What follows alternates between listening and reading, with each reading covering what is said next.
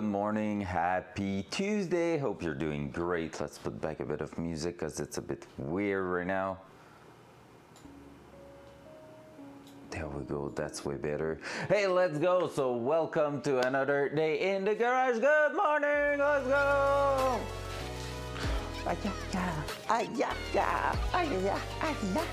Let's go. Good morning, Hulk. How you doing? We got the big boy out of his hole over there. So let's go. Today we're aiming at putting that finally into the car. So another shiny part plugged to a big shiny part there. So that will be amazing. Honestly, quite a big day in front of us.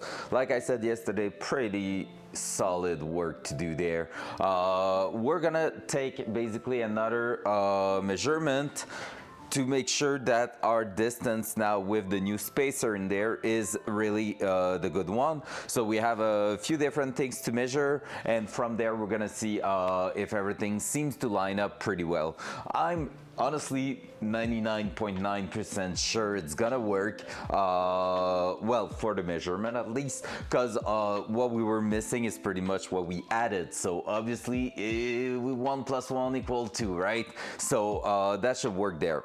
After that, we're gonna have, before even trying to mount that into the car, like we're so close, but there's still that little 5% to do before. We're gonna take a look at here our quick bleeding setup. So basically what we have right there, let me show you. Disconnected, not in the right place, whatever. Basically, we ordered that kit that's gonna allow us to bleed it from outside the car itself. So that was the kit. Basically, I wanted to do that thing that cost $60 something for like half the price and do it custom, but I couldn't find some parts, or some were out of stock for until like August. So basically the main thing we were missing was right here, was this adapter right here. So this little piece here is what we were needing, and after that the bleeder at the other end. But basically we have everything to do another line like this in custom material over here. So we'll see, but maybe we're gonna do another one too, because that one I feel like it's either a bit short or like not sitting exactly where I want it to be, because obviously like you can twist it in different position and all, but it's not like, it's a meh, I don't know. Let me check one thing right now. If it's going to be around here. I mean, technically it seems like I can bring it into the engine bay there. So we'll see. Maybe we're going to use it as is, because basically we need that to go higher than the actual clutch system. Like, so I mean, it could go back down, but yeah, it's just like it's gonna help us remove the air from there. Bon matin, papa. Comment vas-tu? So yep, pretty sure this is going to work. So we have everything set up here to make something great today. So let's start. First thing first, we're gonna, like I said, retake our measurement for the slave cylinder here and the engine. That way we're just going to ensure that the modification we did to the transmission setup is actually working. But yeah. Oh, pour de vrai, oh non! Shit! Ça, c'est pas le fun, tomber malade. So let's grab that. Let's grab this. So our trusty tool here to do that is these things right there. And basically what we're going to do, let me bring the camera up.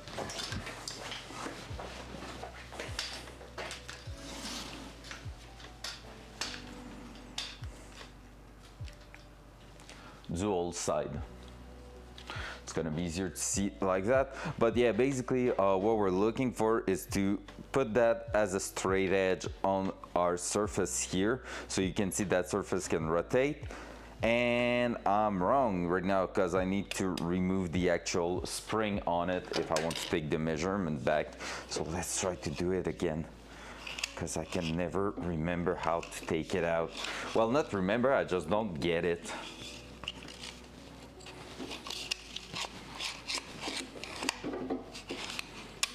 There's a way to get it out, and I'm unsure of how it's supposed to be like. Wow. You're supposed to just pry on that and it doesn't feel right, to be fair.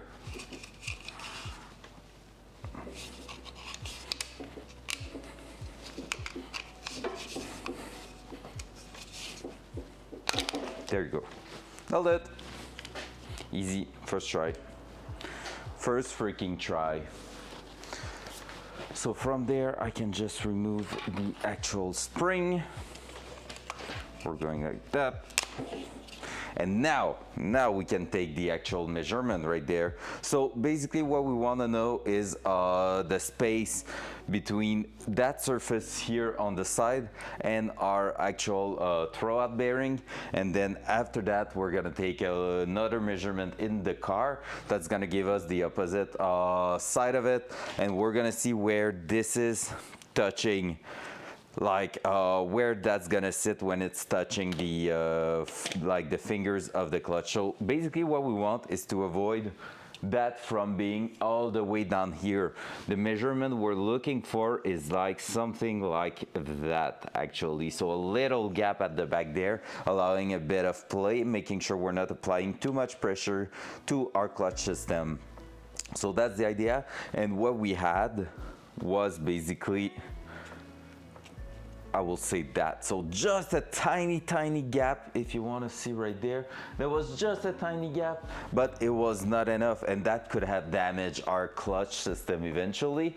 Clutch system that is supposed to handle a lot of torque if adjusted properly, obviously. So that's what we're gonna do here. So let me take a few measurements here. These ones shouldn't have changed because we haven't changed anything. So we're just gonna make sure it's still around 82 mil, if I remember correctly.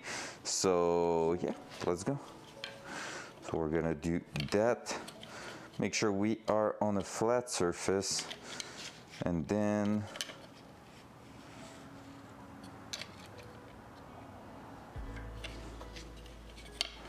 make sure it is really sitting flat.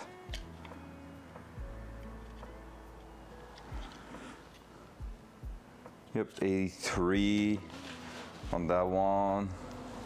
I'm gonna take some note again, just so we can do the measurement.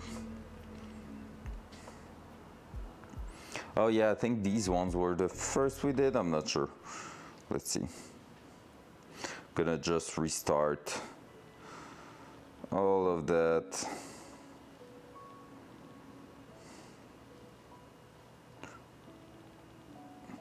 So I have a 83. Let's go again. We're gonna take this in measurement, but on the other side.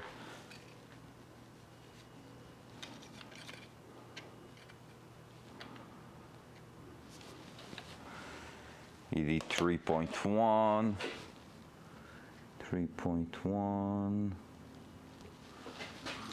So this, and now we're gonna go in an angle like that.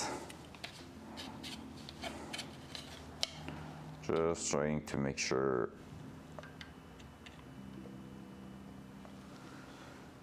82.2, I would say.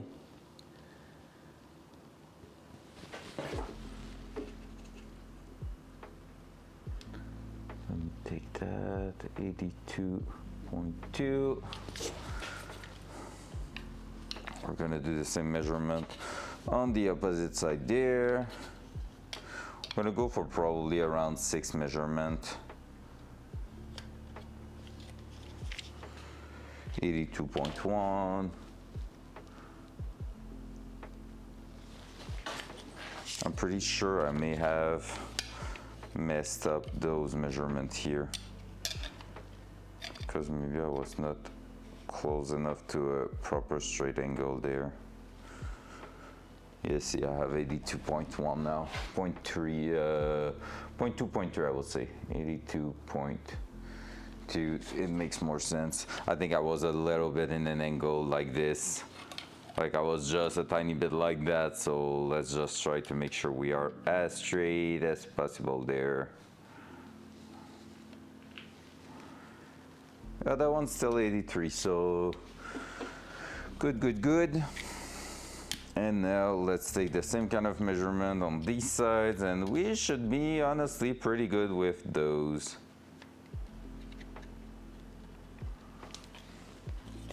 '82 again.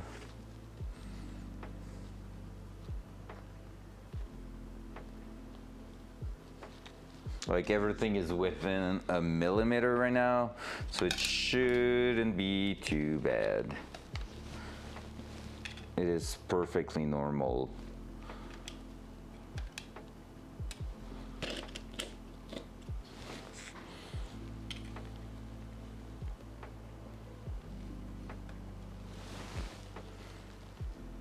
Oh, that one is a bit further.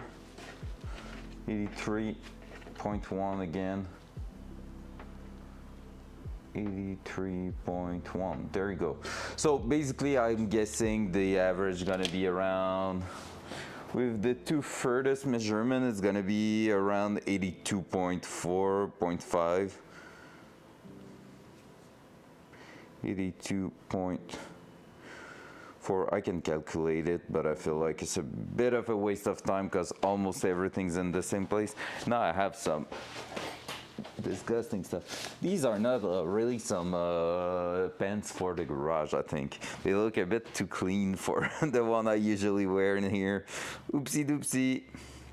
Soon to become garage pants.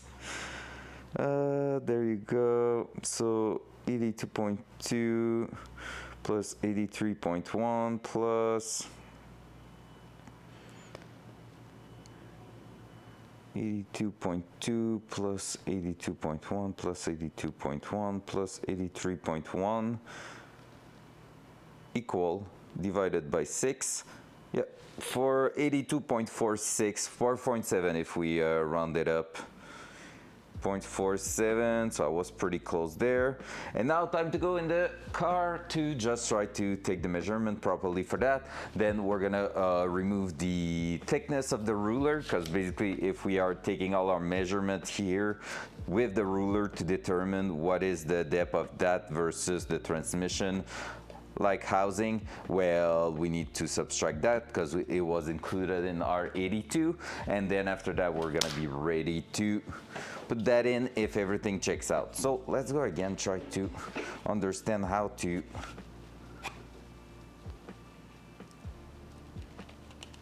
remove that. I just don't know.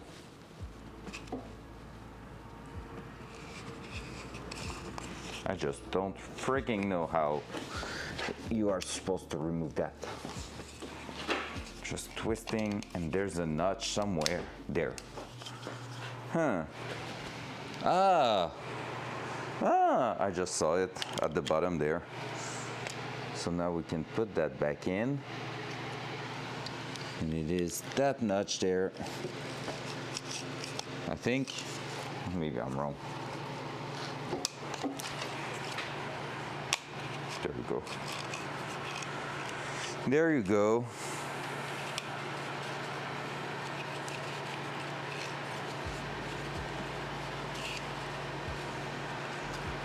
And now we have our spring-loaded thing. Let's go. So from there, let's go into the car. Front cam. There, gonna turn that down. I really hope we get the transmission in today. Took a look at a video this morning on how to measure the drive shaft also, and I found a place in Quebec doing it, so we should be able to get a drive shaft in not too long actually, so we might sooner than later be ready to drive the Datsun if we have everything else in place, obviously. So let's see. Let's go for another round of mats. Dual side. Oh, I think I broke the cam because the cam's definitely not there anymore. Let's go. Gonna switch it.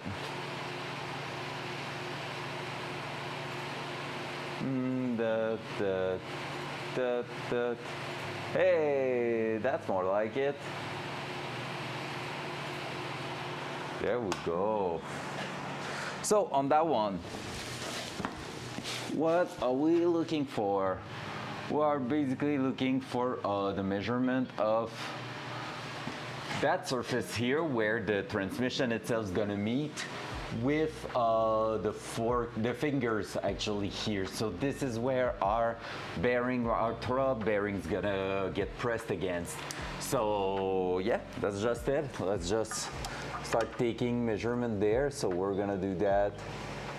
Take one right here. So we're looking to hit the top there.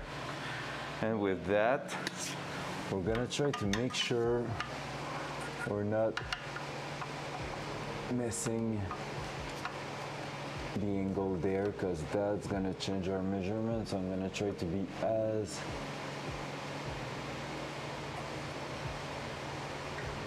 there. Yeah, we have more clearance now. We were at 82, 83 pretty much, more 83, 84 from what I remember, and now we are at 86.5, I would say on that one, 86.5, and that's due to that spacer basically, so that's what we want. So that, let's go again with another one on the other side here.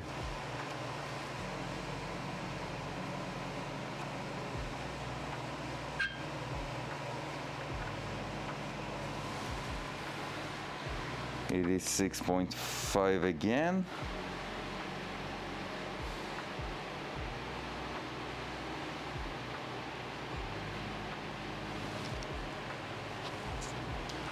All right, let's try with an angle like that to go and hit one at the bottom.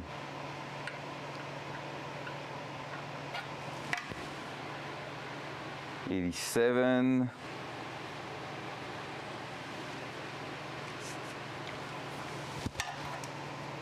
With the same kind of angle, we're gonna go at the one on top.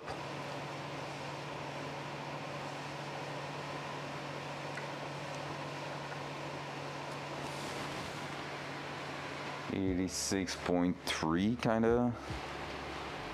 86.3. Let's go at one right around here. 86.6, something like that. It's just a touch over half, maybe more like 0.7. There's a bit of approximation there, but like so far it's working quite great, and it's just giving us the rough idea if we're gonna be in the specs or not for those kind of stuff.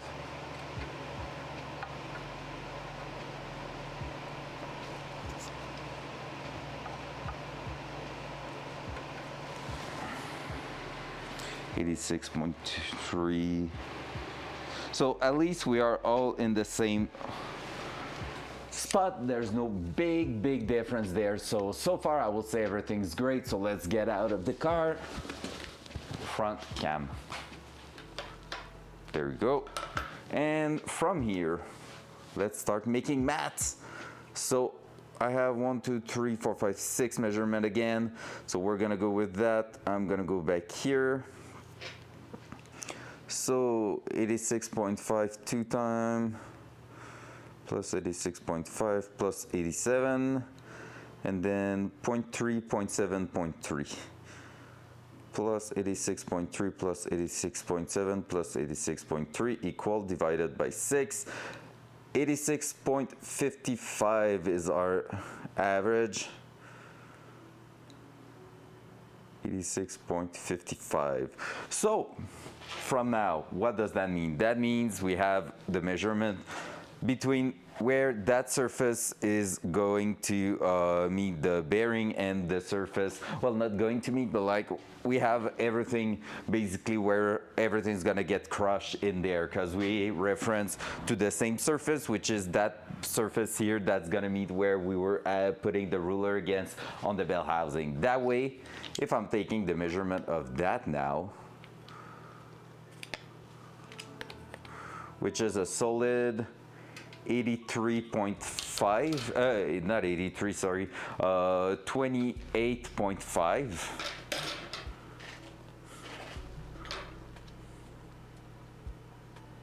Oh my God. Let me check something, because here I have, hopefully I didn't do that.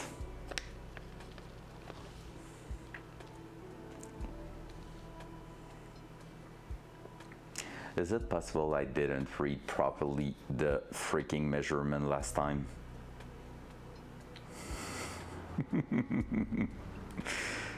Because this is a 28.5 and in my cell phone I have 33.2, and if you, well, yeah, it's not 0.5, maybe 0.2, but that means it is 28 I'm reading here. But if you take the 25 mark and do go to 28, it's 3. So I think I took the 25. Look at this.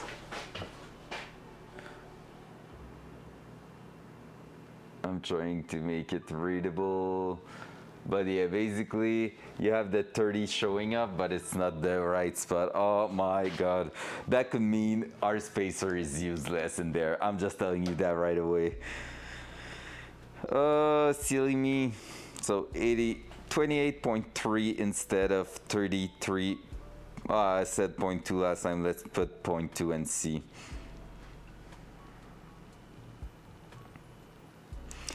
So from there, that means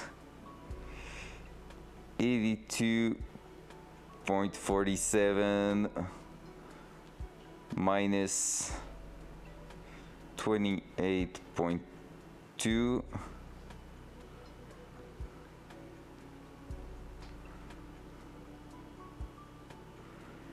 and 86.55 minus 28.2, and then we're gonna subtract both of those. Oh my God, I'm sure that's what's going to happen right now. You know it, because that's giving us pretty much the few millimeters we were missing. Oh man, well, I'm gonna have $100 back. Cool. I hope I didn't burn the freaking box. I might have burned the freaking bucks for that. Oh shit. No way, man. Oh, that sucks. Okay, let's go ahead. So we were saying 82.47 minus 28.3. That's giving us a solid 54.17. So equal 54.17, and then 86.55 minus 28.3, or 0.2, I said 0.2, 58,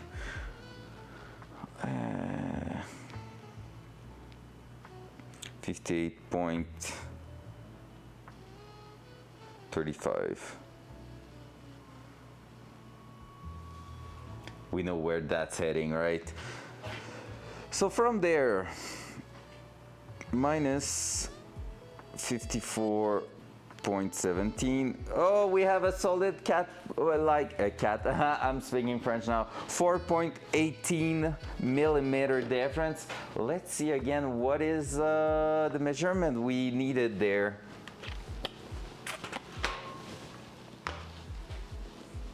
Wait. That's with the spacer though. That sounds solid, not gonna lie. Oh yeah. It won't matter even if I fuck it up on the actual. I fucked up the ruler, the reading of the ruler width. However, I didn't fucked up any other measurement, and since the way I'm taking the measurement, it doesn't matter the thickness of what I'm taking because I'm subtracting on both sides that measurement, so it is doing a zero difference. So that means no, we needed our spacer. It's still valid. Okay, so 1/8 of an inch is 0.125 inch to millimeter. It is between 3.175 millimeters and a quarter, which is 0.25 and 6. We are spot on. We are closer to the 1/8, but at 4.18 we have a solid like 1 millimeter straight into the range. Yep, exactly. So we have a solid millimeter right in there. Yoo-hoo! Let's go. That works. So basically, like I was saying, and like I was showing you on here, you need about 1/8 to 1/4 of an inch of gap at the back here when it's gonna be compressed when you're putting that in the car. And basically, right freaking now, we have just a touch over 1/8 of an inch. So this is like perfect. 1/8, people tend to say it's maybe still too close to the tolerance. So with that millimeter extra there, we are spot on. Hey, what's up, Zombie? Good morning, sir. Let's go. So that's working. So I did mess up a measurement last time, but it didn't impact anything. So that's cool. One step further. So now, what's up with the rest? Well, what we're gonna be looking at right now is make sure we are putting everything in here that we need, the hardware. Then, let me take the camera out. Then we're gonna be just making sure we start to, oh, we were still in that, oh, no, it switched the cam, well, dual side. Actually, dual front. Dual front. All right, let's go. So we're gonna make sure we make the hardware we need around here. Then we're gonna start preparing our mount for the transmission. So there's transmission support going right at the back of it because obviously right now there's only 2 bushing holding the engine. If you were to put the transmission with no support, it will do that. So what's gonna keep everything in place is that exact support that's gonna allow you also to play a little bit with the angle. So that's what we need to check. I think we're gonna have to sadly modify a little bit of that bracket because it is made for OEM frame rails, and the one on the car already has been replaced in the past when I asked a body shop to redo the floor. So I bought a kit of floor pan that are a bit more flat and have a bit less height on the actual frame rail. So that means we might have to cut our our support to make it fit in the spot there. So we're gonna see. I have no clue how that's gonna be. So yeah, but first of all, let's start working on this here. So that dual side. What I'm gonna do, I'm gonna remove the hardware on both sides here. We have 2 bolts holding that. I'm just gonna put a little drop of blue thread locker, just because I don't want that to fail on us, because it's in a place in the car that is just a tiny bit sketchy. Because if that fails from there, it's that not working properly, and a bolt going into the transmission part of the car, so clutch and stuff like that, and we don't want it to basically go through our input shaft because that would suck. I had yesterday my 10 mil that I bring somewhere to do something, and I can't figure out what it was. Let me think a little bit. It was to remove stuff on the car. It's over there. It was the fuel pressure regulator. That and that, no. I don't see the rest of it. Oh, that's not even the proper range. Oh, it's on the top of the engine, right? Yes, it is. Let me try to get to it. I need to go to the other side.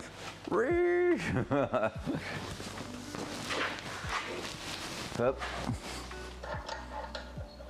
Easy access. Not even difficult. Where's the 10 mil toe? I have the small wrench, but I don't have the extension with the 10 mil. We're gonna grab another one. No big deal. No big deal. We have seen worse than that.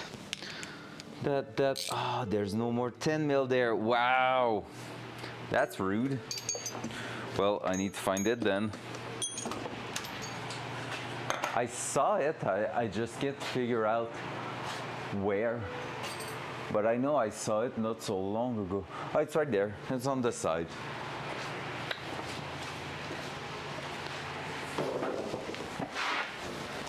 So you think we're gonna get the actual transmission, in place? If so, that means tonight I can actually... What's up, Orange? That sound, man. It's excellent. Oh, there's a new one, so it is the best.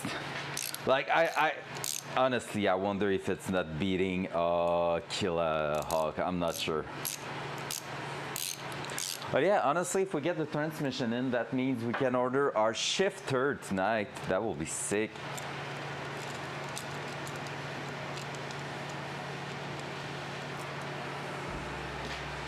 So here, what we're gonna do, I'm not going to remove that one. Basically, we're not using OEM hardware, just some generic hardware a little bit. So that's why what we're gonna do is just put a bit of thread lock in here. Just, to make sure we won't have that loosening up on us later on in the process of driving the car. So just that tiny bit of thread locks should prevent it, and with the lock washer with it, should be just awesome. Morning, sir. Any grooming today? I need to show you the dog we are babysitting right now. Oh, I could put it in the Discord actually. I have a picture of it that Flo took yesterday.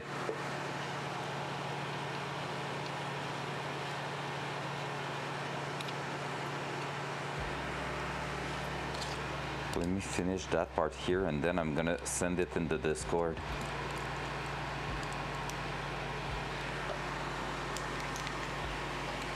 Oh, so no doggy action until the weekend. That sounded weird, sorry.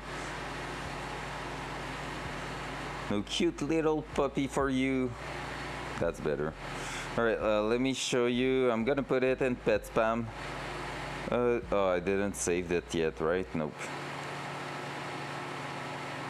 Na na na na na na na na na na na pew.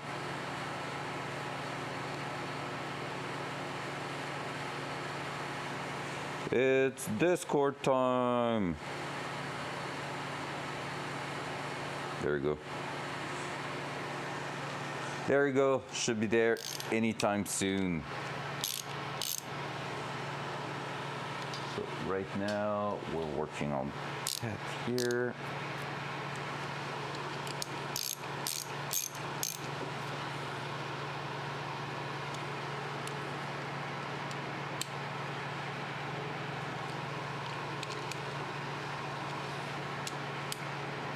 That shouldn't release anytime soon. Do not quote that, please. Do not quote that.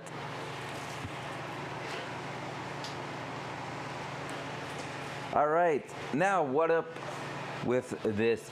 We're gonna make sure that one we know it is in place. We're gonna have to start doing the AN line here, and we're gonna need to make sure we securize that here. So let me check. I think it's gonna be 13, which we already have next to us. Man, getting the heater on top of my head, I hate that so freaking much. 14. Pump, pump, pump, pump, pump. Maybe even 15, who knows?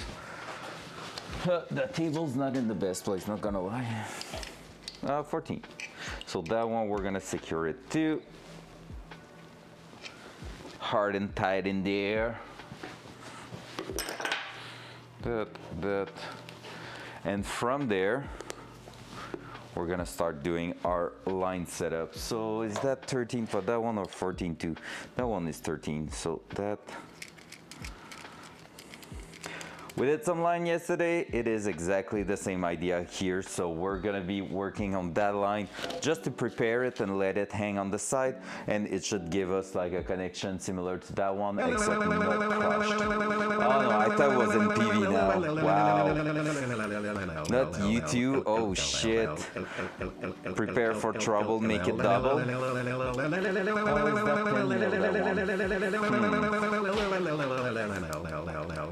one? Bigger than that, probably 11 or 12. Let me check. That's so good. Not gonna lie, I don't even mind it at this point.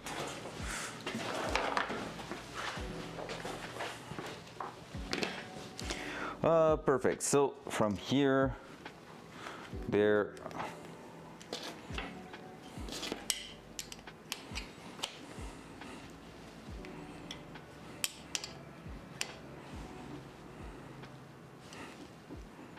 And yeah, we need to take care because it won't rotate as freely once it is in place. There we go. That seems to be sealed properly. And we're gonna be able to move it around like that to bring it to the front. Perfect.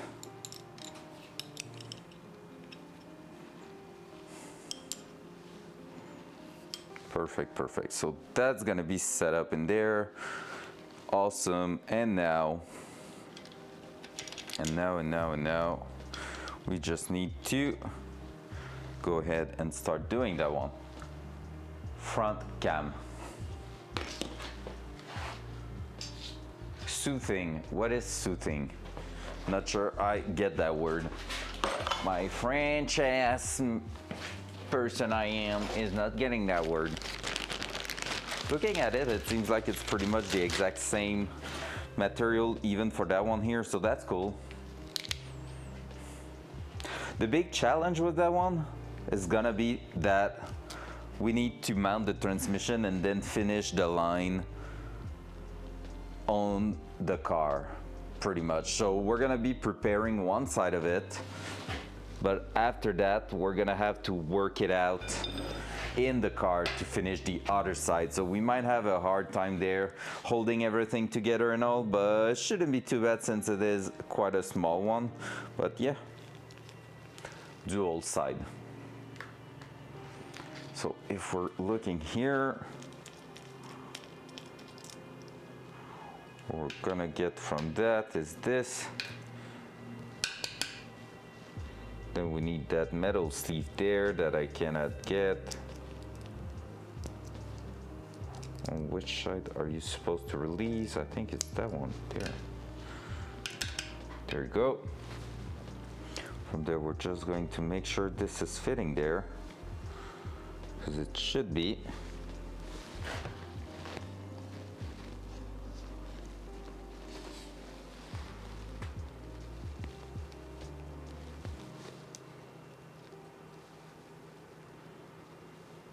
I think smaller lines are going to be a bit of a pain in the ass, if you ask me.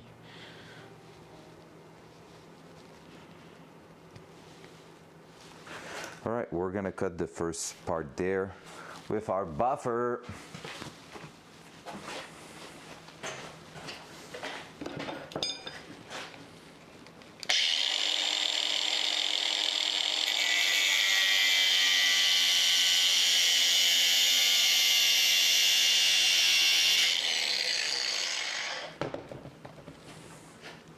So that should be better already. Gonna grab something to just clean the edge there.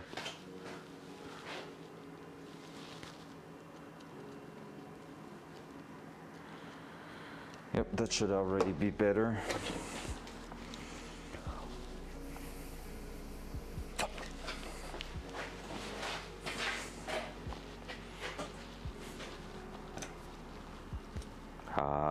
That's better.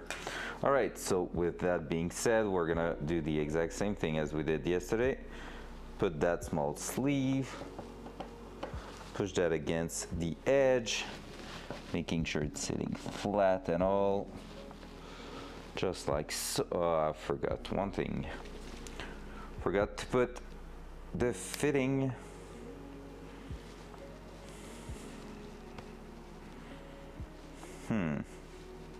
Feel like that one's gonna be a bit harder to remove than the big ass one. So let's grab a little plier. It shouldn't be too tight though.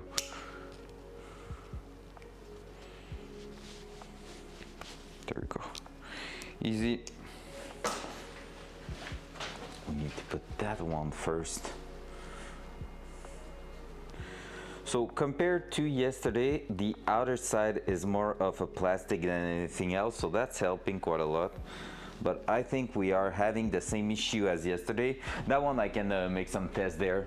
So we're gonna take some masking tape out again over there, and we're gonna be throwing a touch of masking tape there because I feel like it's trying to release the material again, and I won't be able to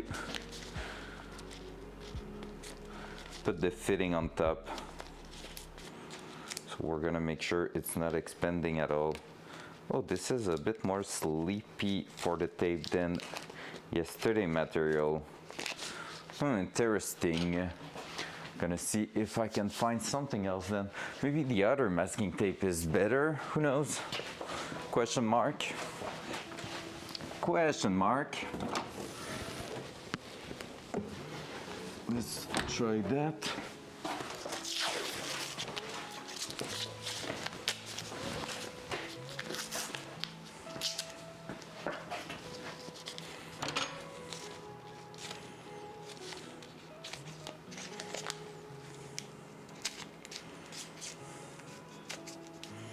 Not really, but that's better, I think. Let's try that one. Need to cut again.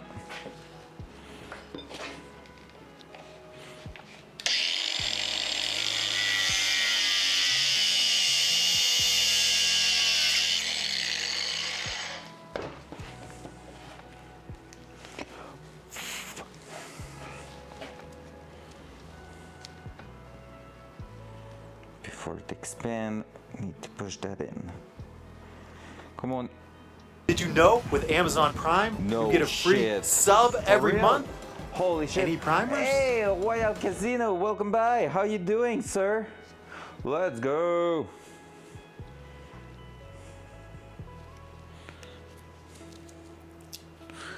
From anyone playing that, I wouldn't expect you to be a first time. Let's go. First time chat, welcome by. How you doing? Hope you're having a wonderful day. Well, I'm having a bit of struggle here to put that fitting in place.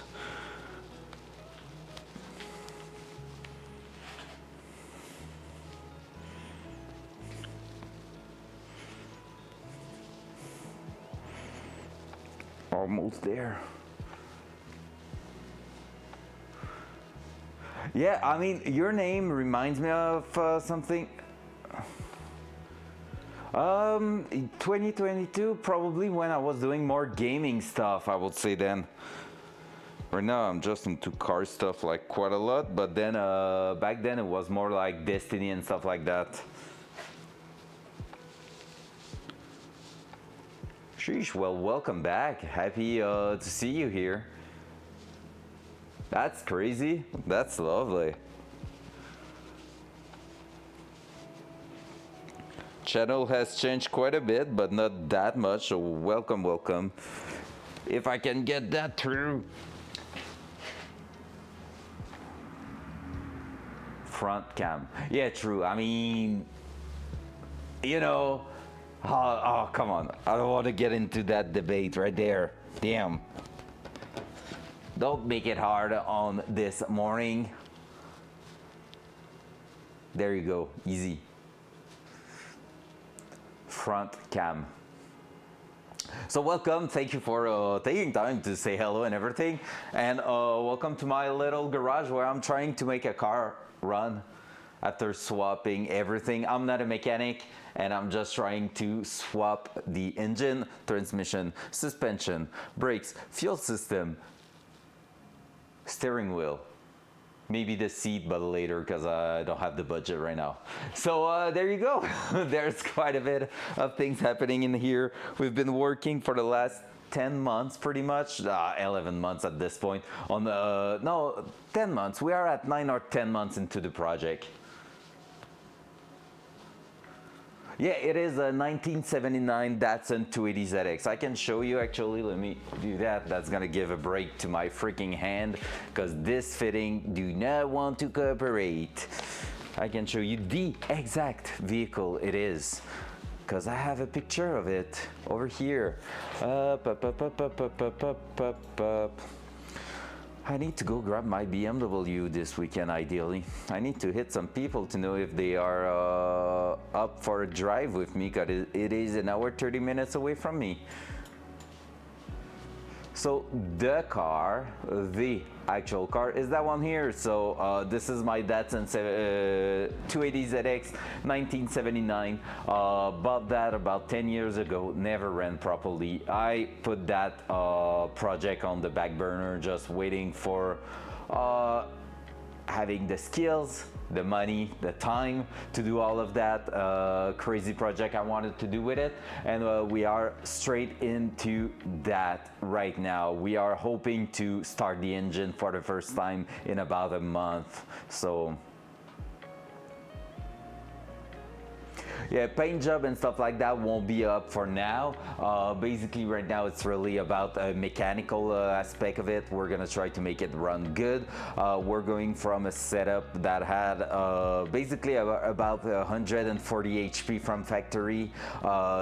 It was swapped with a V8 that was really lame, and now we put a V8 in it that will produce around probably 600 HP because we're going V8 turbo. So we are fully into that right now, and we're trying to fit a big badass transmission. Went from a 4-speed automatic to 6-speed manual transmission, so added a third pedal, stuff like that. Like, we're really going all in on that project at the moment, which is super fun. It is crazy, honestly. It's the biggest project I've done so far on the car. But yeah, I've been playing with cars and stuff like that for the last 10 years, 15 years, I would say. So yeah, it's been a lot of work so far. It's been a lot of work. And now I just need to figure out why that fitting is not going in there, because that should be a straight fit right here. This is a PTFE, this is PTFE, so all the measurements should be good.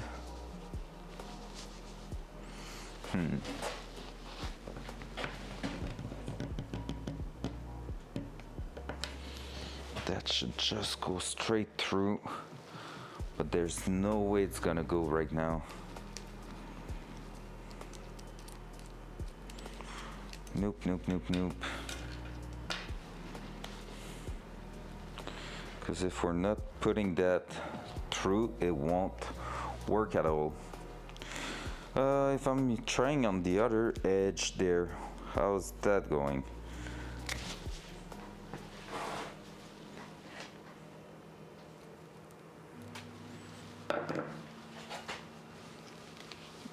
Sure.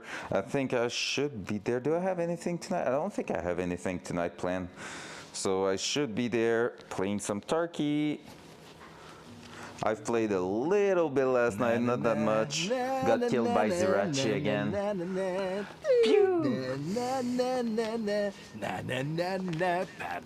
Gosh, I love that song. I don't want to do it to trigger it now. You need to stay here with sound off for when Lum's gonna show up, okay? I made his new custom sound yesterday. Like last night, in between two thingy on Tarky, I did the new custom sound. It is awesome. Millimeter go bang. I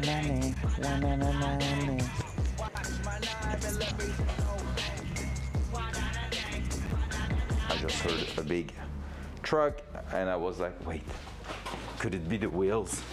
Oh, no, shit. Oh my god, I want the wheels to be here so bad. I hope they're gonna be here while we're on stream. I wanna see those freaking wheels on stream. I wanna unbox them today. All right, for some reason, that hose not going through right now. These ones are done this way. That one, why is it not going in? I don't remember if that's a kit I bought. No, it's not a kit that was coming all in one. Let me check. Let me check. Don't want to struggle on too small piece of hose there before throwing that in the car for the first time. Big badass transmission going in. Pop. I bought so many things in the last few months. It hurts. A chance like when you're scrolling on Amazon, you don't have the price tag next to what you bought. It's just a picture of it with a title, and that's perfect because I don't want to know. Do you reckon at the end of the project I need to do like a recap of how much the project cost? Like I already have my guess and I kind of don't want to know if you ask me. But like at the same time, it will be a bit cool to have like a recap of, hey, I paid that much. Oh, I mean, I've already said it in on a local radio station how much I was planning for the project, but I think I might exceed a little bit that. Yeah, I'm all good with that. I mean, is it that? Yeah, PTFE hose with PTFE hose and 3N, 3N. So they are just tough to do. But yeah, I'm okay with that. Like, I mean, obviously, okay. Dual side. T-56 Magnum. $6,000, Canadian dollars, by the way.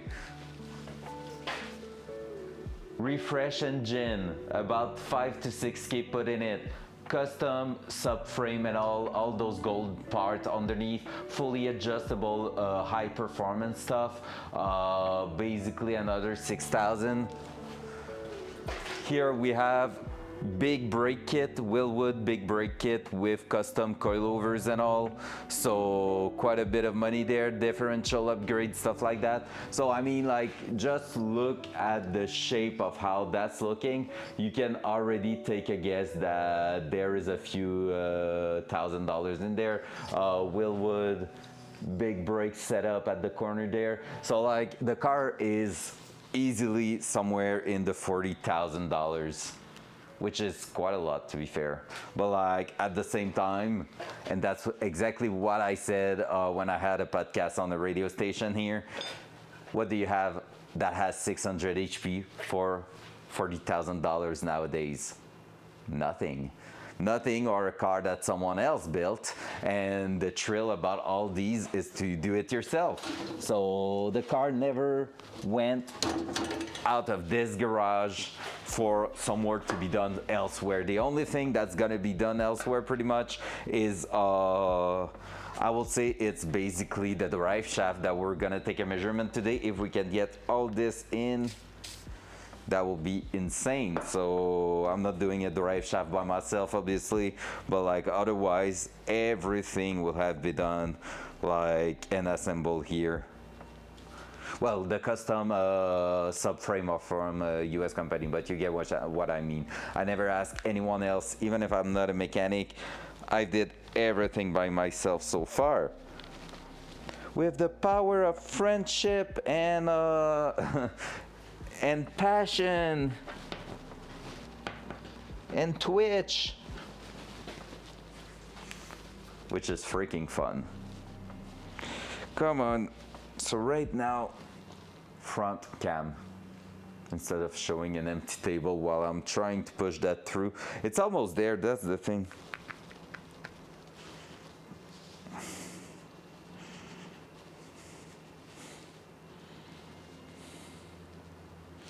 Feel like I gain a bit there because I need to push that thing through. Let me check if I'm doing something wrong there. Maybe there's a difference for those kind of small holes and small lines. Okay, so 3AN PTFE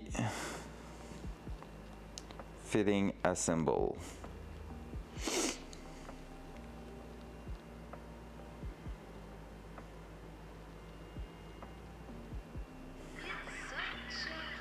Let me try to see.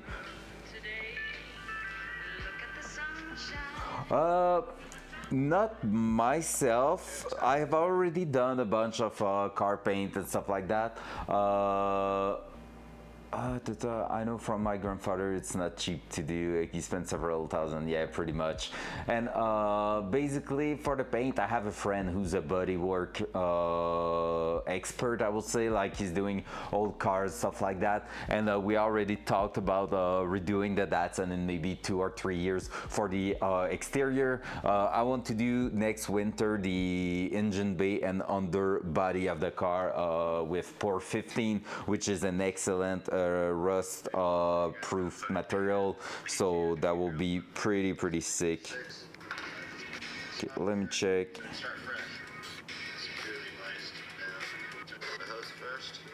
No, that's not the same material. I'm trying to see if someone has the same kind of material there, like for small lines, the kind of plastic thingy.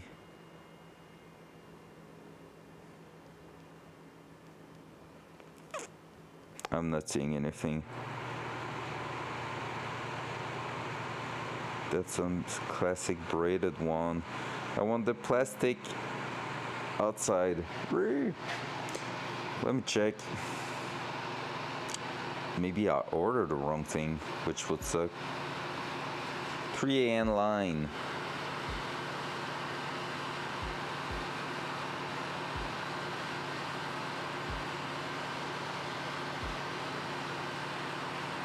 PTFE, important.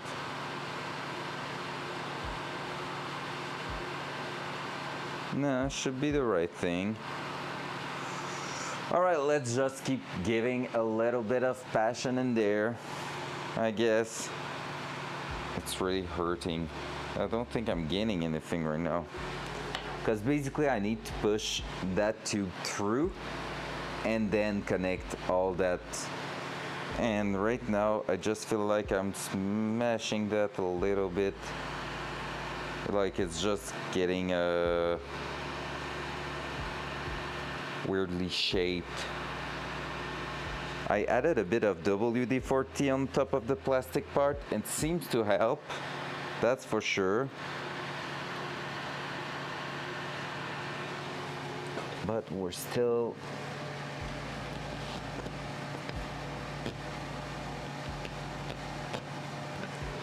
missing a little something there.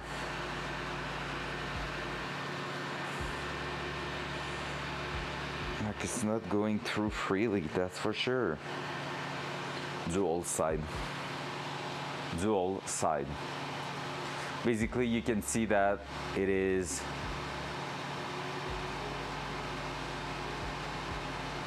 yeah, that's true, right? Well, I don't know if that plastic, but that's true, you're not supposed to really use that on rubber and stuff. Hee nailed it.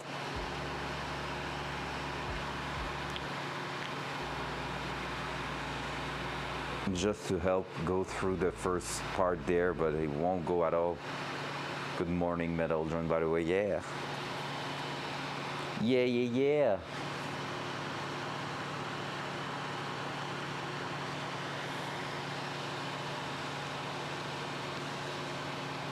So I just need to successfully go through. And I don't know if I'm gaining anything or not right now.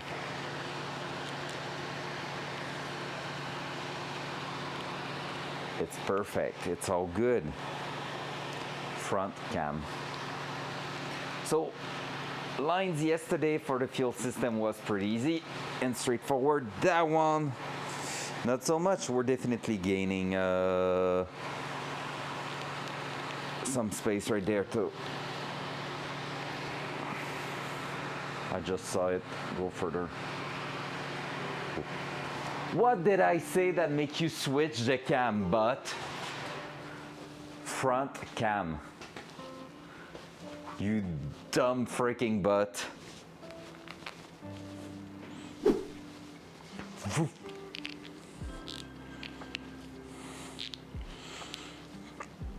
We're almost, by the way, to the 18 custom sound.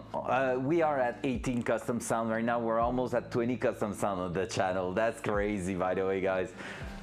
That was a random one, but like all your custom sounds are so cool. We have so many in here. Come on. Well, I don't want to be doing that on the car itself. Holy shit, that's gonna suck. Well, yeah, I love it. Let's go. That sounds amazing, Metalgen. Let's go. Love that. Oh my god, I'm holding a freaking Hulk. Hi. Hi. Okay, wait a sec. I need to try something because now it's not all of them.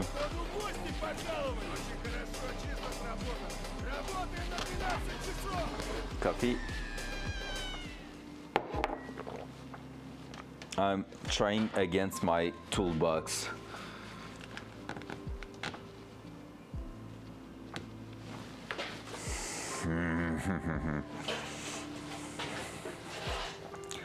It's not really working great, I'm telling you that.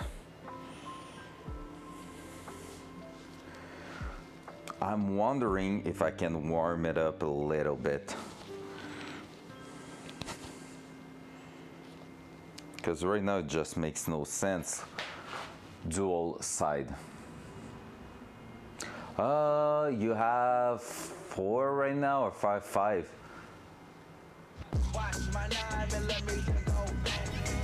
You missed that one, yeah.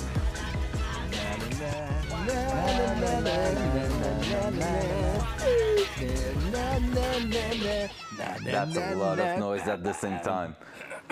Dual side. There you go. So you see how I have difficulties there? Wait, I'm gonna focus on it. Look at this. I'm all squishing and forcing against that. So I'm gonna try to maybe warm it a little bit. Like I'm gonna start it there. Then I'm gonna take a heat gun and try to make it a bit more soft so it will push through. I think it could be a thing. I'm not sure it is the ideal thing to do. But definitely I need some help there to get it in there, otherwise it will just not go at all.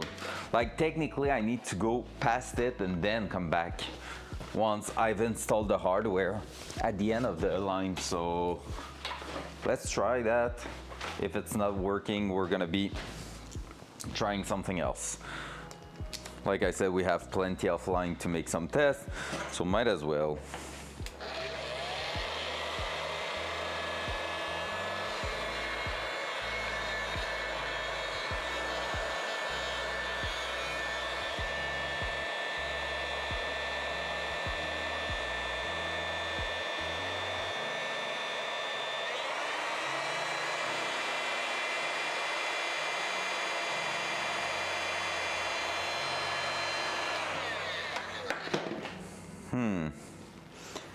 Not ideal when the actual thing is starting to melt. Gonna reduce the heat.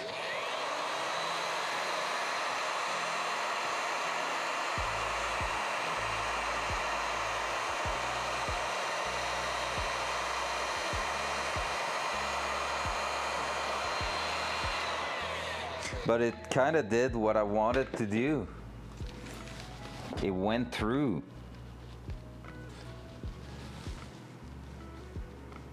Ouch, now that's hot. Heat gun are always impressing me on how fast they can heat stuff. I mean, it's their job, I know. But like, it's just like so freaking quick.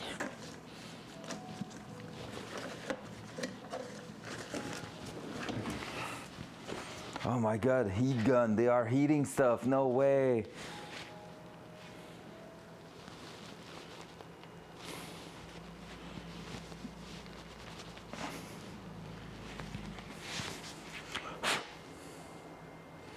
All right, can I use that this way and try to press you on top, sir?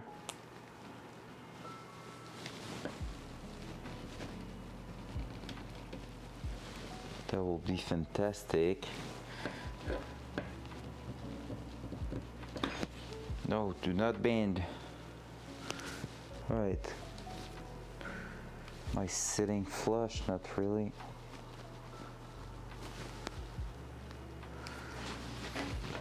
Because we need to make sure we won't have some leak problem there.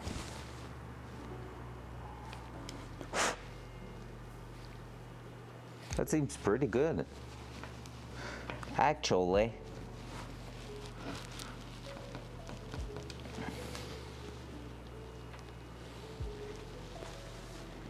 Yep, that seems to seal everywhere.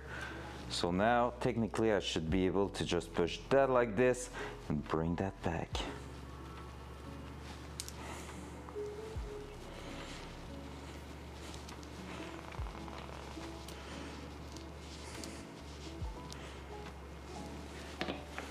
And that's maybe not as easy as it sounds like.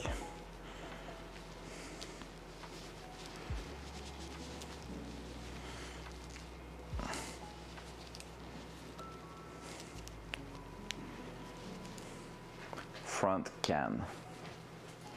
All right, so we're trying hard. Maybe we're gonna get that done. Oh, I think so. I believe.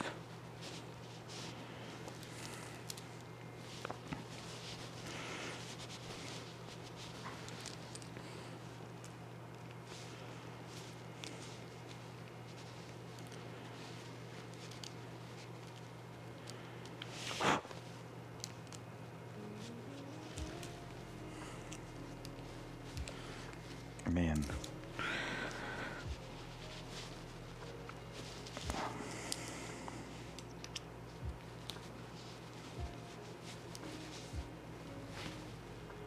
Someone. I thought I was getting a message or a phone call. I was like, no, not the time. All right, I'm really not happy on how that's going right now.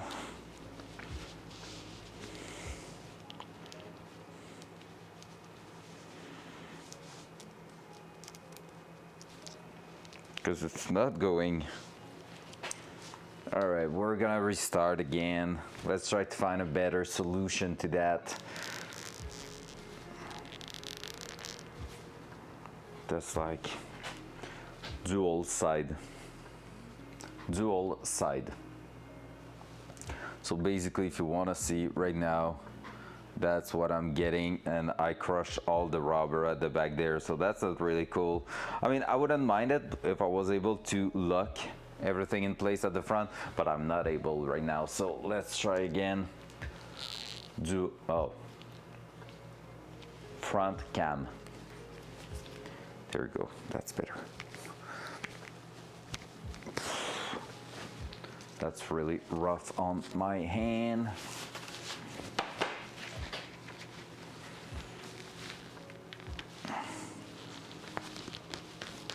That was my shoulder. Oh yeah, but now, wait. With that sleeve in there, I need to make sure I am actually removing it before.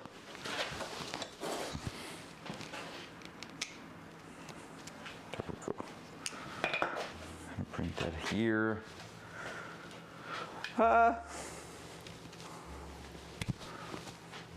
There we go, that makes sense.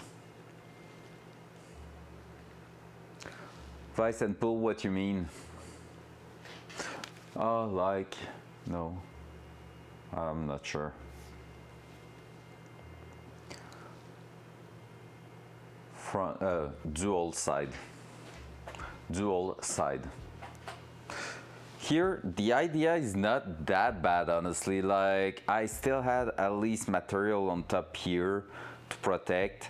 So I feel like we were not that far from getting a result. It's just not exactly what I was hoping for.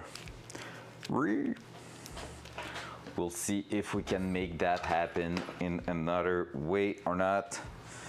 So basically I really need just that to go on top here and fit, which seems easy said like that, but not so far, not so easy so far. So let's restart.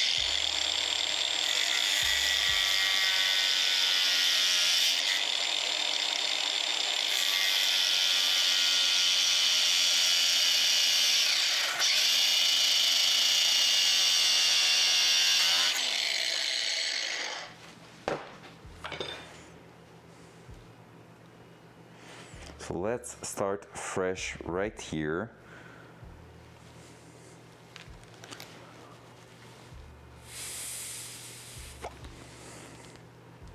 There we go. I don't know if there it will accept to go straight away or not. That would be perfect if it was.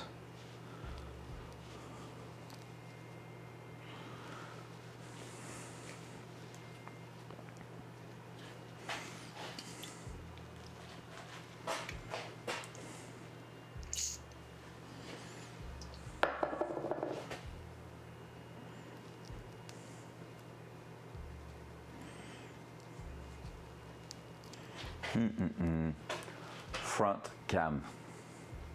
So again, on the same kind of dilemma right there, where I just need that to start on top here and work, but so far not so good. It's really hard to get in place. Let's check one thing.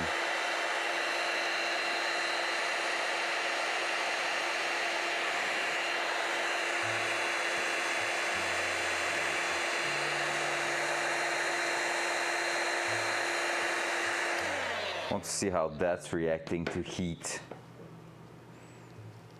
If it's shrinking or not. It is not really, it's just getting softer. Still not a good start there. Oh my God. Let's restart again and hope for something better. Let me put a bit of tape on top now.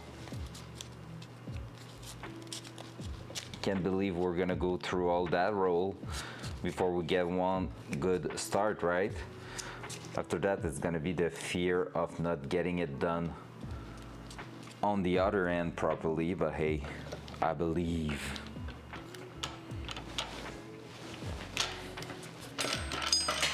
Not ideal.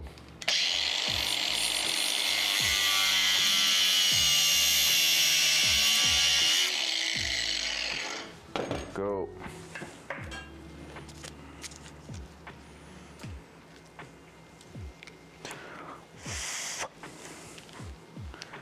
Just making sure we do not have too much stuff in there. There we go, because we don't want a bunch of dirt in our line. Is there a way I could make it happen this way? Is there a world where this is happening this way?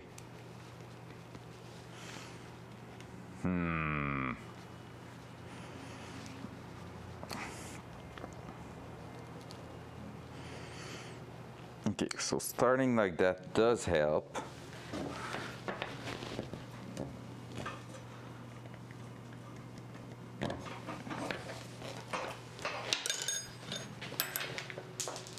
Nailed it.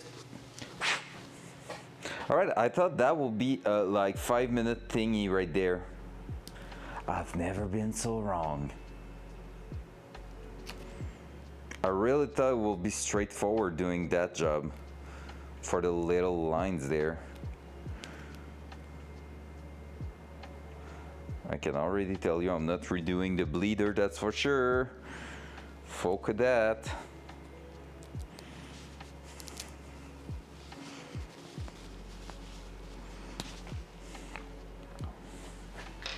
If I had to guess one other thing, it could be that our braided part is not the greatest there. Let me try something else. Just for the sake of it.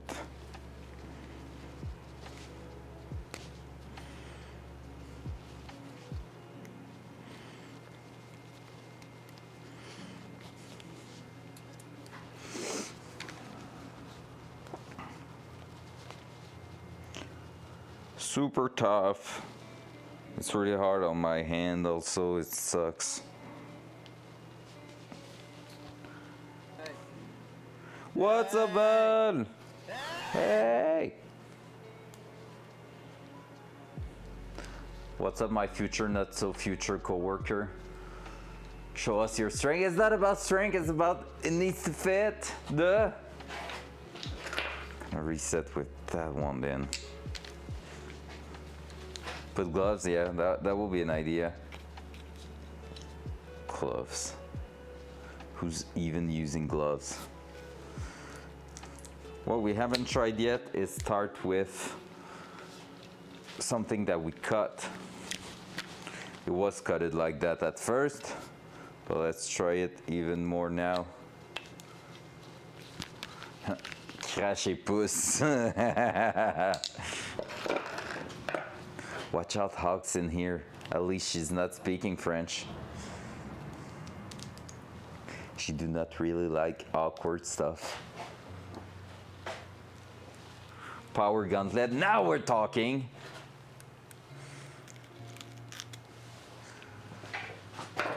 Oh man. Don't do that at home.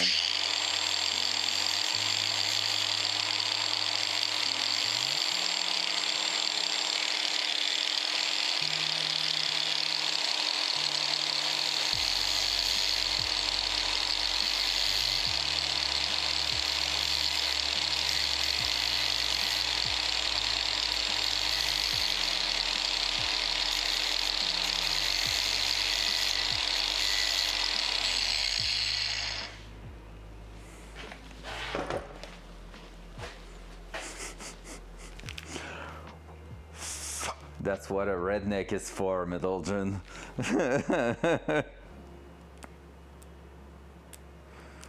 I'm not nervous with that. Not that part.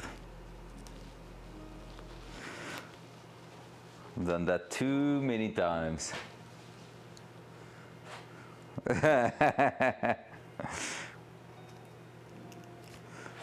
That's a good way to see it. Just look away.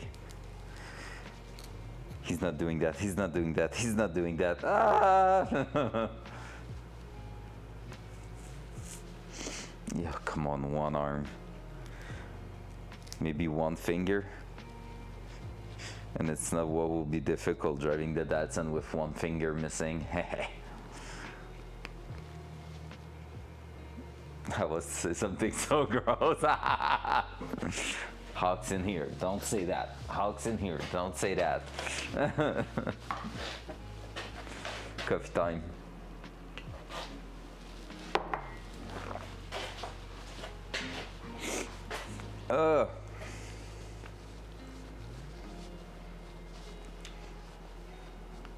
Am I going to get it done? It's staying stuck at the back there. All right, let me try another fitting. If it's not working with that fitting, but it is working with another one, we can say, hey, maybe it's the fitting that is faulty, right?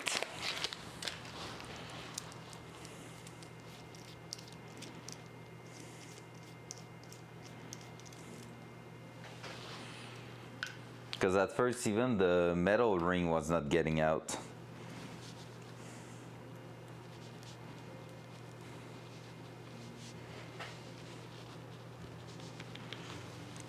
Is it saying 3AN? It's not saying 3AN on it, but obviously it is. If I'm thinking that part here, is it bolting onto that? It is some 3AN for sure.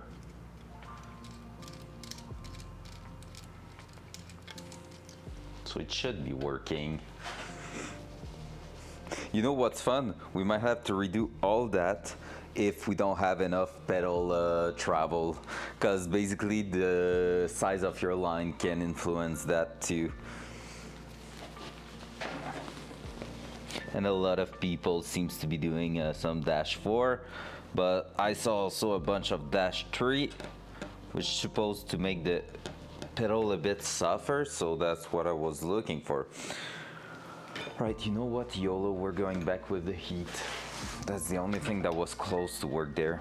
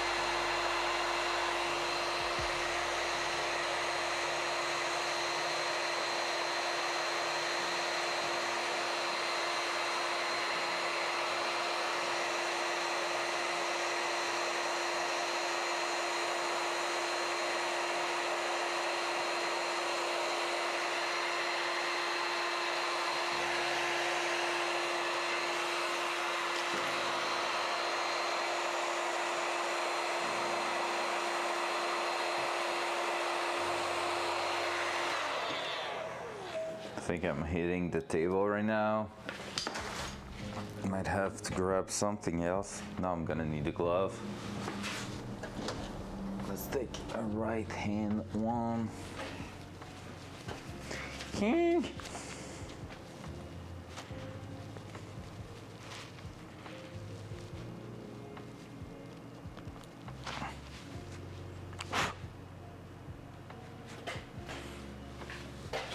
All right, let's try that.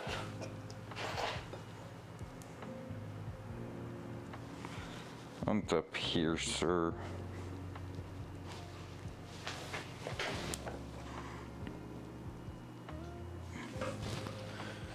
There we go. Now you right in there, and now we're going back out, and we're making a big ass sandwich in between.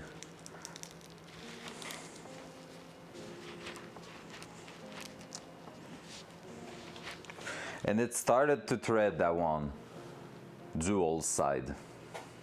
So I think we're gonna have something funky at the back there, but I'm really curious to see if it's gonna work. So I'm gonna go in the vice grip. Actually, I will just use some wrench right here. Because basically it's that one here, and that's too big, 11 there.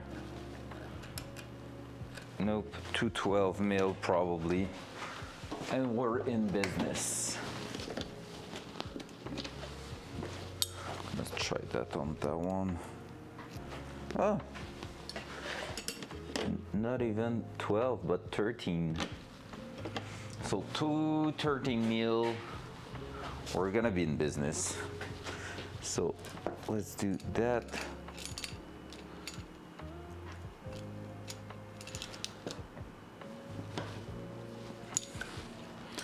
Do that. I should have put that on the other way, like so. We're gonna try to hold it there. Go ahead and crank that. And create that sandwich that we need.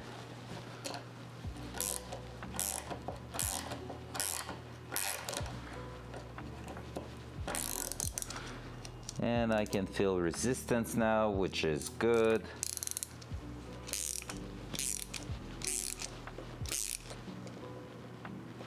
There we go, it locked.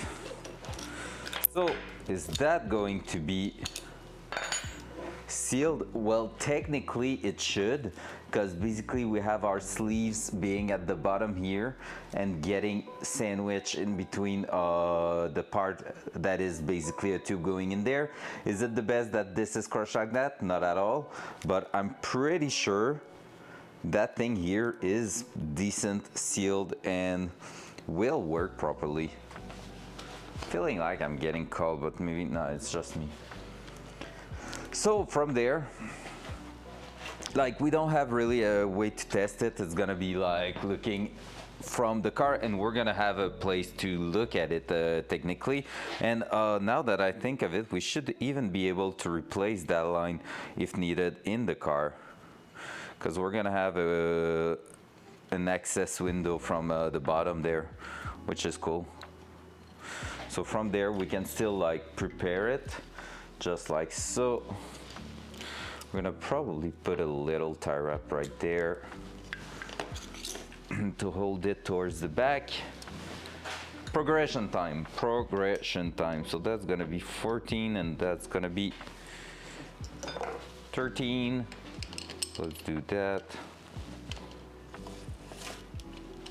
That's 13 too? Oh yeah. I knew it.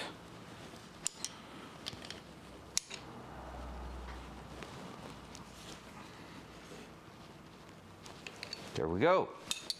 And from there, you can see this is spinning, but this is sealed. There's an O-ring in there. That's something we did replace earlier right there. So that thing here, basically that tube here that I have in my hand right there, this one is going to the clutch pedal, so the reservoir behind that we have in the car, and this one here is just used to basically remove the air from the entire system there and going through here so that the air can evacuate that. And this is probably going to be filled with some fluid in there, but like, it's not fluids that's gonna be used at all. It's out of the system at this point.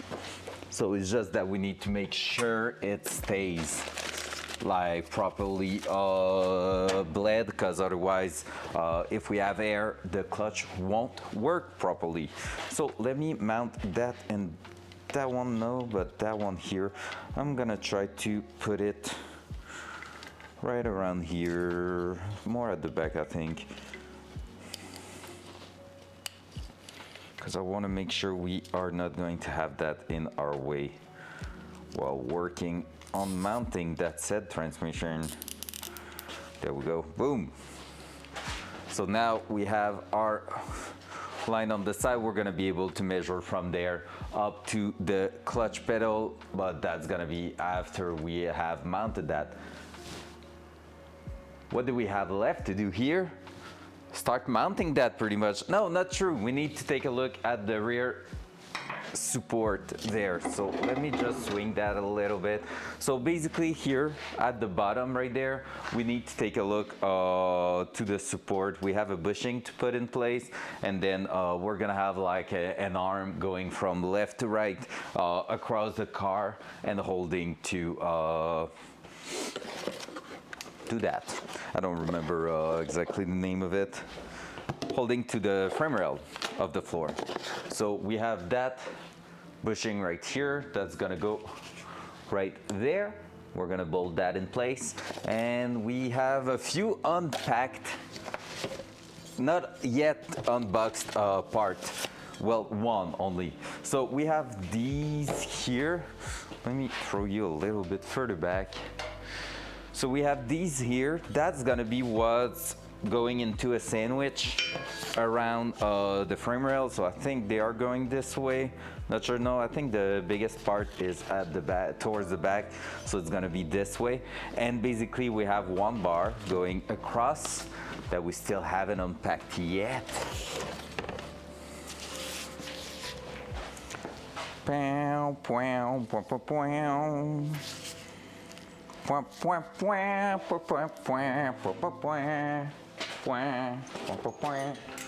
Let's grab that, and I need some heat now because it's getting cold.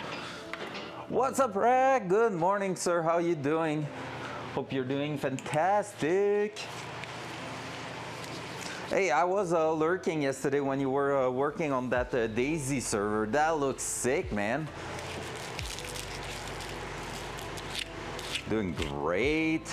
A lot of progress on the car, so we take that, we take that.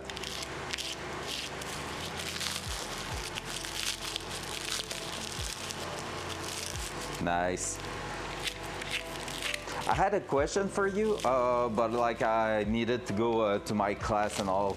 But basically, what I wanted to ask was, oh yeah, the portal you were setting up, like that big black sphere. I've seen it in some server that Mr. Given was playing, going to A3 and stuff like that. Is that something you have access to already in the game?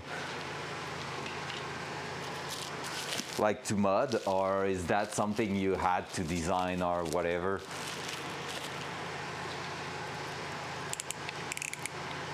Ah, nice. The new map, it's not related to Arma anymore, because I know like one of the latest Arma shit was some alien stuff, so I was like, oh, maybe that's that, but like I'm not sure it's related anymore. Nice. That's cool. That's really, really cool. Yeah, that's ages ago, right? Never played that expansion too. Was not talking to me more than that.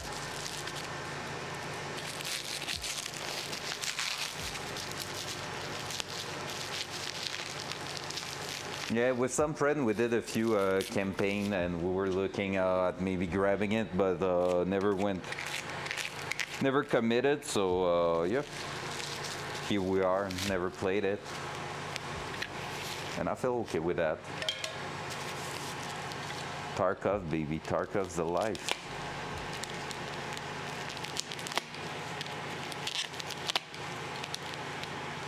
Greatest game with no bugs, Tarkov. It's that sucks.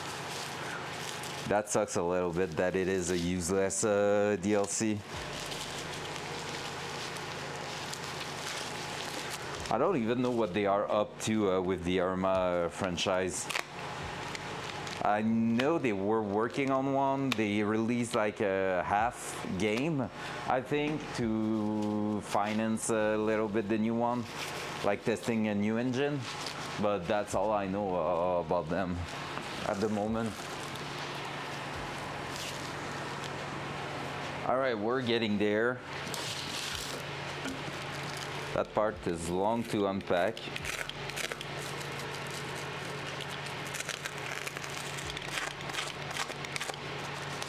There we go.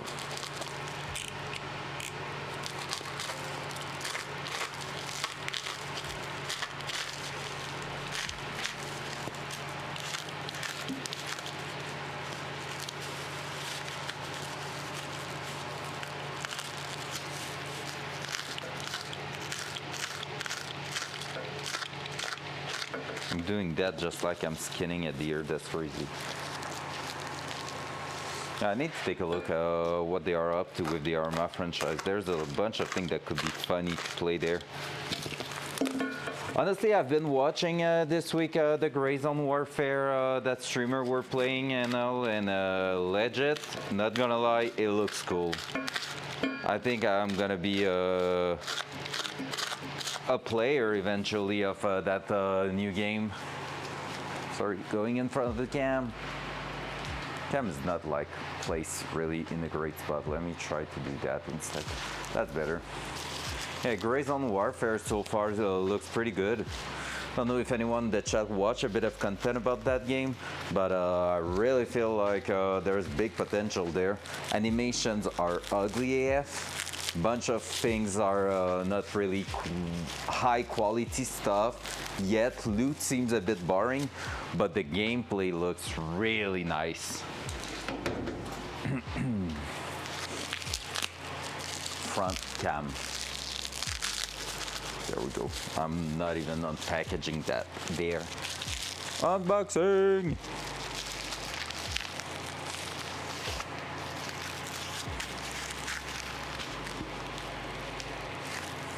Need the knife again.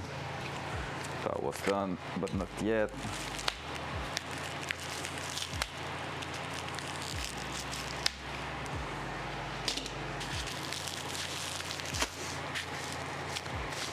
The car's starting to get together, Rack, by the way. Fuel system at the back pretty much done. The rear is almost done, to be fair.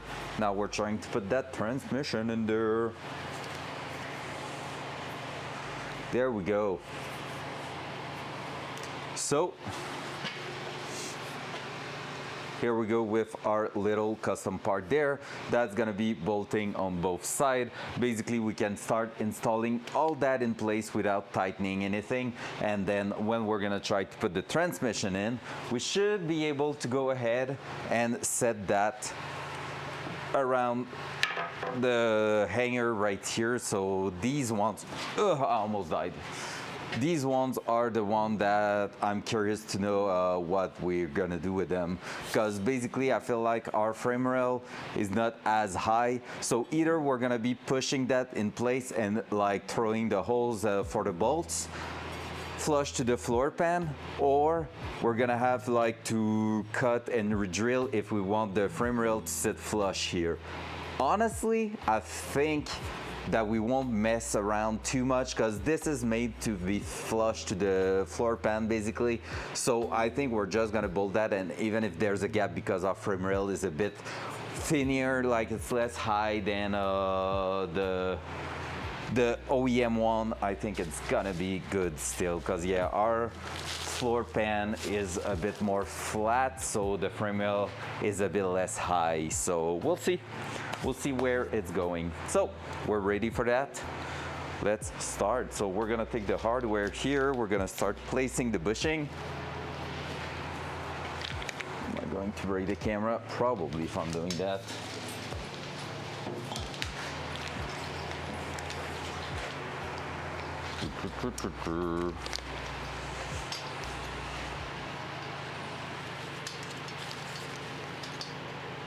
Dual side. There we go. So basically here, if I'm taking you right there, I'm gonna be starting to install that. So I'm gonna release the hardware here, unpack these. There's a note, I think, in here. Ooh, mystery. What's that? Irritant mount. Okay, is there any torque? Tighten and torque bolts to factory specification. All right, so we're gonna take a look at this later on when doing our torque setup on it. There we go. Only thing I could have checked is the order for the hardware to go in.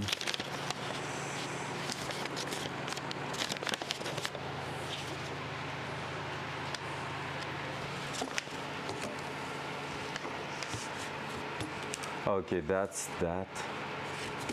Ah, okay, it's a stud setup. This is just a stud setup. That's going like this.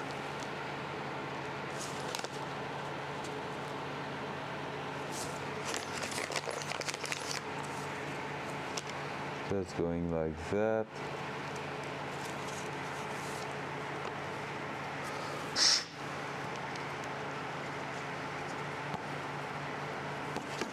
Gonna need the stuff, and that's gonna slide right into there, and we're gonna have a bit of adjustment left and right if needed. Perfecto. So let me grab the Allen key for the top section there, which is probably you, I would say. Oh, smaller than you. Smarter.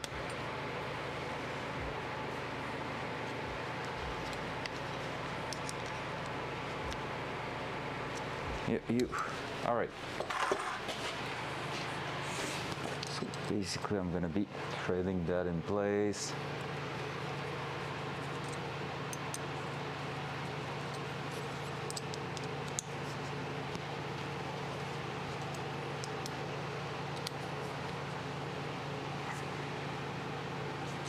So this way, we should be good to just throw that in there. So that's gonna go there, that's gonna go there.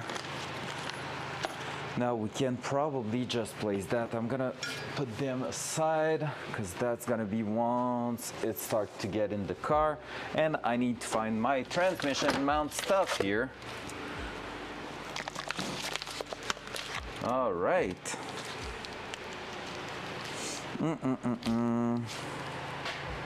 These ones are going there. These ones are going there. Oh my God, don't tell me they did that. You know what? What I hate with those kind of packaging and all, and like kits, is that you don't get everything you need. Hardware to throw that right in here, right? Cool. Where are my bolts to bolt to the transmission? Brand new transmission, we did not receive any bolts to mount anything on it. But, of course, we are expected to get all of them from somewhere. So basically, I can bolt that to that right now, but I cannot bolt it to the actual car, well, to the actual transmission right here. So I'm gonna need to figure out something there. And I would say it's probably going to be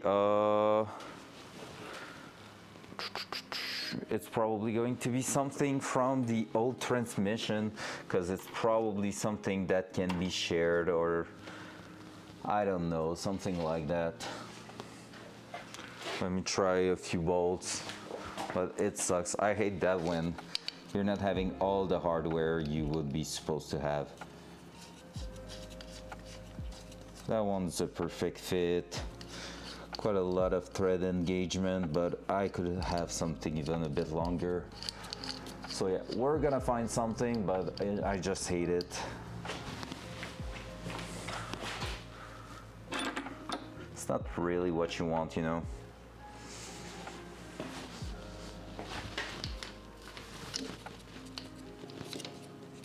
That's not fitting. Oh, let me try to find any bolts that could fit. Those are probably fitting, but just a touch short.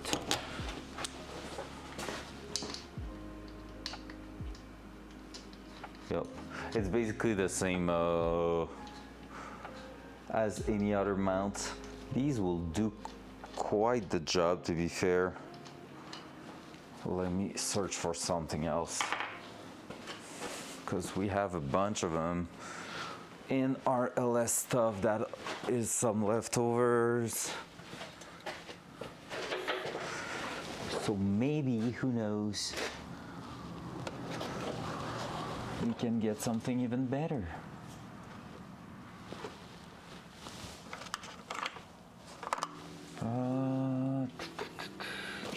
I'm saying that, but we do not have like 10,000 bolts left, obviously.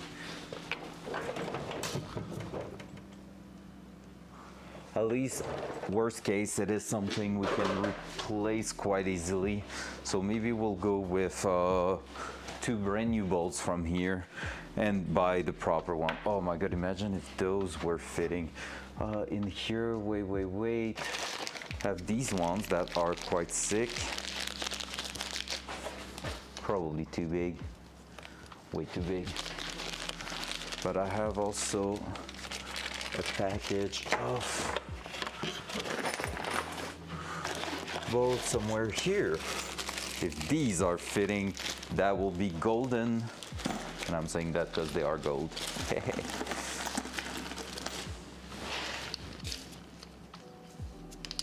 Oh my God, it's a close one. No, they are metric, and these are metric bolts. And the threads are imperial. Shit. Because America. Then. These ones here could do maybe the job. And they have more thread engagement, these ones.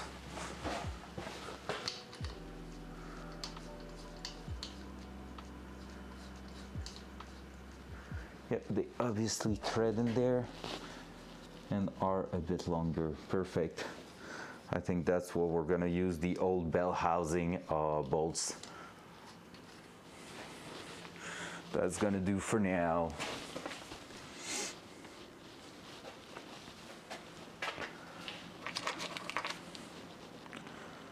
Yeah, we don't really have that much more thread than the bolts for the engine support, for the engine mount.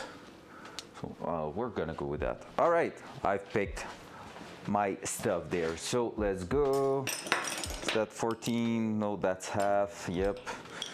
So we're gonna go with these. Let's start mounting that.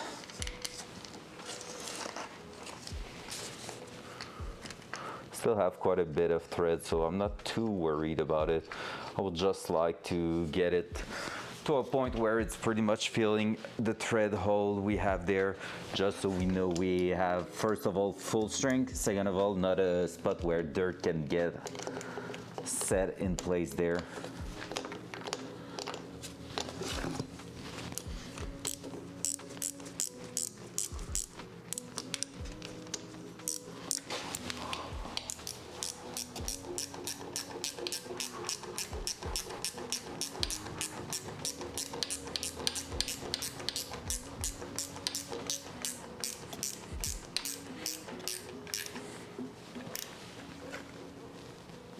There, just going to set it.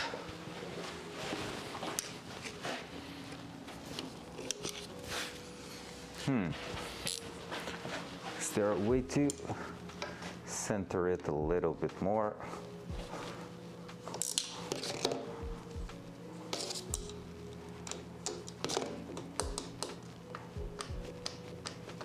There's a bit of place, so we're gonna leave it loose for now. We want to pretty much assemble everything loose and then start tightening stuff in place once we are good to go. So from here, these are those. Put that aside. Front cam. Front cam. We're gonna go and start working on the sketch part of that. So basically, I need to push the cart obviously underneath the car. We're gonna be then dropping the car on top of the transmission so that we can try to line up the input shaft as much as possible with our clutch system. From there, I'm gonna be crouching underneath the car and pushing it in place and bolting that on the bell housing that is already bolted in place. So that's the idea right here. However, before that, I need to make sure I'm gonna have place to basically slide it a little bit out of the cart. So to do so, I'm gonna flip it around this way. I'm sure the handle here won't be like a big deal. And then after that, once we can get it up in there, we're gonna also bring a few like wooden blocks and stuff, just so we can space it out at the end there if needed. So that way we're gonna be able to make sure it's not holding like only on the engine and the transmission and the clutch. It's gonna be holding pretty much by itself, like it's gonna be hanging on the table, like releasing any stress from happening in the assembly there. Hello, Windows Update. And so yeah, basically that's gonna be the big plan there. And then we're gonna bolt everything together. Once everything's set up and bolted together, we're gonna be looking where our mount is going to be, and we're gonna start assembling, drilling holes and stuff like that to make sure we get everything properly in place. That thing here can go in two different directions, I think, because and we're gonna need to make sure, because these bushing has a little bit of an angle, so we're gonna need to make sure we're not putting that reversed. And yeah, we're getting pretty much there. So first thing first, let me remove that from here. We're gonna be switching from side the transmission there. So let me rotate it, get rotated.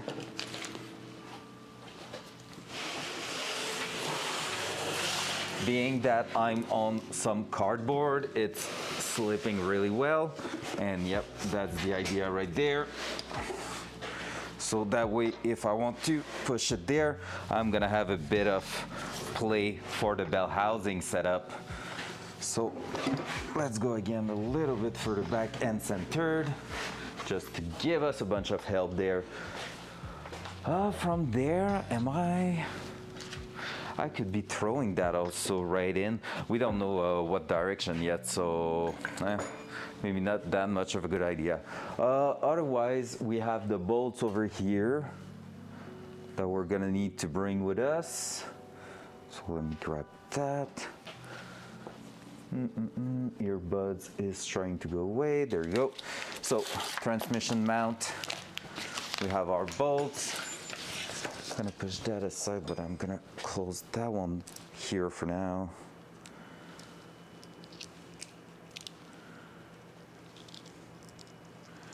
Just gonna do that for now. There you go. So that being said, we got this, that's gonna go there, and we need the mounts right here. Gonna use a bit of compressed air. They are so dusty, those ones. They are laying on the ground, well, not on the ground, but on the bench since like last September, I think.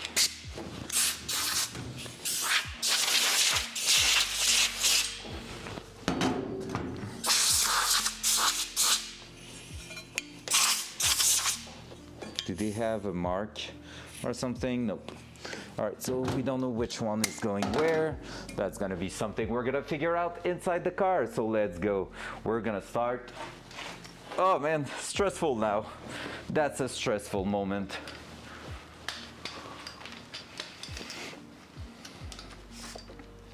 If we get that done today, it's sick, but it is stressful. Let's do that.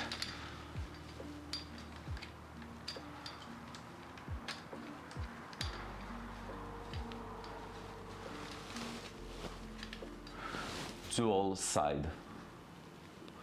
All right, so there we're gonna go trying to get that around there. So I'm gonna leave the cam there for now, but obviously what's going to happen is that we're gonna need to go ahead and lower the car. So I don't know for how long that camera plan's gonna work, but hey, there you go. Actually, you know what? Dual front. Dual front. That's gonna be a better camera plan. All right, hopefully I won't throw it on the ground, because that would suck. It's a tight fit in here, but damn, I'm happy to have a hoist today.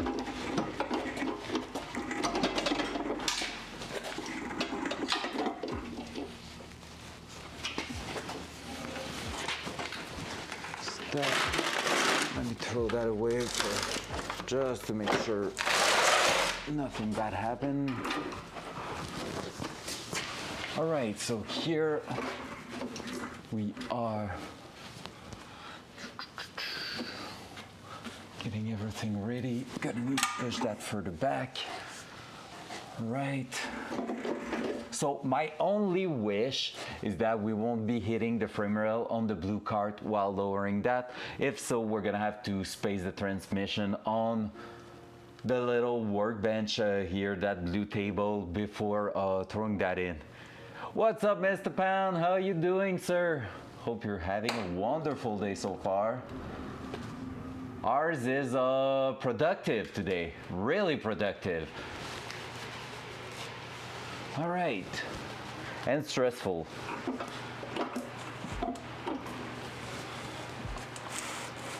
Let's make sure I'm not going too far there. Actually, I'm gonna be doing that.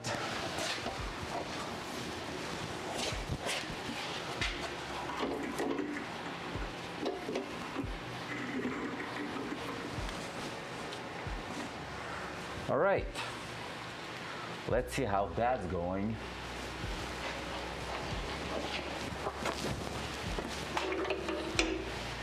Releasing the voice.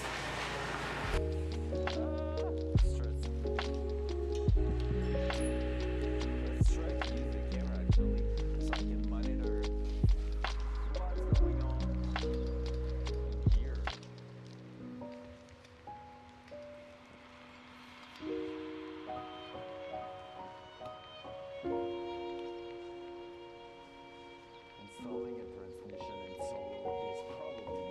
try this idea. You need to really, really take your time. That's what I'm gonna say. Focus voice. Focus. Okay, so the bot is really messing with me lately. I don't know what's up with that. I think it's when the heater's starting because the mic is like I'm at the back, the mic is in front over here. Like it's switch cam and everything. Dual side. There you go. So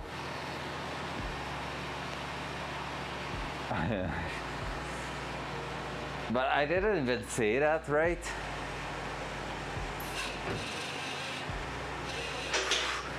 All right, guys, it's starting to go in there. Stress moment. Let's go slowly.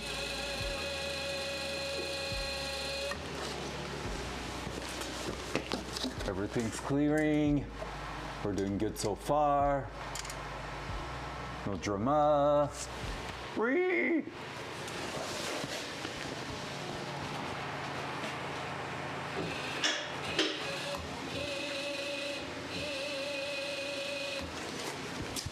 Oh!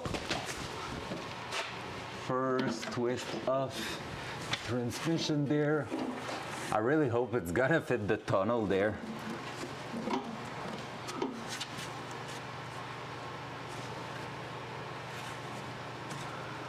All right, it's supposed to be fitting and it's looking good so far.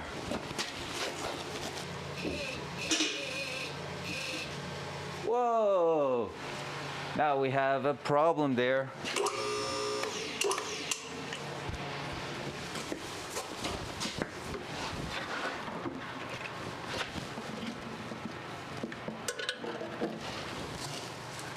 What happened over here? Oh no! Our shifter is not clearing right now. But I cannot go there, shit. So I'm gonna have to start raising the, oh wait. I need to make sure the engine is tilted towards the back.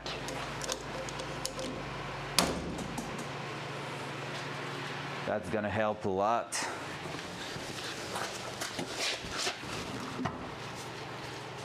Yeah, boy.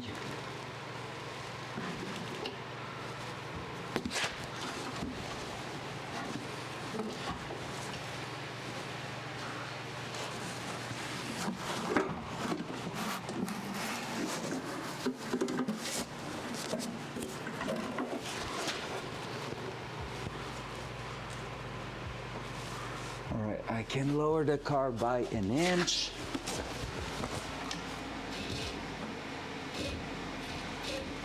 There. We're gonna be able to start moving forward. You're starting to have the differential in your face, guys.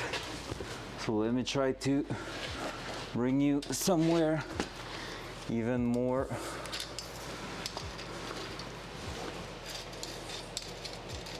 You can see pretty much everything there, I guess.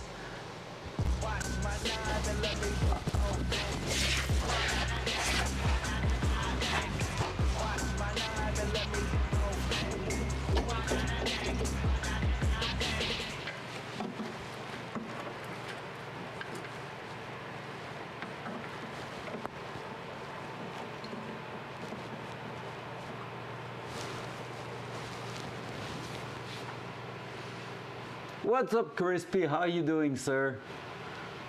Hope you're doing amazing. All right, I'm gonna need to raise the back of the transmission there. Oh my God, I see fitment issues coming our way at 100 kilometers per hour, I feel like. Oh my God.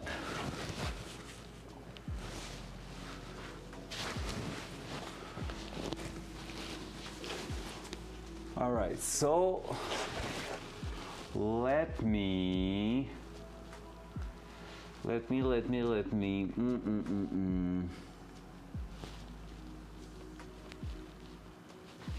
I need a wooden block to raise the front of the transmission a little bit. That's gonna be a rough one. Maybe I could take my chair there, put it in chair mode, so I have a bit more fun rolling in and out, but I don't feel like it's gonna be enough. We'll see. Fuck. It's all good. It's all good.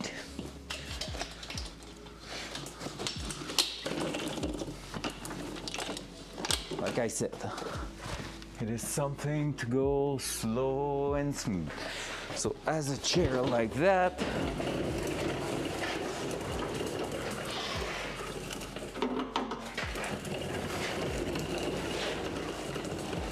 those wheels are not helping. There we go, that's helping a little bit.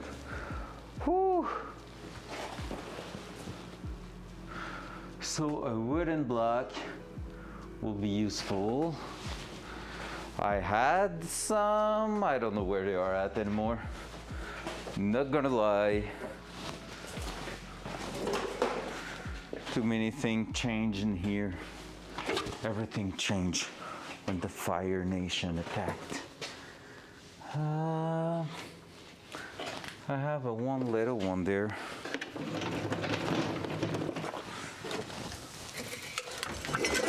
Little, not so little. Won't be enough, but that's the first one.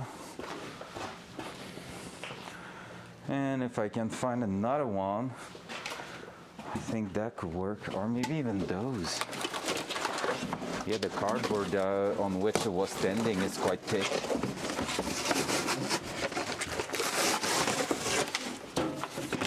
That's more the back. It's gonna work.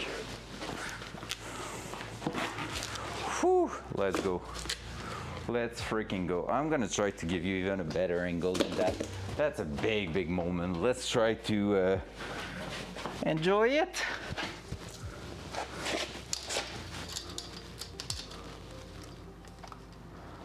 I guess enjoy can be a word we use there.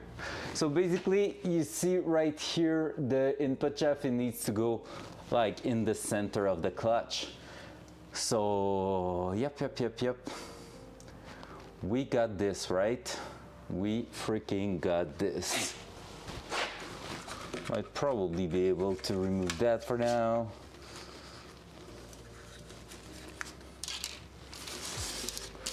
The tape here, for now we can let it there. I think it's the reverse, connector, reverse switch for your backup light. All right, wood and cardboard ready to go in.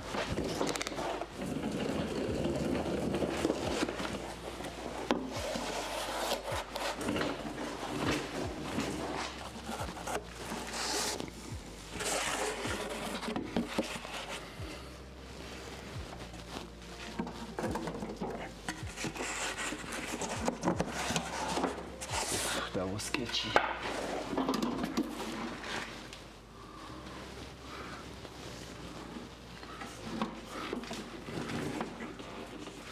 I need to take care because the shifter wants to crush on some stuff back there.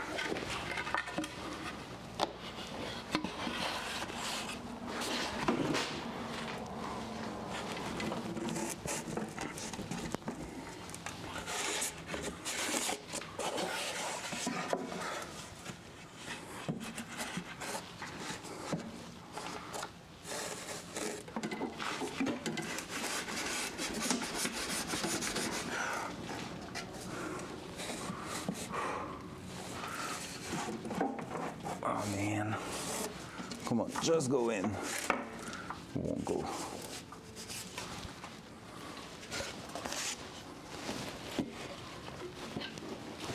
Worst case, we're gonna raise the car again just to give us a bit of space. At the same time, right now, what I like about that setup is that it's giving us a bit of a safety, in the way that if I was to drop the transmission, the tunnel itself is helping us.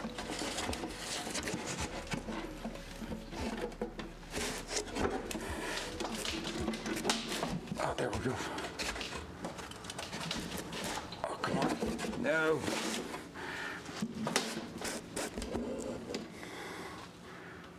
We had it.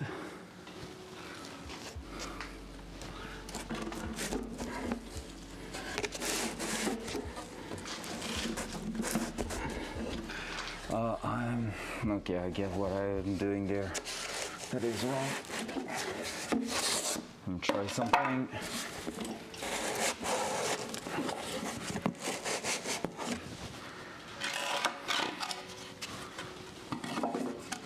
Oh, it's gonna still shift, right?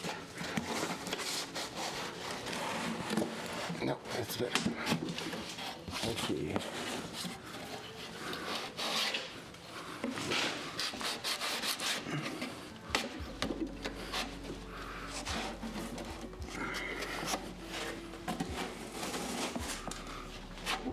There we go, that's already a big improvement there.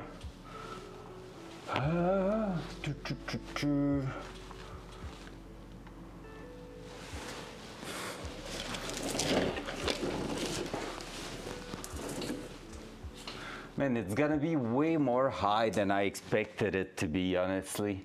That's crazy.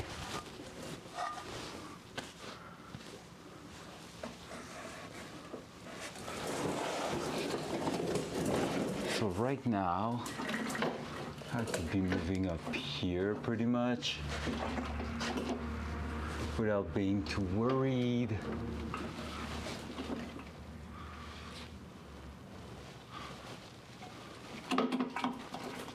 Or if I was to try to put it straight in there,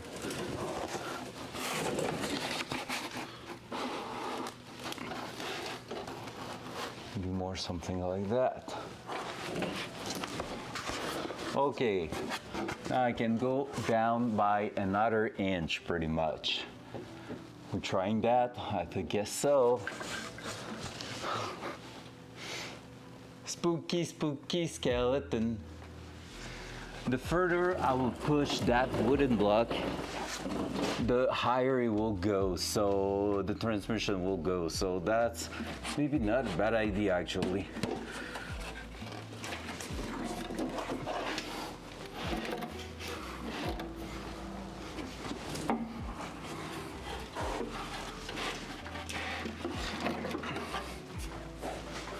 I just fucked up the cam, right? Yep, pretty much.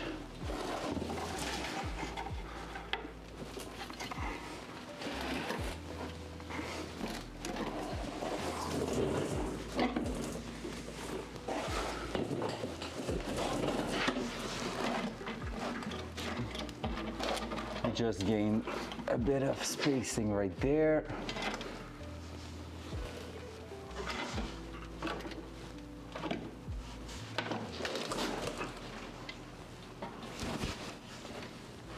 There we go.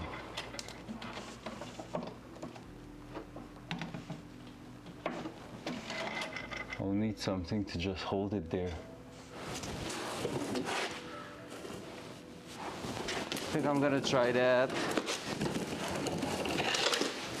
So, who's stressed right now looking at me working?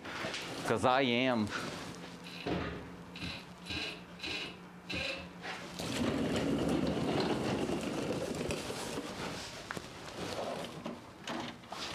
All right, we're starting to go in the right spot here.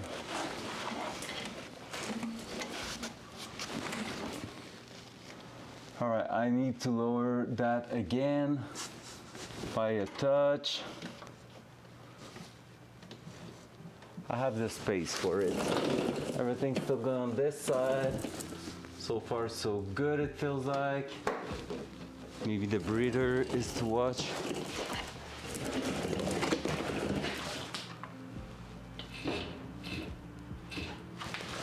All right.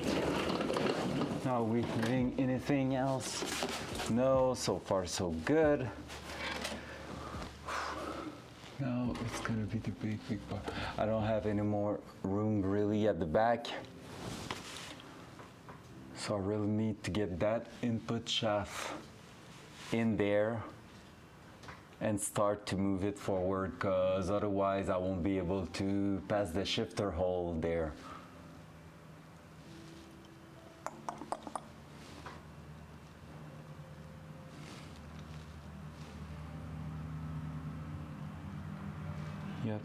Yep.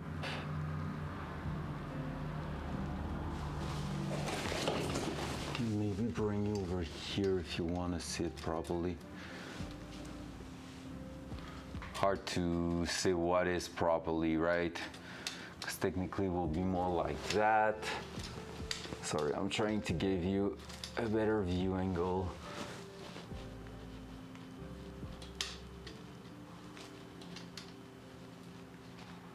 That's not too bad, but yeah, it's hard to be better. So basically we need to close that here. And right now our input shaft in the center, but you cannot really see it. It is like almost hitting the clutch. Let me try to go up. I throw you upside down. Oh no, I'm on the cable, right? Oh, there you go. Maybe I can throw you over here. Whoop, whoop. That's a bit better, I think. There you go. Now you can see I might be in your way here and there, but at least you can see something a bit more. So we need to raise that right there. Have an idea of how I'm gonna raise it. I just need to find the proper thing for that. But I have a floor jack over there. I could push with something here and just pry it up. So that way we would be able to throw it in there.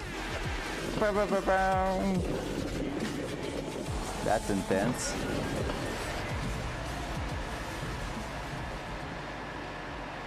What could I use for that?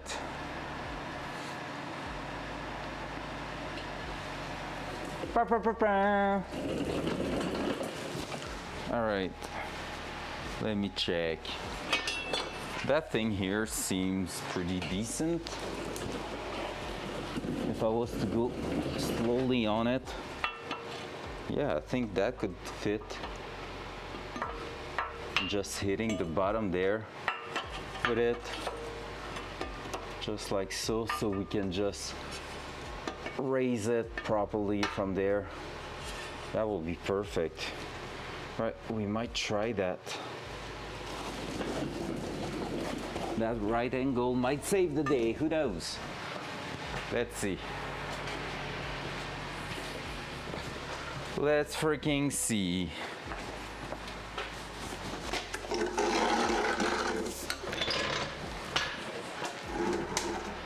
And I'm starting to be hungry right now. Hup.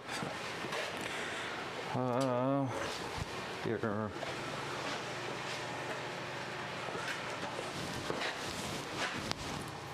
I'm gonna need that to stay high right there.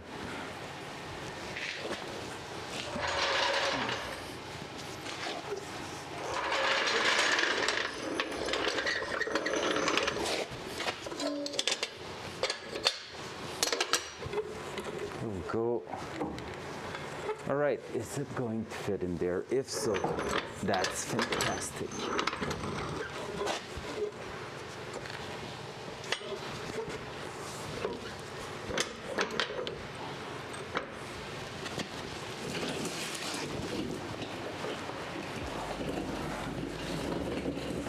Is it sketchy? Yes. Is it going to work? Maybe.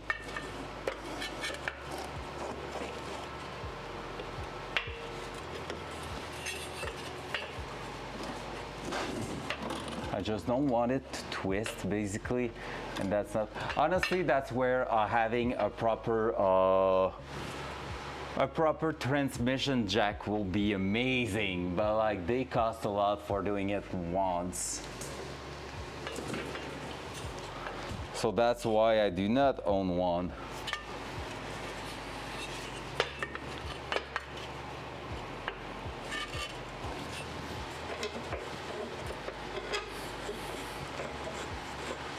But definitely I would love to be owning one right now. I would also love that. Because otherwise, I don't know. Because that right now is not fitting just about by an inch, so we can always cut that, but like it sucks to cut some good metal for something that it's not meant to do. Maybe this. Oh, that's a bit longer.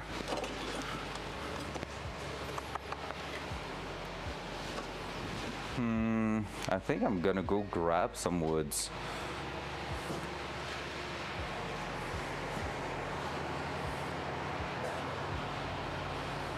What time is it? 12:47.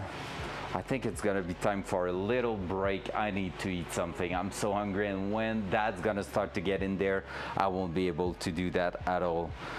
Time for more coffee, a drink, and I'm gonna bring back a 2x3 piece of wood that we're gonna be able to use to jack the front of the transmission there, and it should be working okay. So guys, give me about 10 minutes and I'm gonna be back and we're gonna get that motherfucker in there, okay?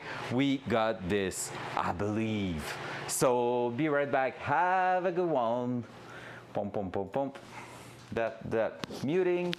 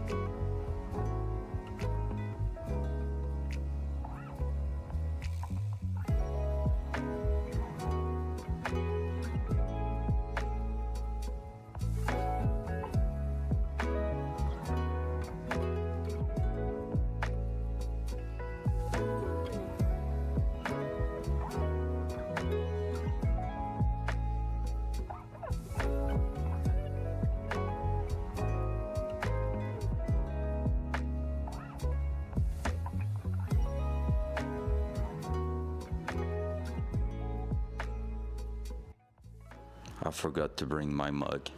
Okay, be right back in 10. Love you.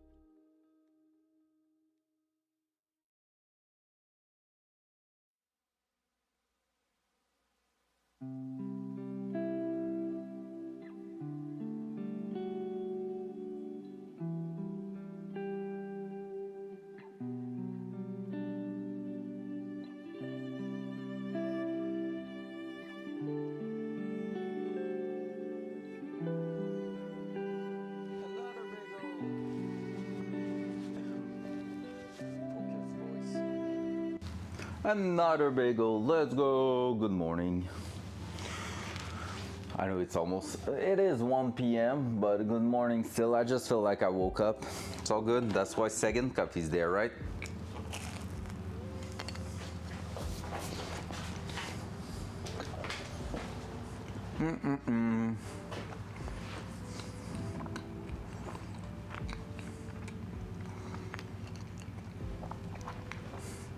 So you think we're gonna get that in there?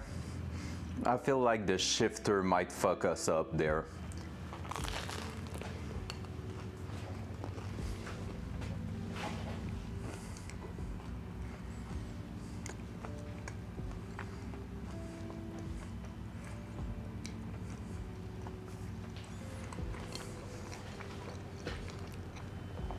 We're gonna see.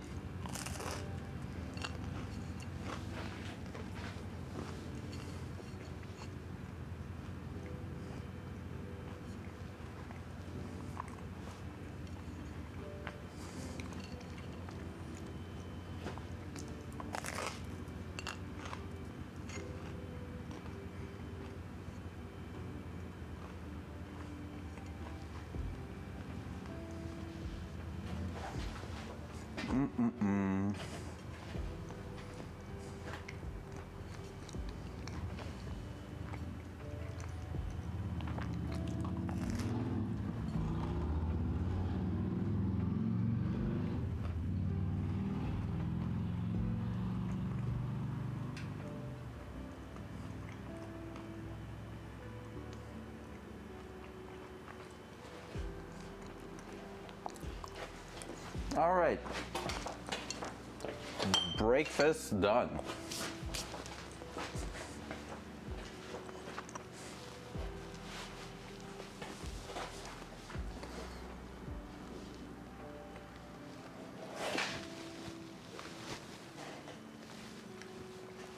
Now all we need to do, all front cam.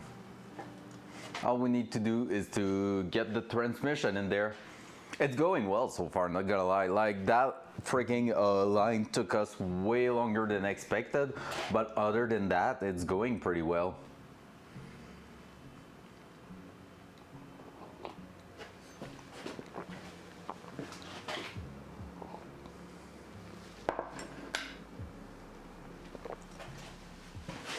All right, so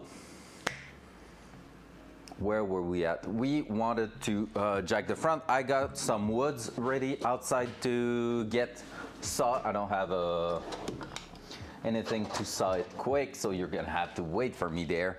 But hey, I'm gonna take the measurement between that and the transmission.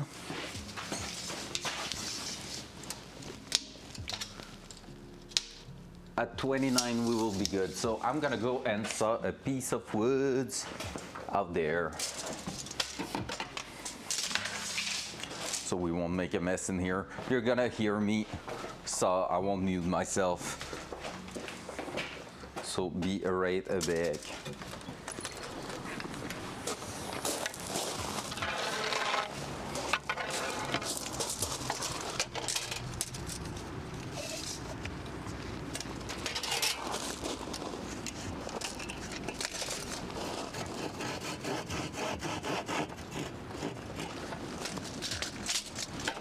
Are we good there? Yes.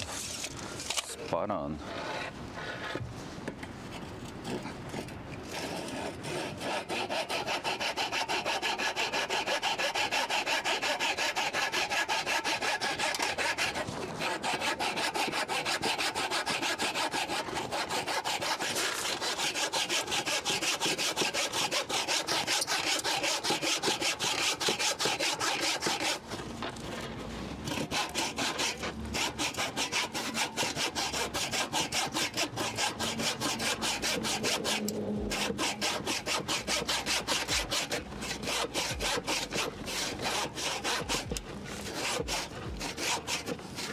My God. Stop getting stuck.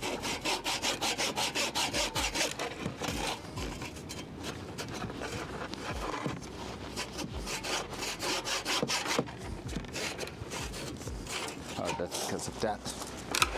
There we go. Easy.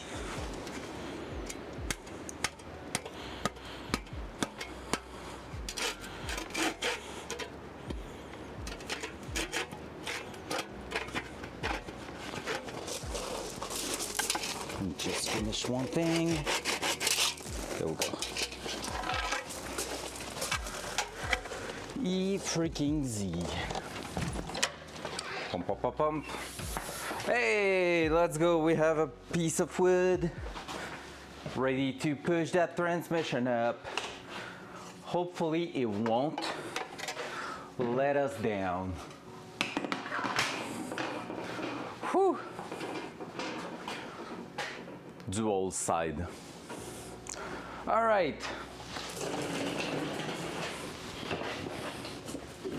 Let's get some work done. So that feels like it should be able to do it. Ho ho ho. Let's go.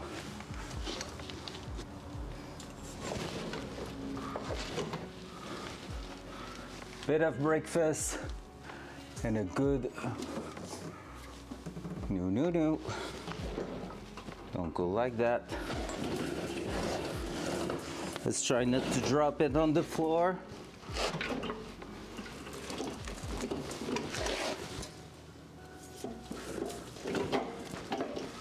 Would be cool if we were able to line it up.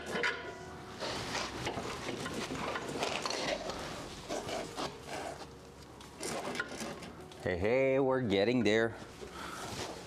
Oop. Oop, oop, oop. We're all good there. Now, all we need to do, I'm saying that just like, yeah, that's an easy one. It's pretty much that.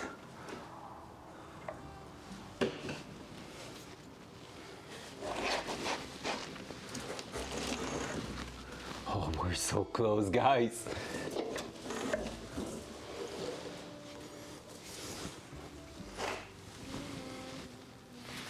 We can now lower the car a little bit. Focus. Okay, yeah, phew, the voice is there. Guys, it's getting so close.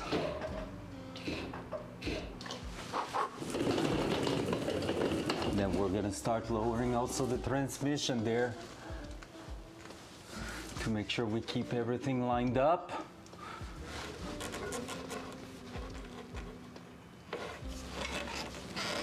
Just like that.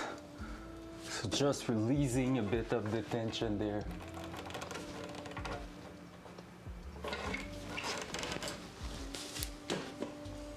And now back on the hoist. Oh my God, it's working so far.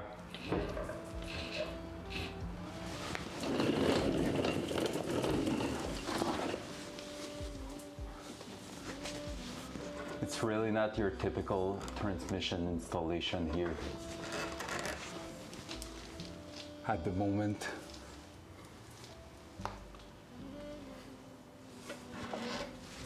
So right now the idea is to try, and I'm gonna remove that one here, it's to try to get that to be as close as possible to where it wants to go, and like to make everything as parallel as possible. So that way we should be able to clip like the input shaft in place in not too long.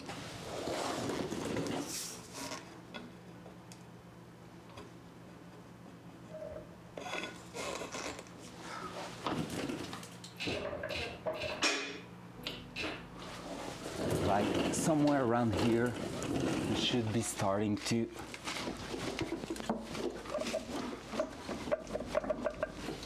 be able to play with it and try to line it up in there.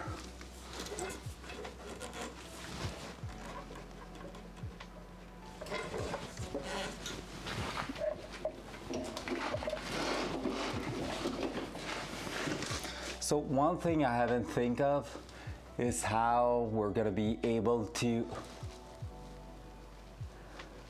rotate the input shaft if needed, but so far we won't need it.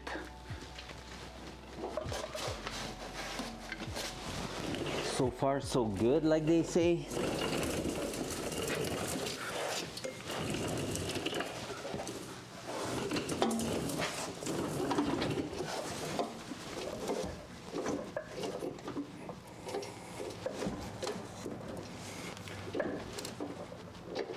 Yep, so far that is working too. I'm expecting that at the last minute it won't fit and we're gonna have to go in there and smash some panels.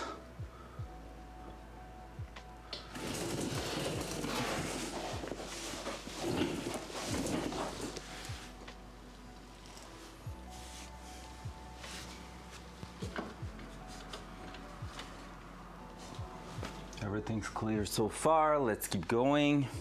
I'm gonna push that a bit down.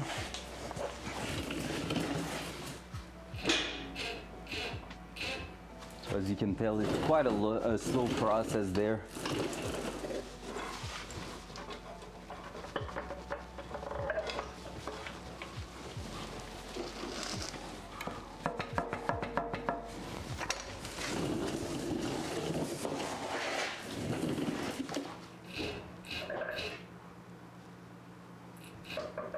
Somewhere around there should be almost going now.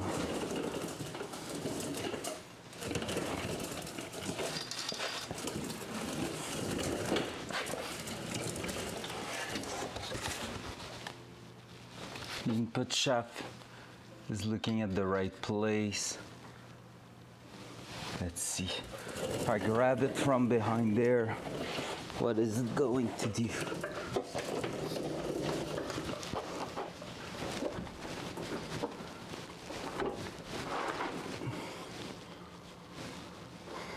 For now, it's not. And the shifter might be good. Oh, we still have quite a gap to close, but it might be really not far.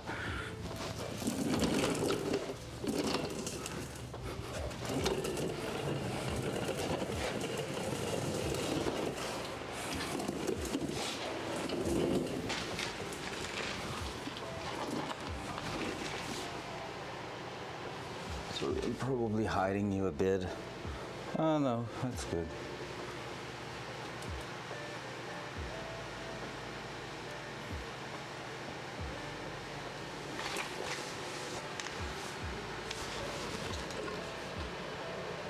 Let's go even lower. Oh, too low.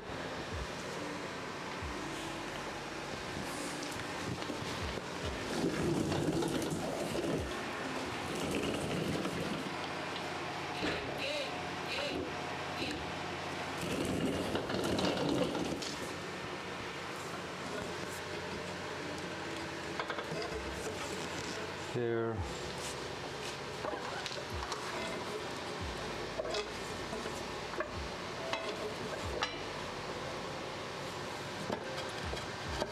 I'm all the way down now.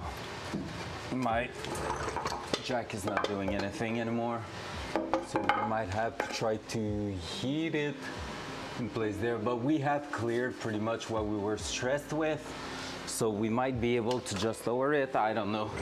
It's gonna be trial and error there, so bear with me.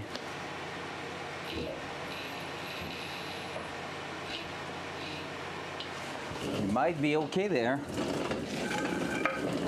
You don't see anything, right? Oh, you can still see it. Nice. Let's try that.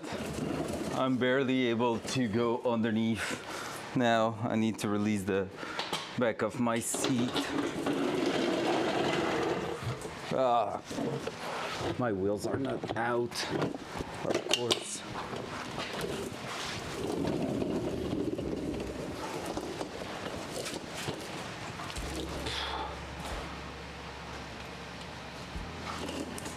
Am I hitting the car there? Yep.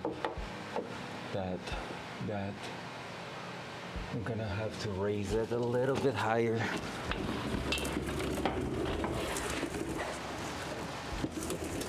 Cause it ain't no good.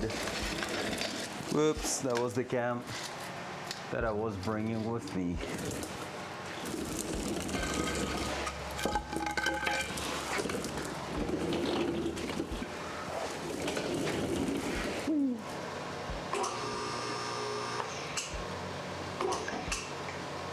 All right, we need to make sure we're not going too far. Man, that's a hard process there. Not gonna lie.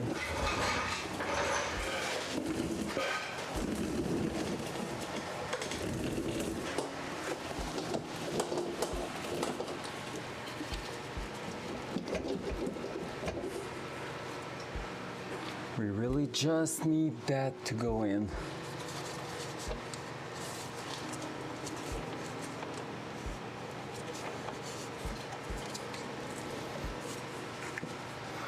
I'm able to turn it a little bit.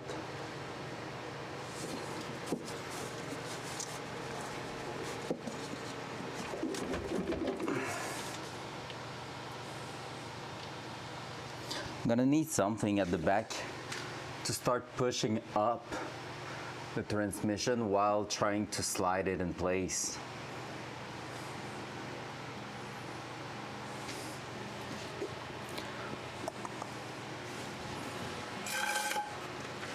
Let's try something. Whee! Technically, I have more room here, and I should be able to use that room to do a lever in here, right?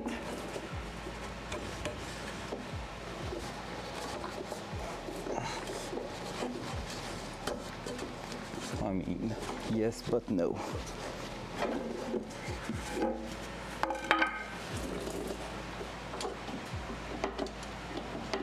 The table maybe at this point could be useful.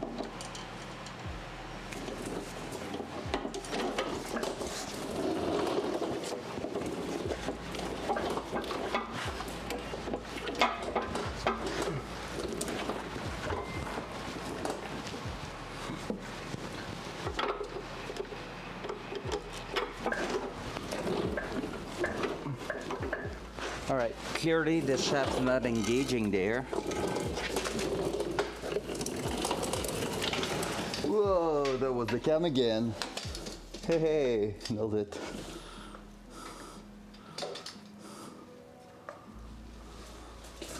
So clearly we have no engagement at all in that shaft there.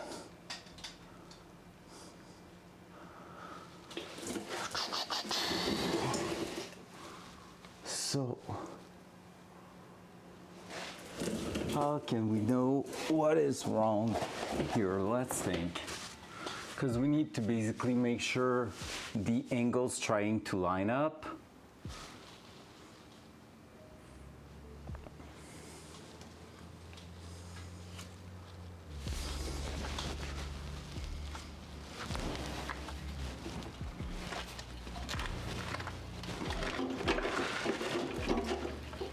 Once it's gonna start going, it will be just so easy.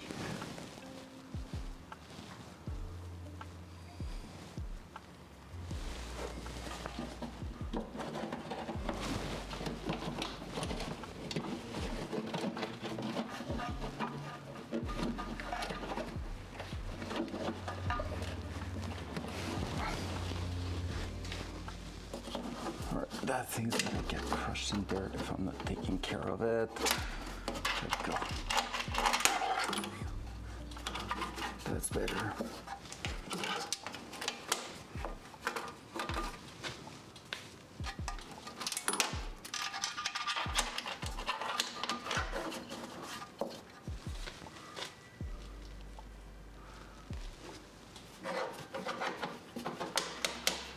Perfect.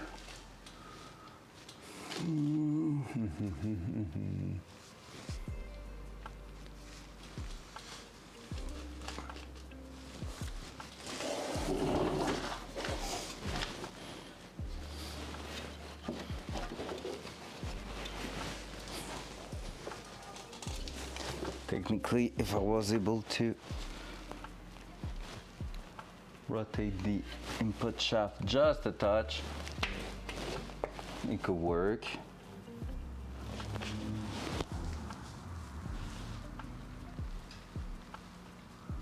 right, that's a real tough one.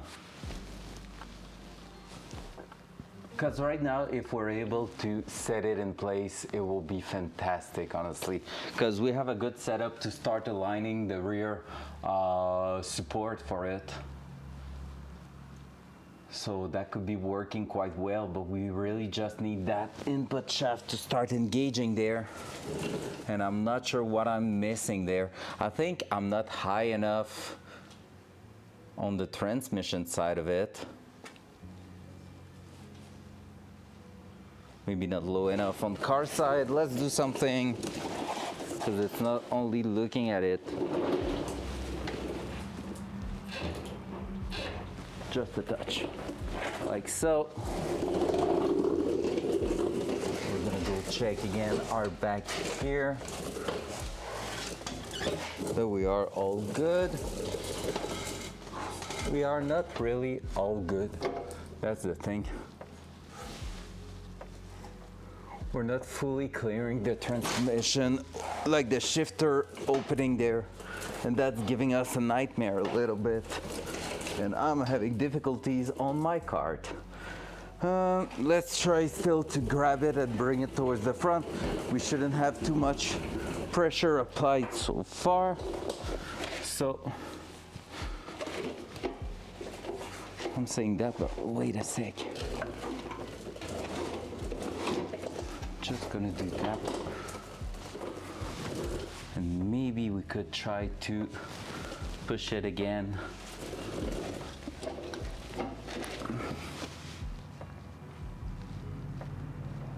Or push it higher, I don't know.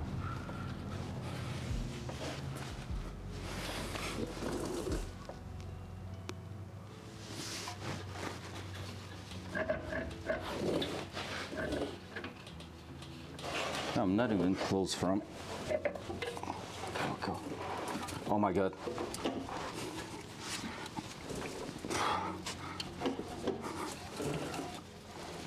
I just felt it. No.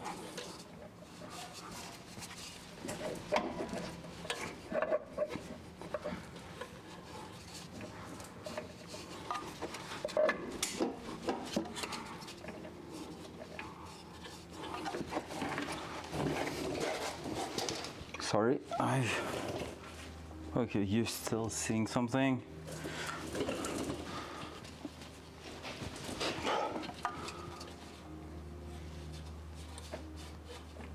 Right now it started to engage. Who's there? What's up, Orange? We're almost there. We just need to be able to raise it a little bit at the back while pushing it in, I feel like. But it's the input shaft just barely started to engage, which is progression basically. But I have no place at all to move here, which does not help. I will need to tilt the engine a little bit backward. And I don't know if that's doable.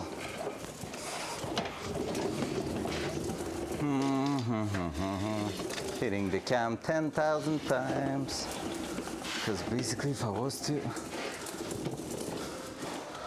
tilt it a little bit,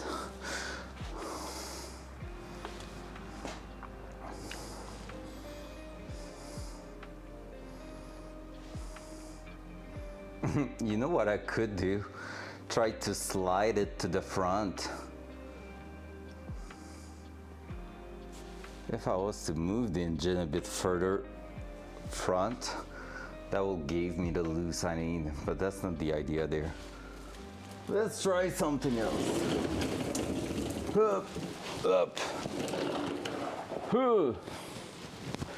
All right, I knew that part will be time consuming and hard, because ideally once everything's bolted up together, we won't really be splitting them again. Could have been an idea to assemble that outside outside here with the engine crane and the bench, and then try to slide it all at once in there, because it could have been hanging towards the bottom there. We're gonna see if it's not fitting like that. We're gonna use that technique. It's just pushing us back quite a lot, but taking the engine out is about 30 minutes, so it could be worth. If I could just grab that and basically pull it to the bottom of something, so maybe that right there twisted on the side. I just need something. I don't want to hit my head to create a weight.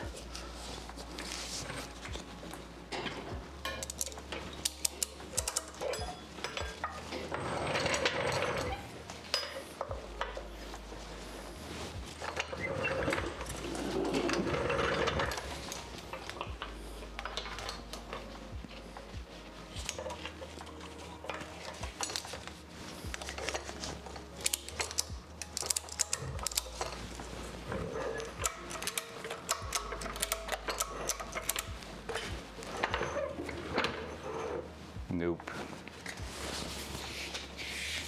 I need something to pull it towards the bottom there. Wait. I heard something, guys. Let me check. Let me check.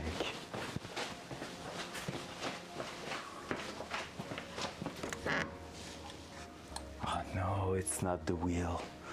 No, it's just an Amazon package.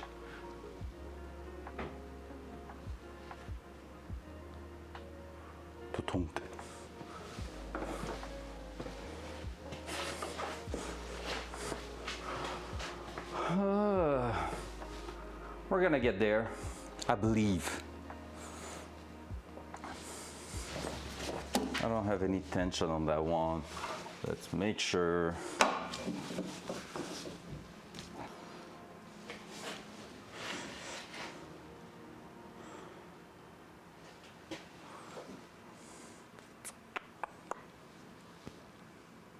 I'm really thinking about how to make that happen. It's right there. If I was to go like this up here, I don't think that's gonna be an insane setup, right? No, I'm prying against the bell housing, and that's not what I want. I want to bring it down just a tiny bit.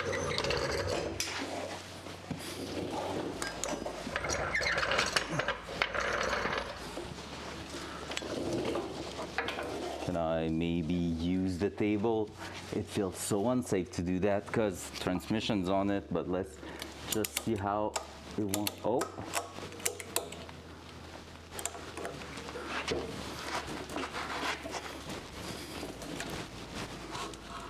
That's technically going pretty much where I want it to be.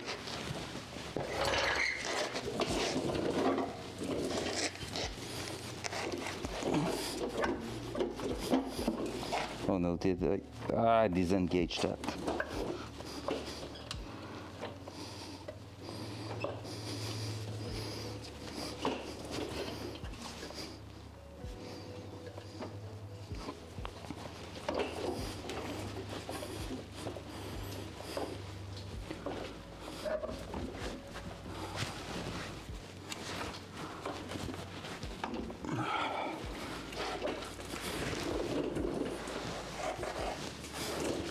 Was trying to engage. Go back there. What's wrong with it? What's wrong, kitten?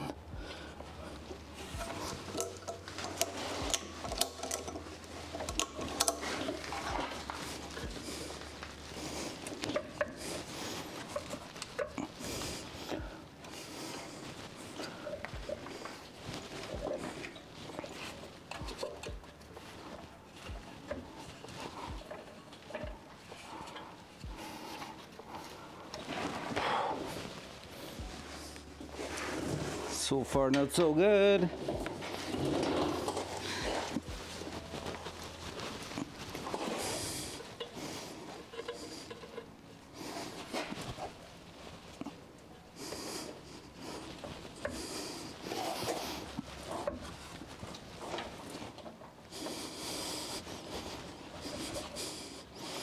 The input shaft itself is not going.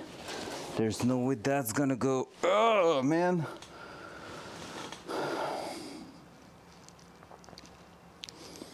All right, what's up now?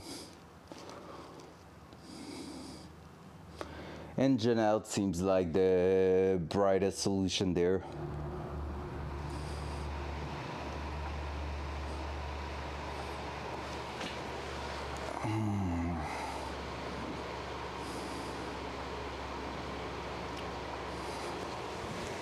Because basically everywhere where I'm hitting, problem is I just can't do shit for it.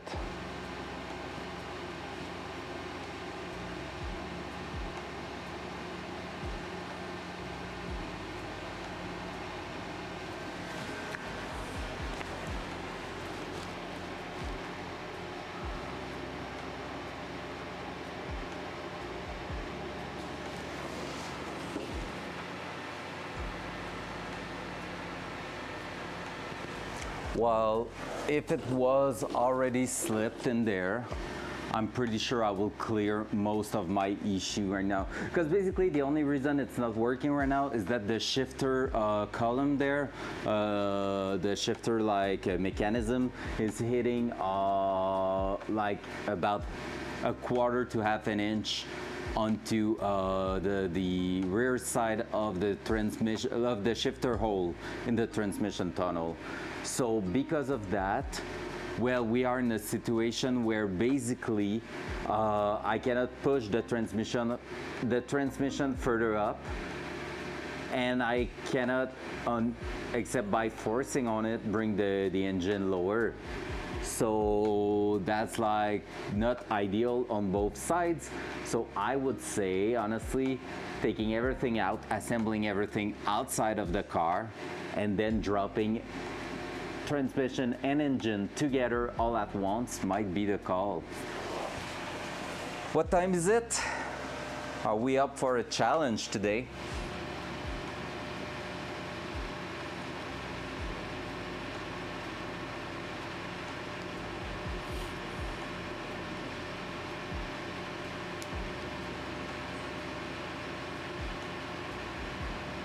Are we up for? What's that? What's what?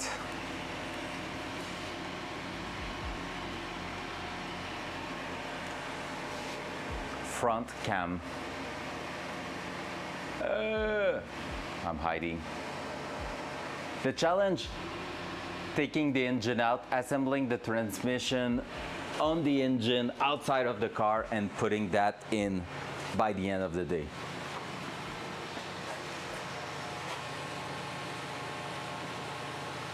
So we need to undo whatever we did so far and then go ahead and start working on the engine outside of the car. I just think it's gonna be way easier for us to make it happen. Because now we need everything to drop in before even thinking of bolting the transmission up there. But like, because we never did it before.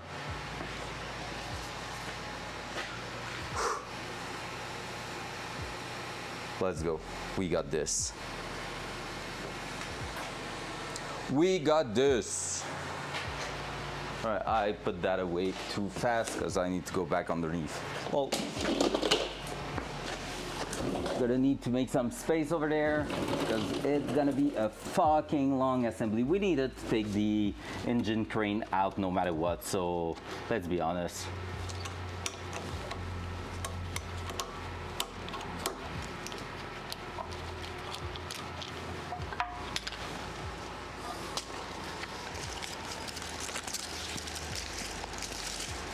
All right, because honestly, if tonight I can order the shifter, that's a big W, like a big, big, big W. All right, we need to take the engine up just a tiny bit.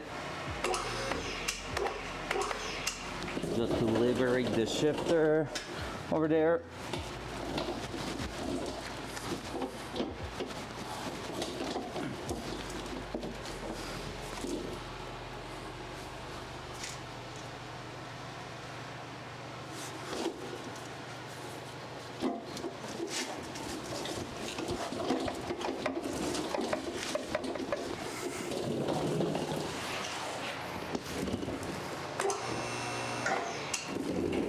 To make sure I'm not dropping that too hard on the clutch, just like I did there.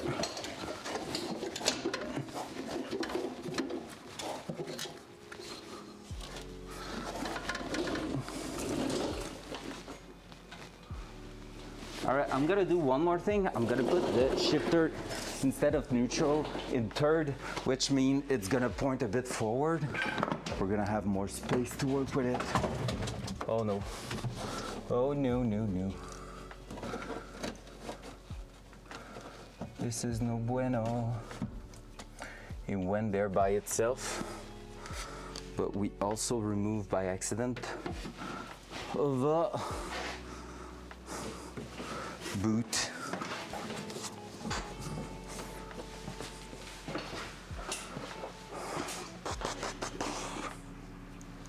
All right. Let's use our brain. Let's try not to rush anything and not destroy something on our pricey little transmission there, shall we?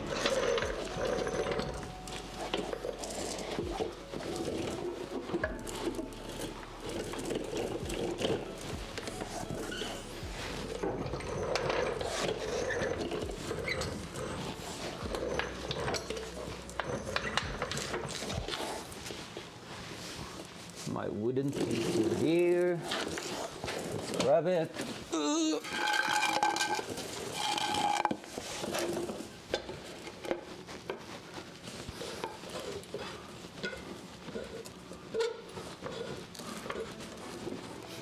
All right, let's raise the car a touch more.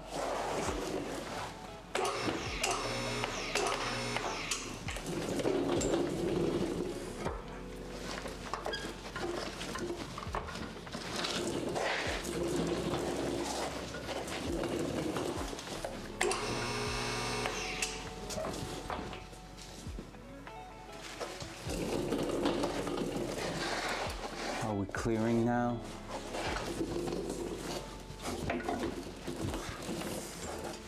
That's gonna be a tough one.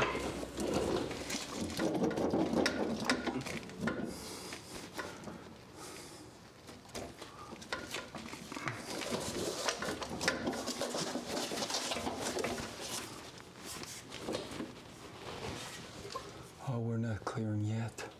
That's why.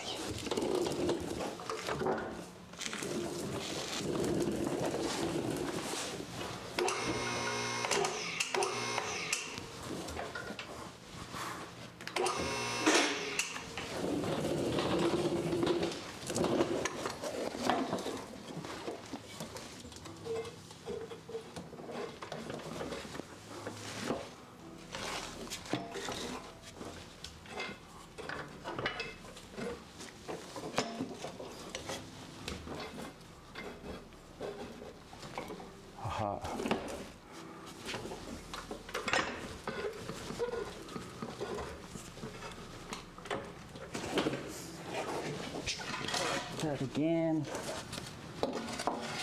Throw that in here.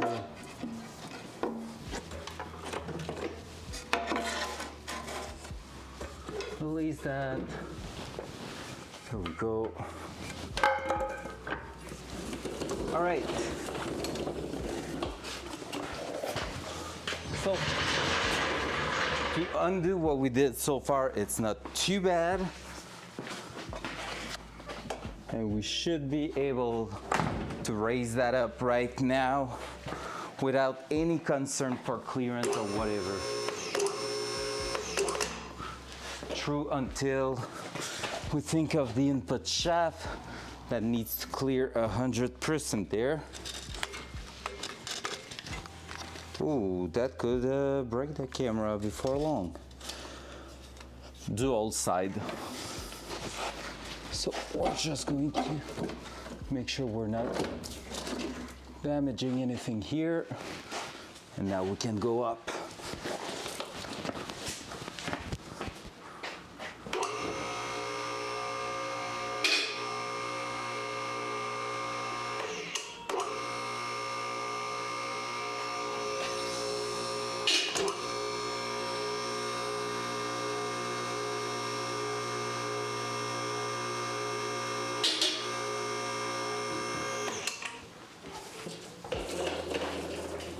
Max height achieved. We're gonna cover that again. Oh my god. I have to take a look at this for sure.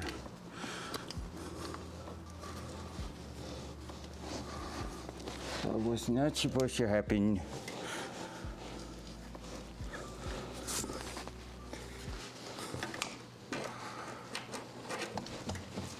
Right now, all I want is to remove that.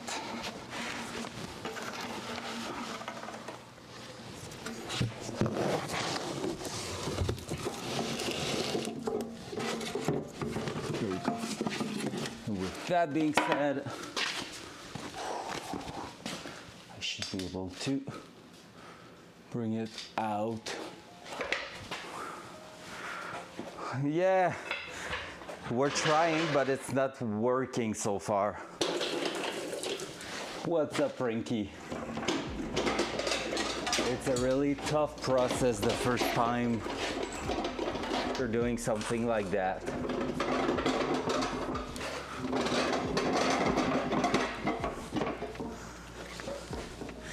Yikes, we're gonna have to clean the shifter mechanism a little bit, just on the surface there.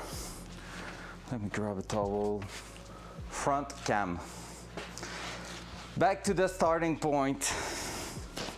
So basically, what's going on is that the shifter boot and everything, this is just, yeah, it's a tight fit. Basically, I cannot remove it or put it in place from in the car itself. So already we knew the bell housing couldn't work there.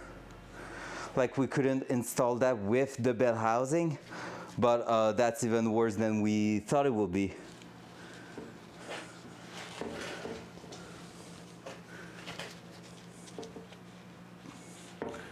Just do that. Just removing basically surface of the grease there.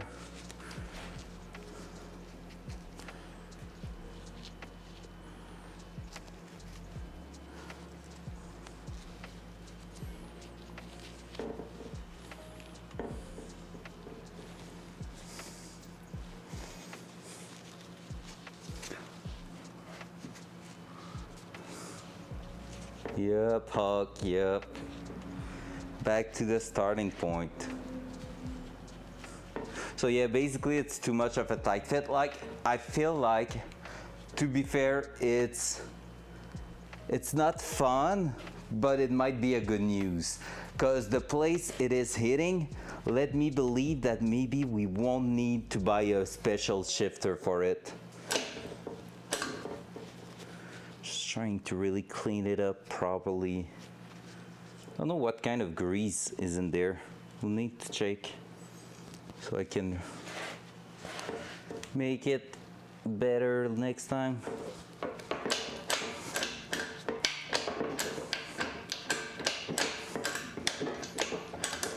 Worst case, if that has trouble eventually, that's the part we were supposed to replace. So I mean, worst freaking case. You know. But yeah, so basically what I was about to say is that I don't know if it is a bad or a good news, because basically we were supposed to have like 3 inches at first, then when we measured it, it was about an inch. Now we are 1/8 further back than last time we measured it, and so far it seems like it might fit almost perfectly on the spot.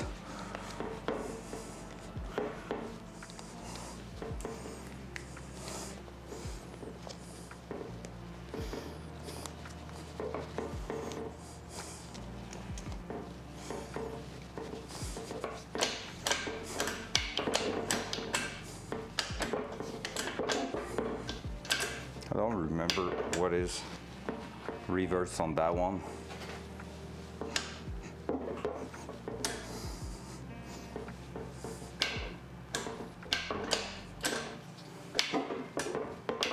I will have to check. I don't remember where's the reverse on that one, because that's still like 1, 2, 3, 4, 5, 6. 6 there.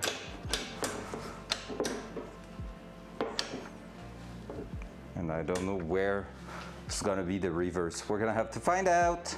But yeah, so far everything seems okay. So yeah, really tight fit. I really think the best way to do what we have to do is it's only because it's not OEM. Yeah, it's really because of that. The OEM gearbox from the Datsun is like way smaller than this one. This is a GM, basically what you will find in a Camaro. The closest factory version of that gearbox here is a TR6060 from a recent Camaro, but this one is even like technically higher than that, because this is a T-56 Magnum rated for 700 feet-pounds of torque, which is like a shit ton basically. So like V8s, Corvettes, stuff like that of recent era is like 400 to 500 feet-pound of torque, which is actually insane. So this one is really like an overkill version of that, so of those manual transmission. Yeah, but like, I mean, transmission itself is like, in US dollars, it's like $3.5 grand or $4 grand, something like that. So like, it's quite it's not a cheap transmission, but like that fitted with a dual twin disc clutch, we should be able to have some nice drivability on the street, but like super high performance, ready to like to lay down some rubber. So to get some abuse. So yeah, basically that's the idea there. All right, cleanup time here, because we're gonna need everything, every inches of space right here. It's gonna suck, but it has to be done.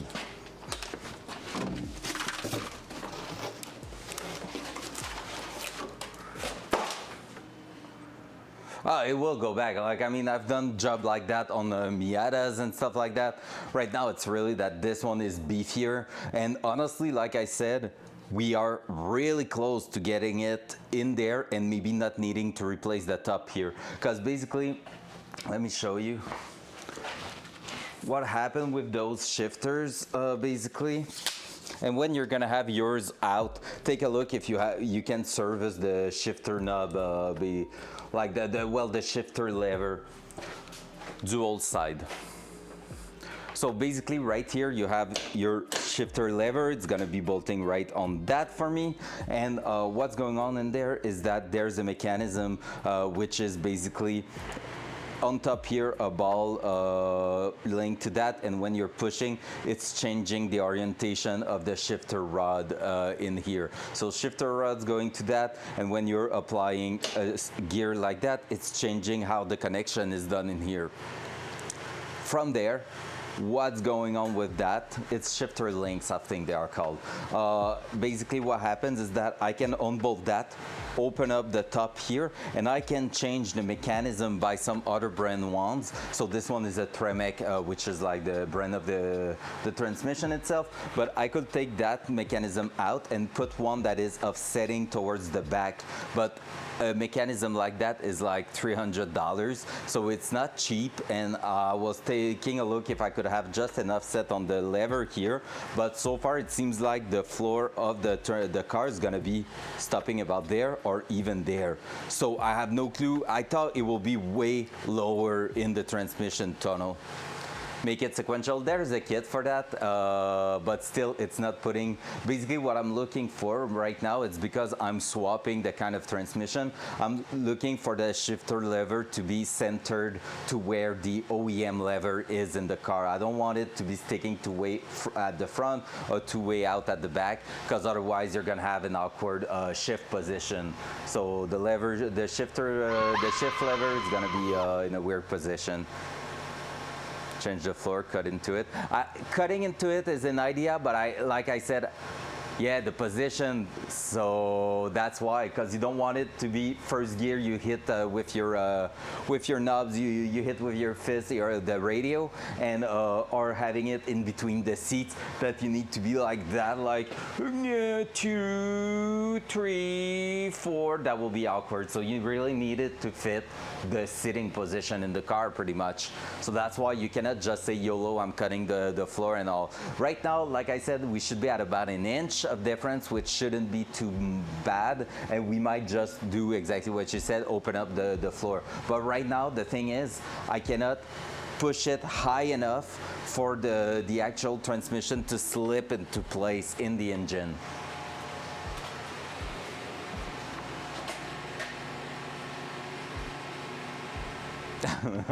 Which part? The me.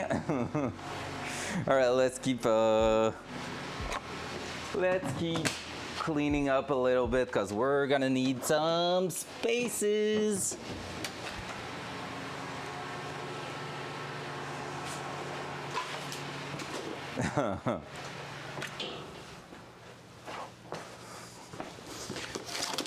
Oh boy, I'm not 20 years old anymore.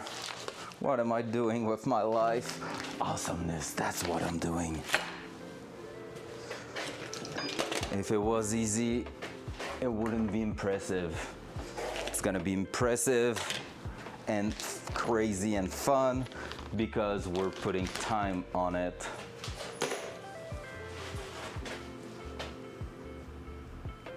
Yep, I think I pretty much have my idea of how we're gonna do that. We're gonna be basically, first thing we need to do after we turn the car on is record a turbo whistle alert sound. Nice. Yup. Haven't seen Lom today yet. I want to hear his sound on stream. I want to put, like I said, the turbo sound just like Peach has the meow, so you can like use it from time to time in the stream, which is just like a fun noise to hear. And I want to find one that might be kind of fake, and what I mean by that is that you don't have too much engine noise behind. Bang, bang.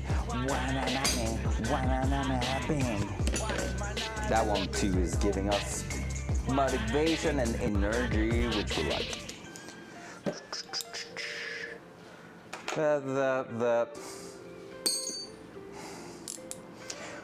Oh, like I was saying this morning, I also found where I'm gonna be making, where I'm gonna go to make a custom drive shaft. I need to talk to them, but basically I want to see how much it will cost, and a good yeah, I want a 222 as a sound alert. I don't want well, technically the subs is also one turbo noises. Yeah, but like a clear turbo sound, no background, that's exactly what I want. I can, I don't have anything set up there, but yes, sub are a turbo sound. Oh, it's just leaves outside. I thought there was someone walking the driveway and I was like, oh, wheel?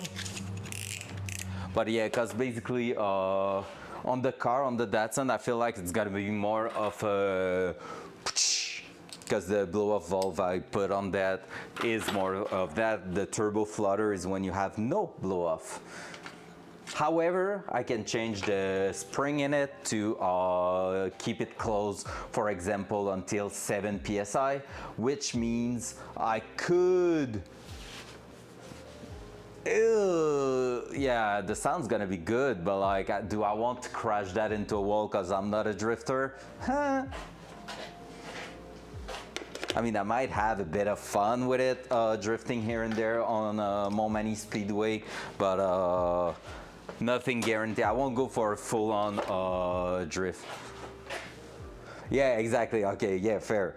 That's going to happen for sure. I did that with my BMW that's not set up for drifting. It was so fun and yet so bad. Because basically when you have a setup like I do for autocross, like the proper alignment, let me try to find it. I think it's right on the YouTube channel. Let me check. Don't bother me and my friend saying like doing commentaries in the background, okay? I'm gonna try to find it. Oh my god, it's gonna be so long ago. I need to re-upload some stuff. I'm about to lose some VODs maybe. It's been a while, I haven't done any. Need to do some uploads.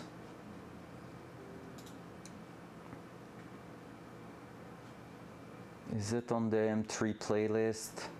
Not sure I put it in there. No, I haven't.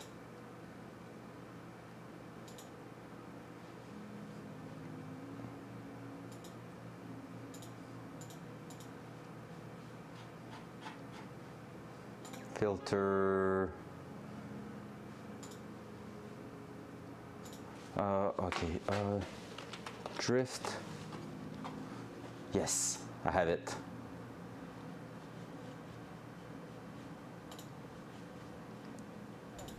All right, it was under rain condition. Almost anything, I would say, Frankie.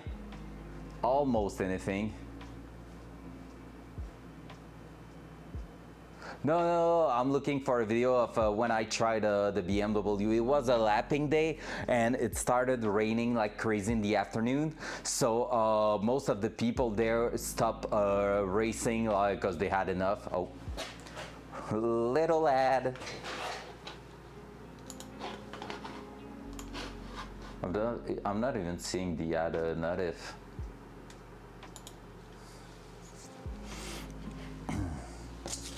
Gonna keep going here then.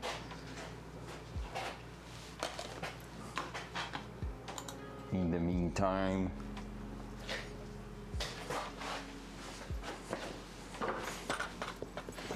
don't forget, guys, if you don't want to get stuck like Frankie on ads, if you have some Prime laying around, don't forget to use them here or anywhere where you're watching. It's gonna prevent you from having some ads, don't forget. It's a nice little perks, and it's helping us. Little streamer. Hey, welcome back. I was just saying to people, if they don't want to get stuck like you, use their Prime. All right, so there we go. What's up with an M3? I have a E36 M3 if you didn't know. I have a badass E36 M3 that I'm doing at the cross with, and there basically you have to keep in mind I have like, you want them so bad, can't afford them. Yeah. I mean, I could not afford them today. I bought it when they were still under 10K. So honestly, E36 generation, not bad at all. Not bad at all for maintenance. I can't, like, I mean, I've done road trip in the US going for racing an entire weekend and coming back with a little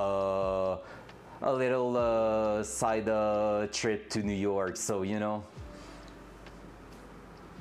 yeah. There you go. So keep in mind, I have a setup. So you see, this is the racetrack. I was trying to do that section at the end here of the street part there. And basically what's up with that is that even in the rain, my tires plus my alignment setup was way too sticky, and you will see it straight into my transition.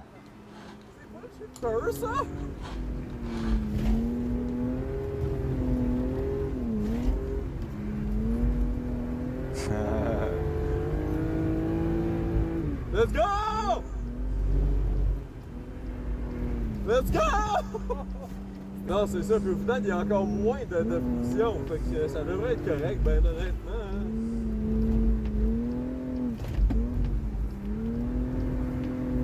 Let's go! Oh yes!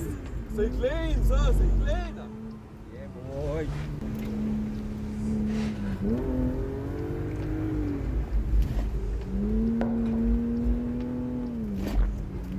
That was last summer, by the way. Let's go! Let's go!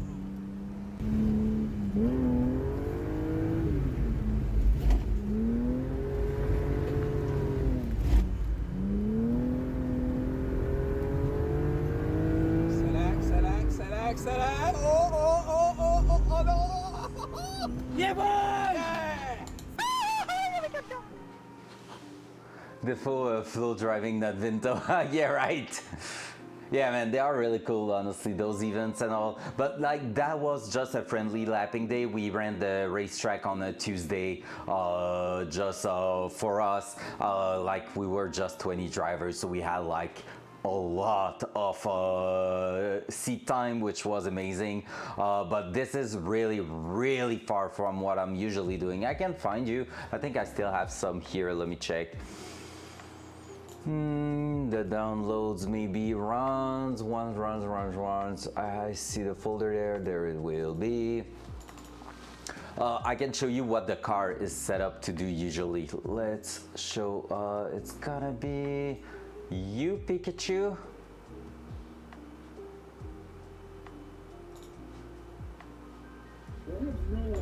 Yep. So that was the event in the US I was talking to you, so it is even bigger. I don't have a run on the same track I just showed you, but we are doing pretty much the same, where we are basically cutting the layout of the track with cones, and it is a different layout every single time.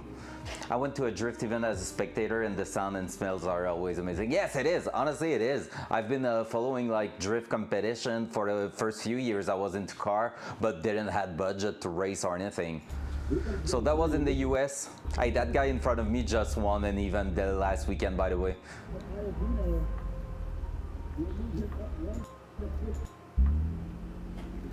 So this is what the car is set up for. The idea is to go through a layout of cones the quickest possible. Every cone you hit is 2-second penalties.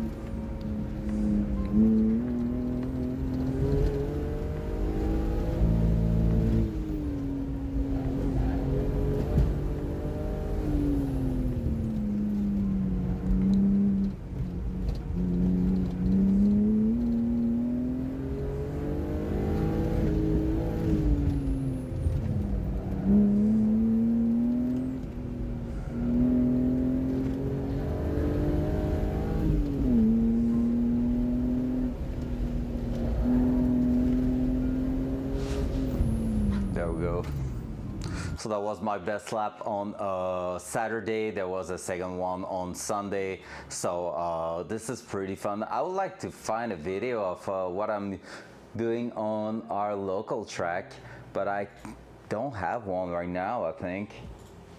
I do not. But these events are just insane. So the car is really made to stick to the ground and push it to the limit. And so drifting with it is special.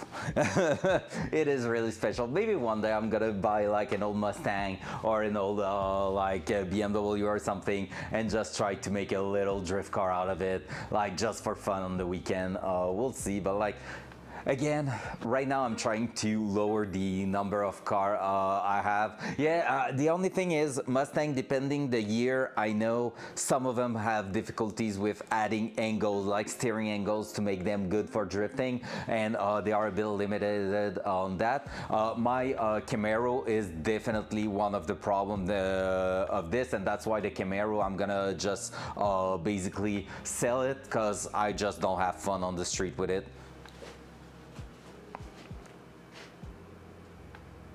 Yeah, I know you can modify them, and I'm getting pretty much equipped for doing stuff like that, so I will be down for a project of creating an angle kit based on something I've seen somewhere.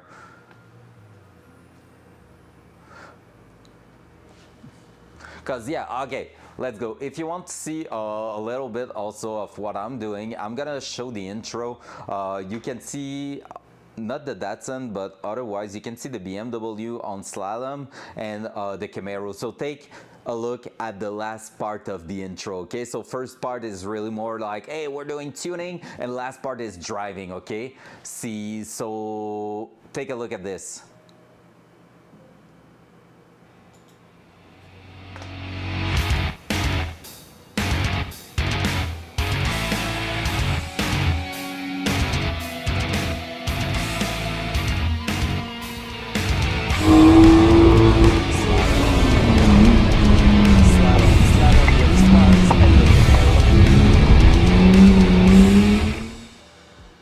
BMW, Camaro, they are all in there. And like, that's awesome footage. Like the entire intro's footage of me in the last few years that I've been like taking here and there and made a sick ass intro out of it. Let's go! Another sound for Siphon! And we know already what it's gonna be. Fuck, fuck, fuck! Fuck, fuck, fuck! What's up, chef? People, feet. Hey, if we want to get that done, fuck this. You told me, Hawk, we could use it for the stream, you didn't mind?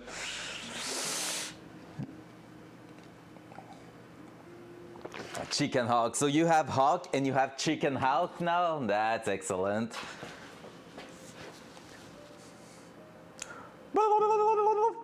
I love it, chef. A Chicken Hawk appeared.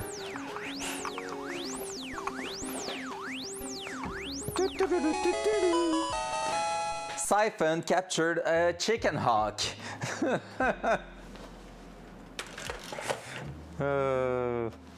That's excellent. Oh no, danger to manifold. No, old ref for the old people in here.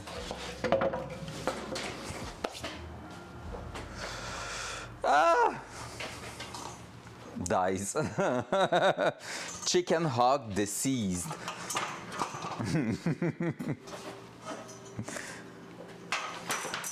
Fuck, fuck, fuck. I love that so much.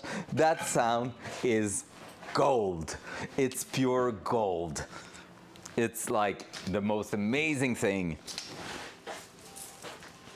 I think I'm gonna put for 2000 channel point the fuck me from you and blue. The little mixed that NPV the most incredible sound artist in here. All right, where's Lump? We need to hear his sound. Because I'm saying NPV is the most like insane sound artist in here. But I did modify a freaking one last night and I don't even remember if it's good or not. Lump told me yes, it was approved. But at the same time, yeah, that's the one I will put as a redeem in the channel, Orange. Fuck, fuck, fuck, fuck, fuck, fuck. Fuck, fuck, fuck. Me!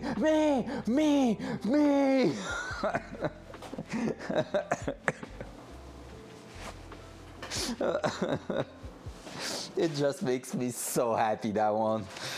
I was not expecting that. Okay, I cannot do that to Lump, right? I cannot show you the sound I did for him. We have to wait. I just want to hear it so bad. Where are you, Lumpsina, when we need you? All right, so let's make that a bit more compact, like so.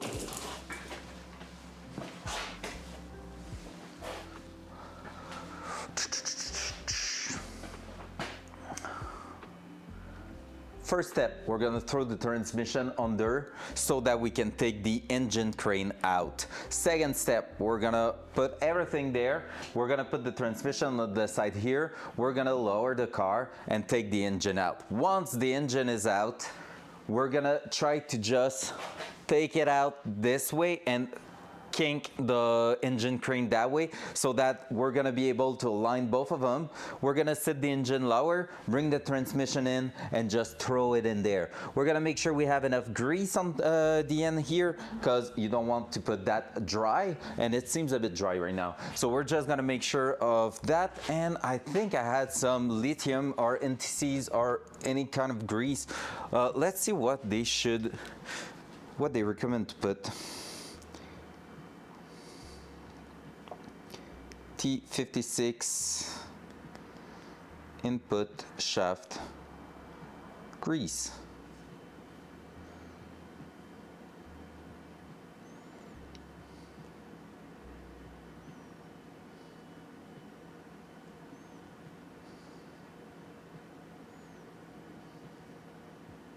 Okay, yeah, just a touch of lithium grease will do the job.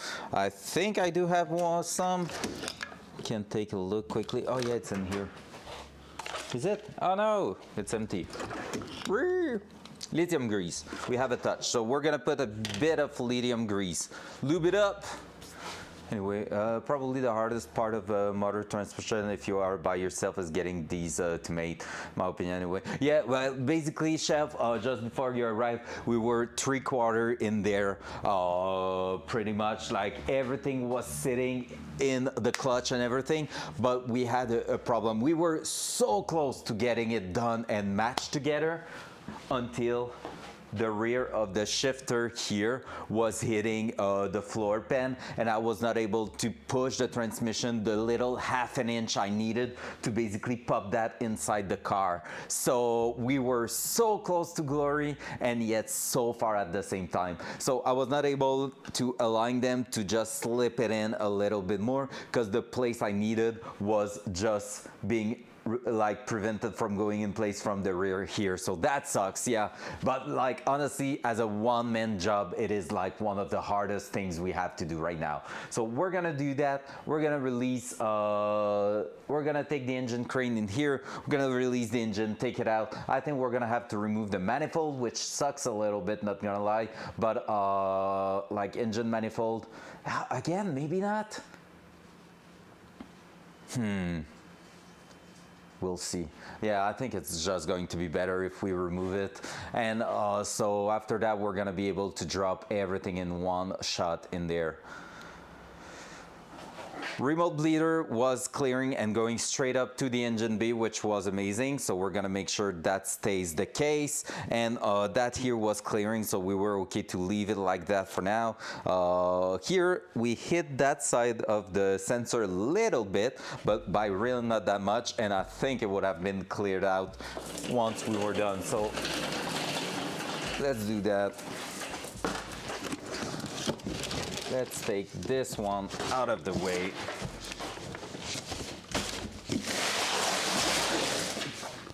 I almost hit my head there. That was crazy. It was crazy close. That muffler. That was the muffler on the ground. Not ideal. You could use brake caliper grease. Fair.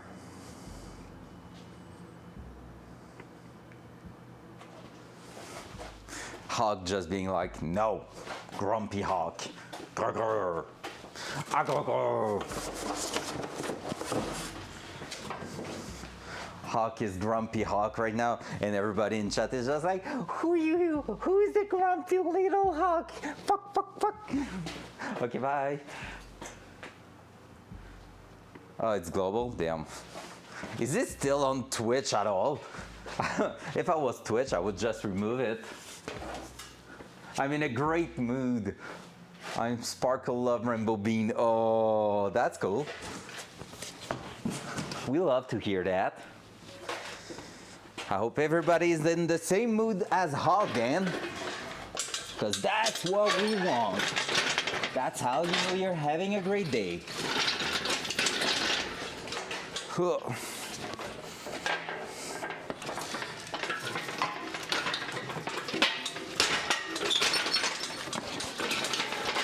Ow, that was my fingers.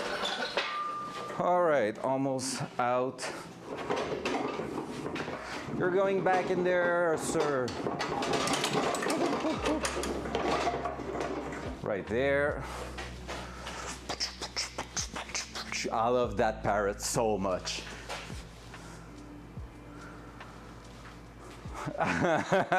Okay, fair. Describe it however you feel like, as long as it is positive. Is that a deal? Like, I will describe my mood as turbo doing choo-choo noises, and I know that's positive. Let's throw that in here to give us a bit of space. I'm gonna take a broom and just clean a little bit the floor. Why my broom is still outside? It is.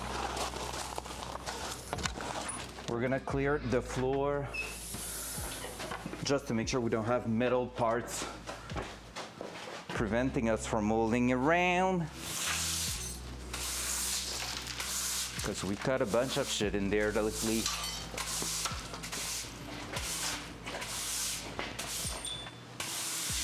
That's gonna help. Let's take out the trashes, put them in the corner. But there, that's gonna be my way to reach at, not ideal.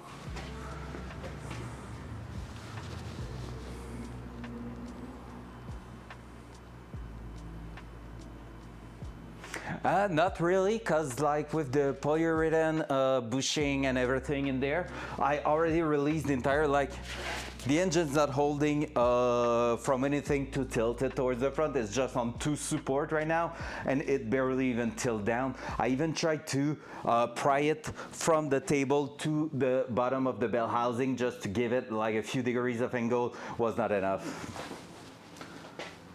No, I think it's gonna be easier to just fully remove it and then put it back there. Honestly, the only other possibilities, and maybe we should have tried that first, was to basically would have been to maybe switch the mount placement there, because basically our engine mount can slide, and maybe I could have tried to slide the entire engine towards the front.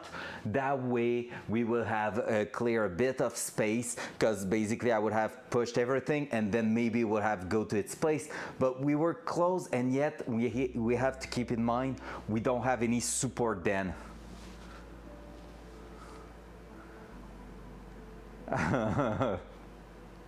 No worries, chef. Hopefully everything's okay and you don't have it's just like a chill appointment to the doctor right now. Sounds good. I don't think I'm gonna be done in an hour, so you should catch a good part of it. Have a good one.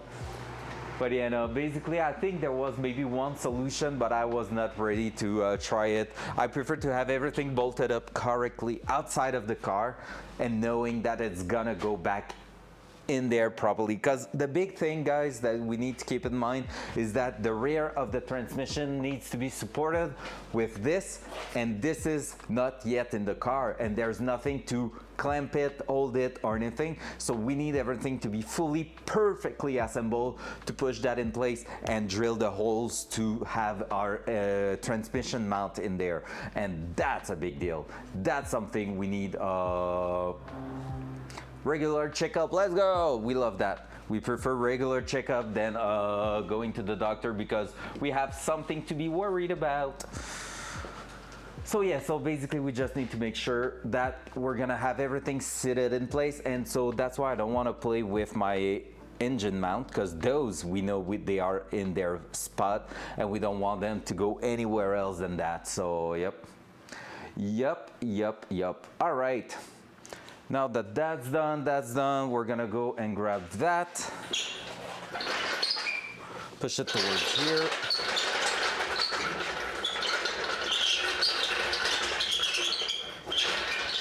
In between that, the noise is awful, I'm sorry for that.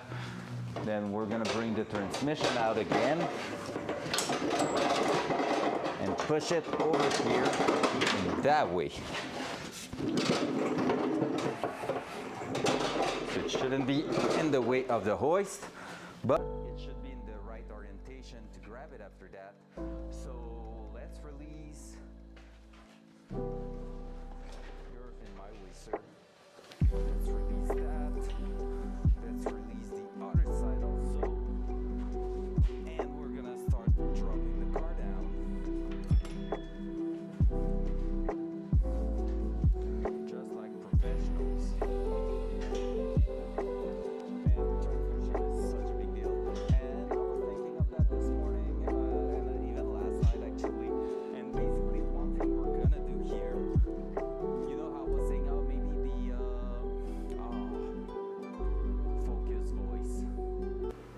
All right. Sorry for that. I don't know the butt, man, the butt. But yeah, basically, what I was saying is that I was thinking of that last night and this morning, and you know what? Like after working on the fuel setup yesterday, we're gonna put the transmission in, and I was thinking about trying to push the fuel line really high in the transmission tunnel, but now I've seen how tight that's gonna be at top, and also I don't want to be I don't want to need to remove the transmission to get access to the fuel lines if something's happened. So of course we're gonna throw them a bit further down than expected, because we want to put the transmission in and be able to work around all of that if needed. So that's gonna be the idea here.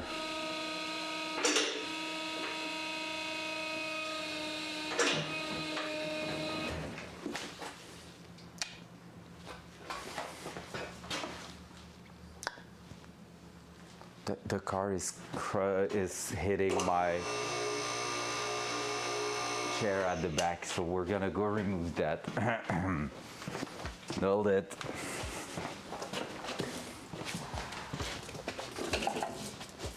Oh yeah, bit of damage on the fabric there. Not a big deal.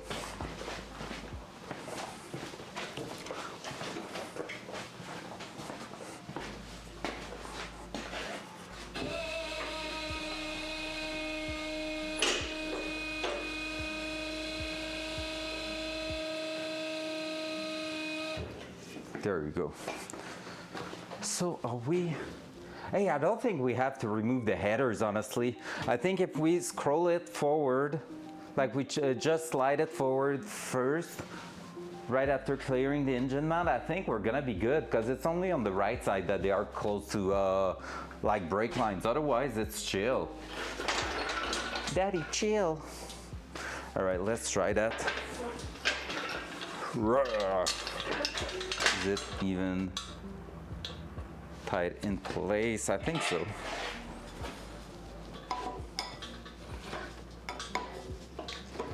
Yep. Yeah, the butt's rolling hard.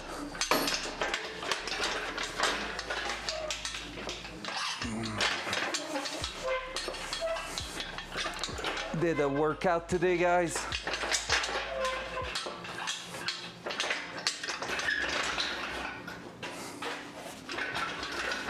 We're gonna be setting the legs. Let's not forget that, otherwise it won't be chill in here.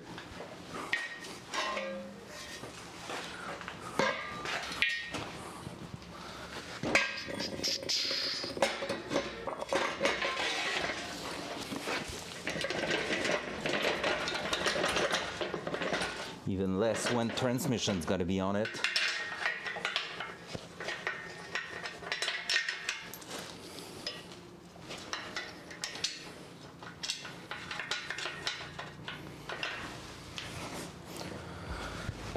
That.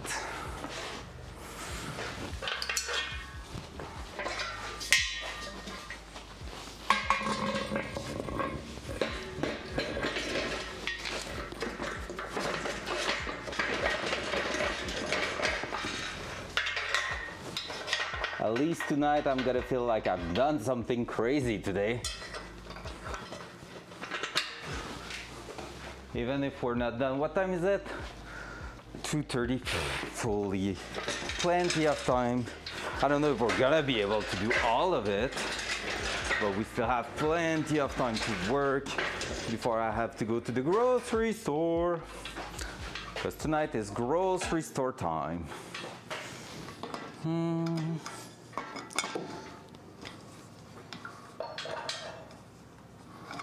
That. Do that. I need to lower it even more.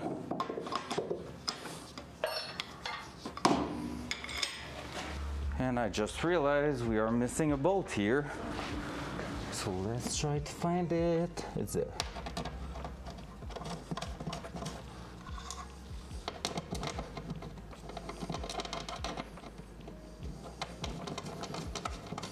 Hey, hey, good news. We're gonna be able to basically torque all of our bell housing bolt correctly with that. So that's a good news.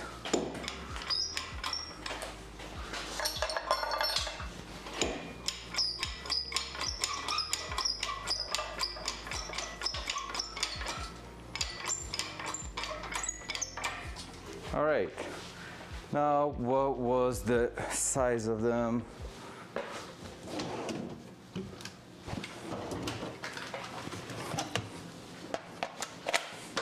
I think they were 21. Let's check. Try to give you a little look there.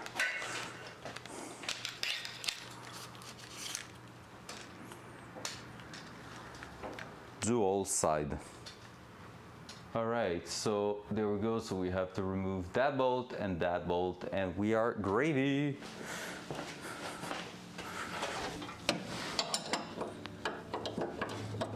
Oh, 22.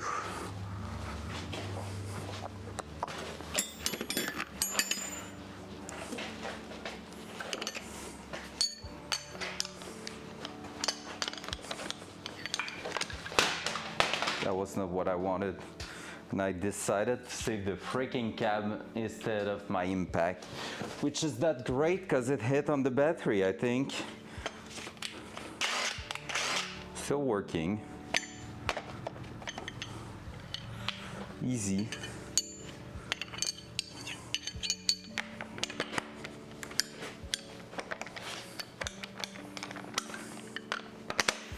All right. Can I even get to that now with the headers?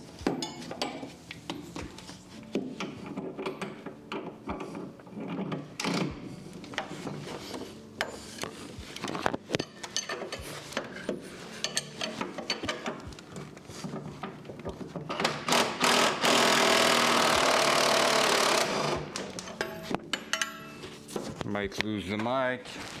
Mic stayed on me. Perfect. Oh wait, I'm not removing the good one. I'm removing the. Oh my god, I'm dumb. I'm removing the control arms. Whoa. Never mind. Let's push that back in place. Am I getting tired? I think so. I thought they were not freaking 22 mil, the engine mount.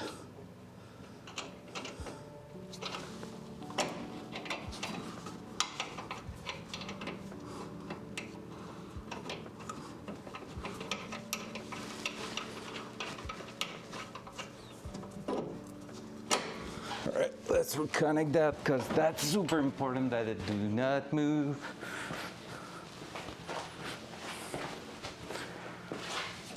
Oh man, for the engine mount, it's gonna suck though.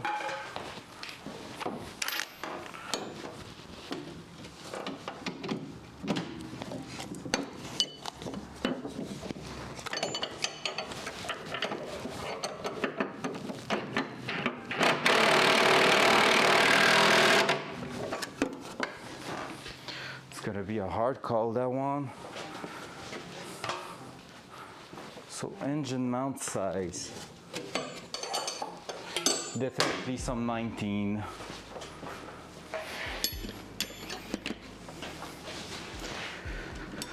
Mil.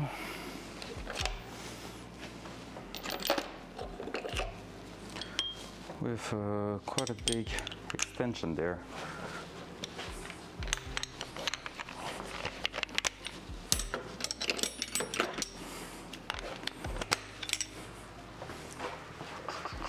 Because we need to go right in here actually.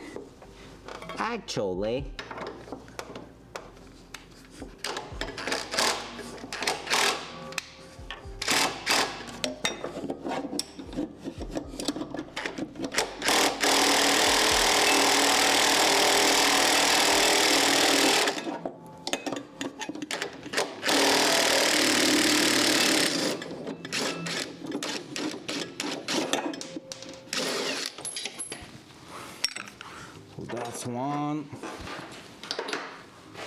Huh. Can I get access to the second one now?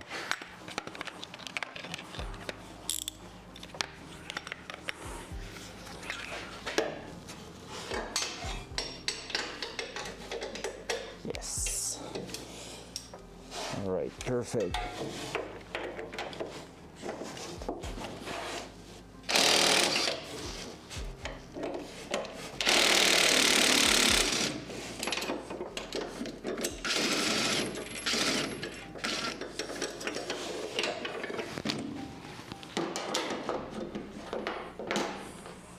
Almost fully disconnected. There we go.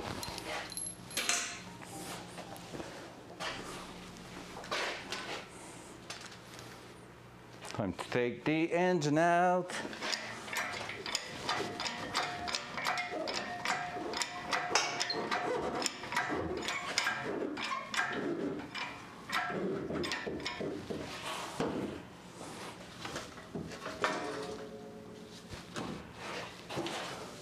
Why is it now hitting there?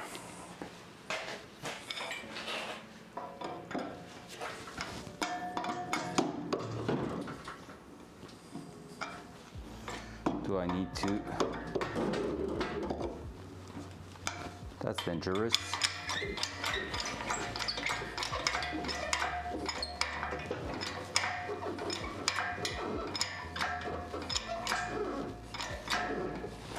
All right.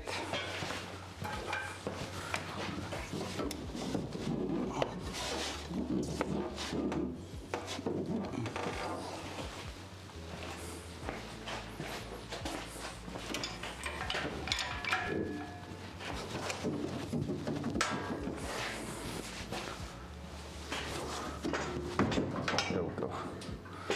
Ah, it's gonna be so fun to put in there.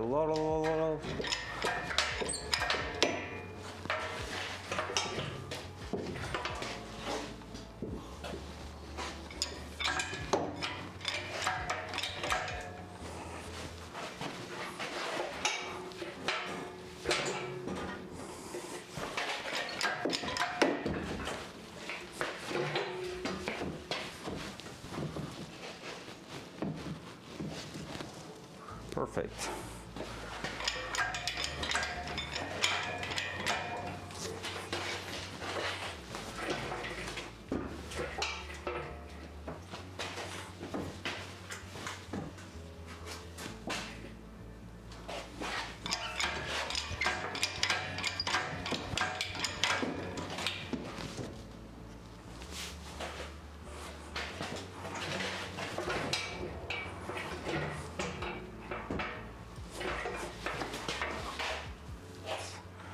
Prevent it from going anywhere.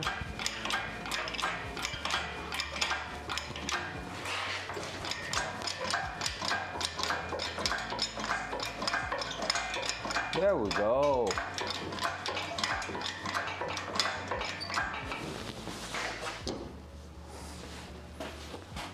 There we go. Taking an engine out is not what I'm afraid of. Like, that's not the biggest part of the job. You're just taking your time and it's going by itself pretty much.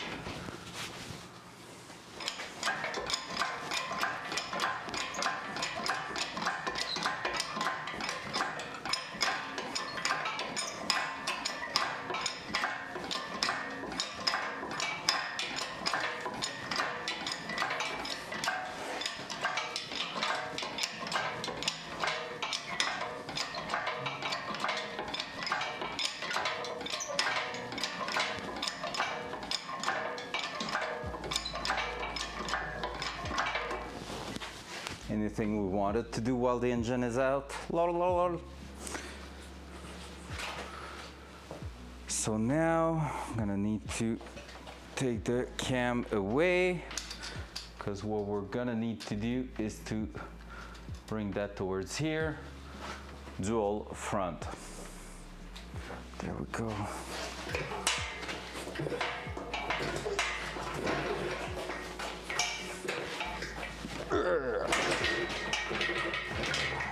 It's a close call. It's not clearing just yet. All right. I have to say the car is still quite high compared to the usual here. We're just gonna try to make sure we should be able to remove that here and clear that. Try to take the hoist unit just next to that. That this way we might be able to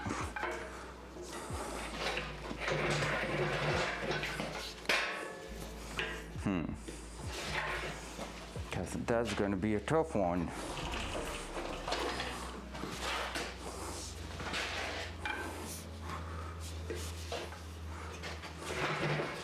I have to do it prior to that, right? There we go.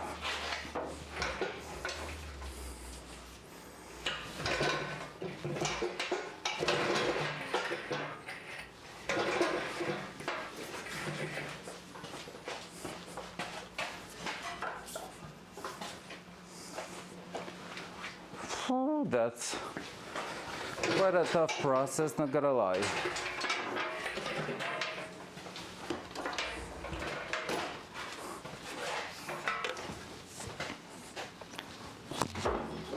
All right, there we go.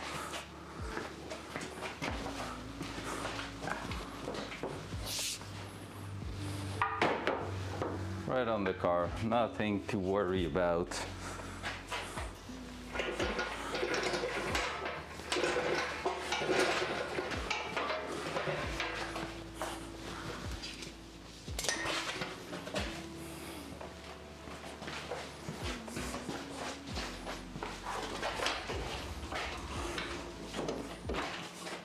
Cool.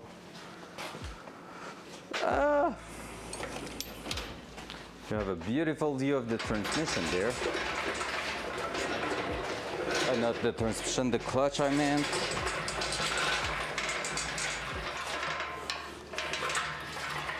There we go.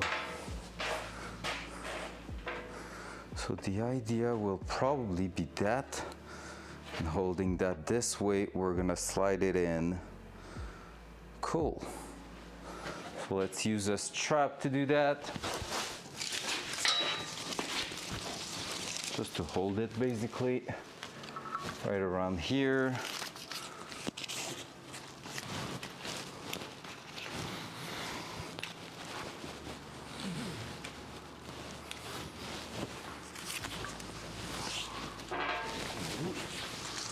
I'm gonna go against that. Just to hold it sideways a little bit. Honestly, using a ratchet strap on those setup has proven to be quite good so far.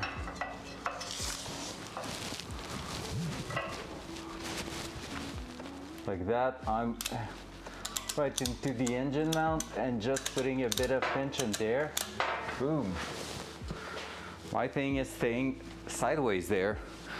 Really cool. So with that, first thing first, we're gonna start by bringing the camera.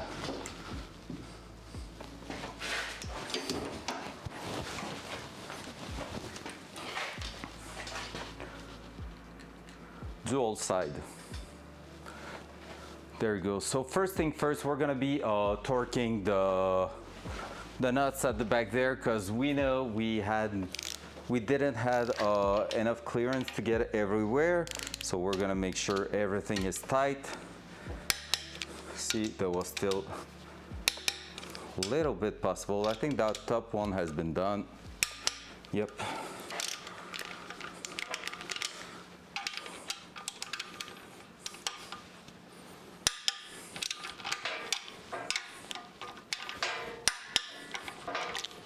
Those two should be good, but we're still going to make it to torque them just to be sure, and those bottom ones should be good too. So it was really the top one that had a bit of a difference. Perfect. So now we are sure, and from there we're gonna start bringing the transmission in place here. and try to get that in there. So we're gonna have to jump the oil line here or throw it over. Throw it over seems like an easier option.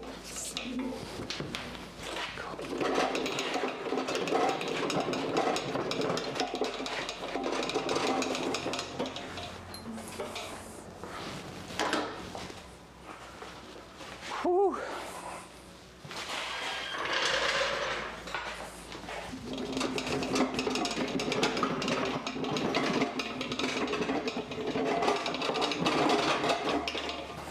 So now what? Let me throw you in here. It's gonna be just easier for me. So now we're gonna try to line that up and make it happen.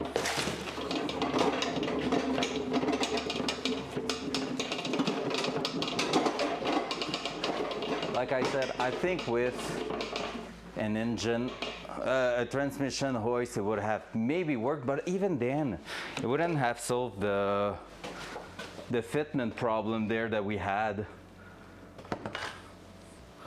So that's why I'm really unsure of what would have worked or not there. All right, we're ready. Let's try to throw that in. Let's make sure we are not hitting in that first. So maybe I can do that. Now let's lower that a little bit.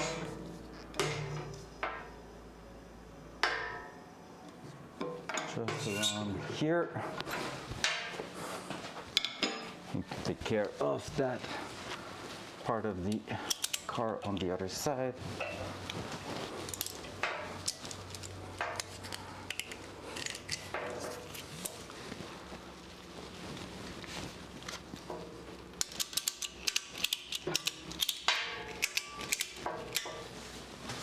Now that this is in place, that's a thick boy. That is indeed a thick boy. So I'm gonna wear some gloves, but just wait for it now. We need to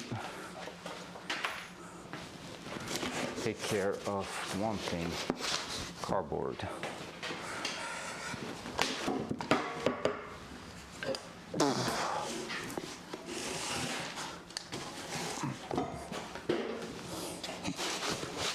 £160, 50 pounds, 150 pounds dry, I think.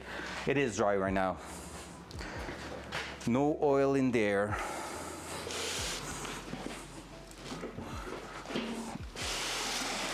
There we go. So we can see that it is starting to get closer than ever to get in there, which is good. That we need to mount the engine a bit higher. Ooh, that was spooky.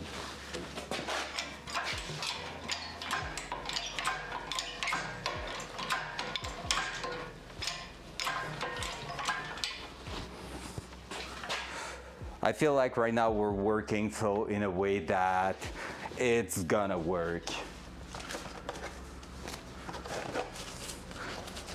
We're gonna put just a tiny bit of grease at the front, and actually the grease I'm gonna use is the one that was already in the slave right here. Just to make sure we are just a tiny bit wet there without being too insane. Because like they said, it could create like a place where basically that's gonna be a bit more problematic, that leg here, but yeah, it could cause basically a place where the dust of the clutch is going to stick to, so you don't want really that to happen. So yeah, let's just do that.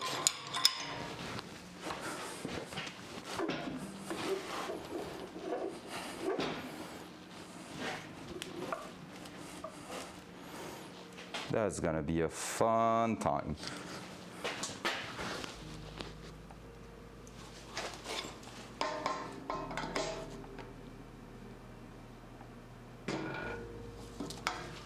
Just tiny bit by tiny bit. We're gonna try to make that fit.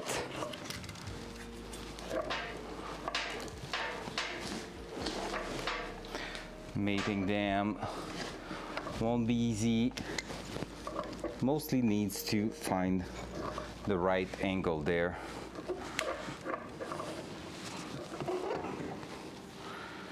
We have a tiny bit of angle there, so maybe I can push it back on top of the table and it could work. Oh yeah, but now the problem is with the table in that position, I cannot go really far.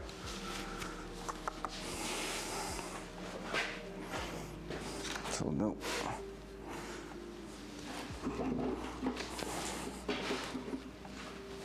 Right, let's lock the table for now and see how that's working.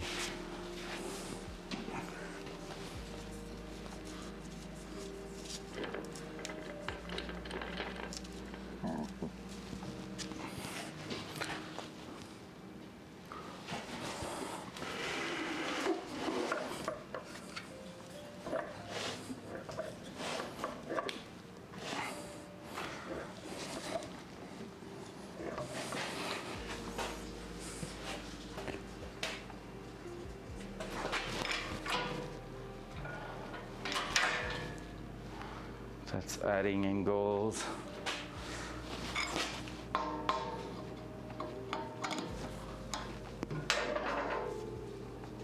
There.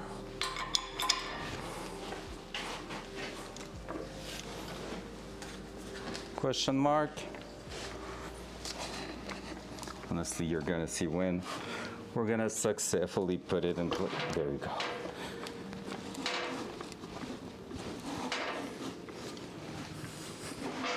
We went through the first one, I think.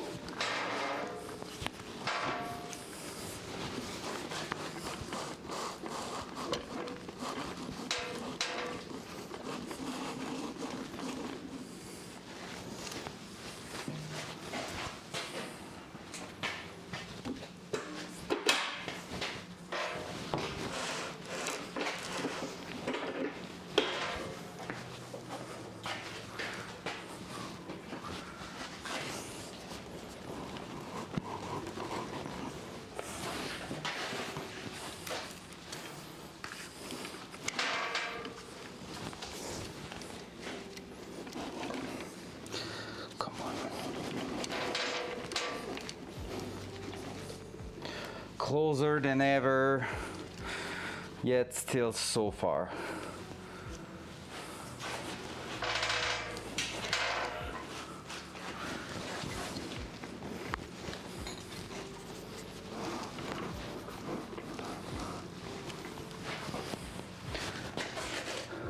Still too high, maybe. Just a few more millimeter back down.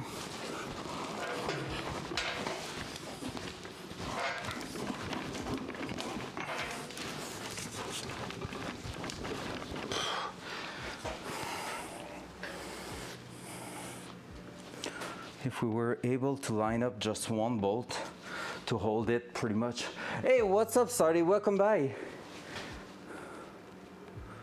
Maybe you know what I can do against a 5mm hole in my hardtop. My dad fucking drilled it. No way. FX5 hardtop, if you have a hardtop, it's some fiberglass.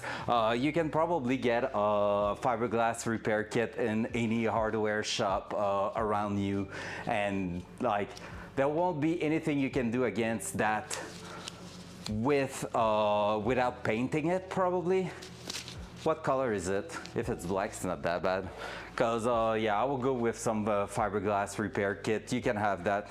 Oh, silver, that's the worst. That's the worst. Welcome by the way. Front cam. Front cam.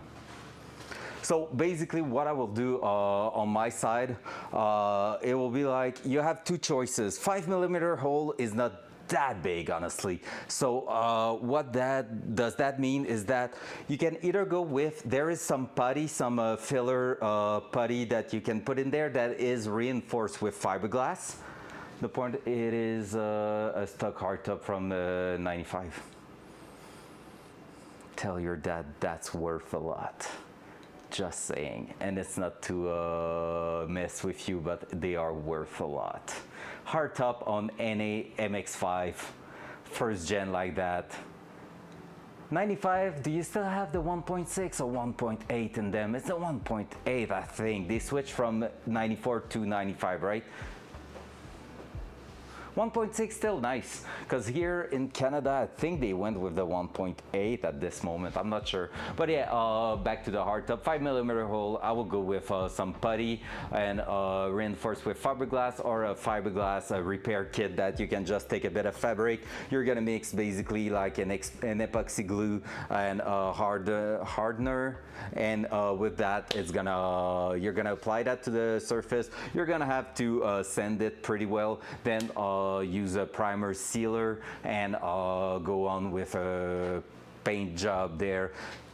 I will paint the full hardtop again, I will say. Like, honestly, I will just paint it completely at this point, because otherwise, the problem with anything silver, gray, stuff like that, you're gonna see the difference if you're not applying an even coat on all of it. So,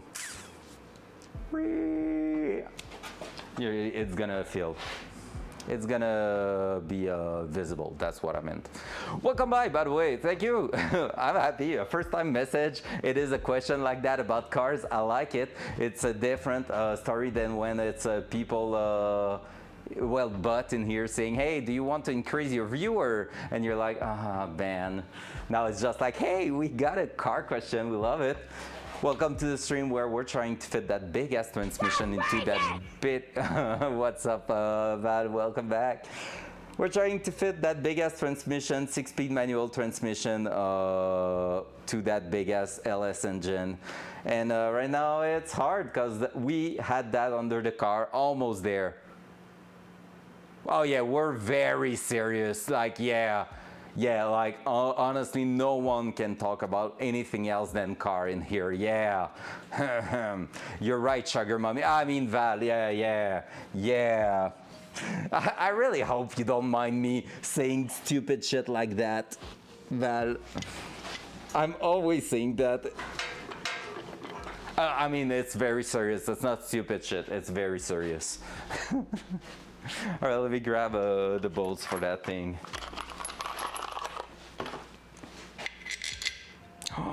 We might be close to having some threads going in. Let me try. We're basically just not exactly lined up there. Basically, we need to go.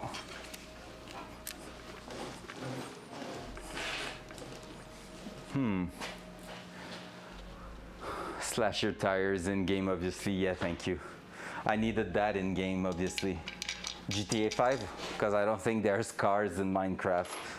Actually, probably with a mod you can have some. So I won't assume that info is right. All right, let's lower it a tiny bit more. Now it's spooky. We're almost there. I think we just gained some.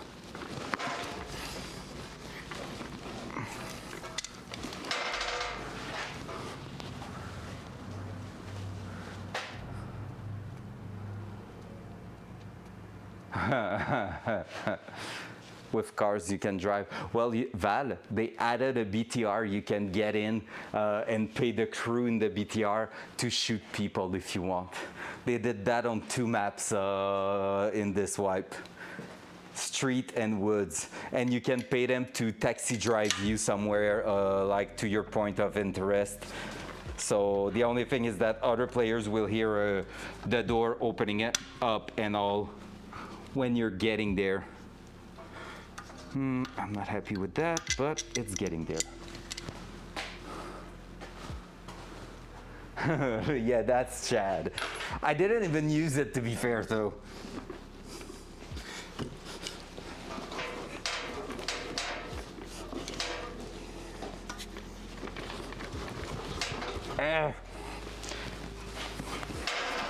Come on, just get in. I feel like I've closed pretty much the entire thing there. I'm gonna try to maybe bolt a bolt or two in place now and try to line it up with the lining pin.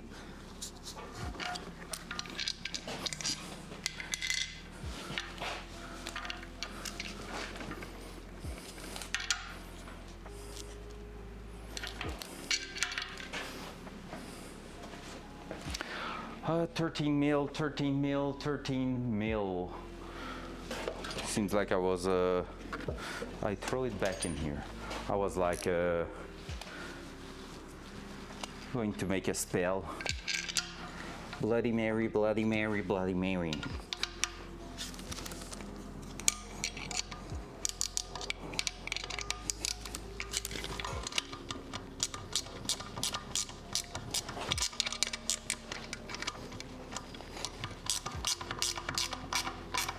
Oh my god, that bolt started to drill in place. Let's freaking go. Which means if I can get that one here in place too, we are neutral.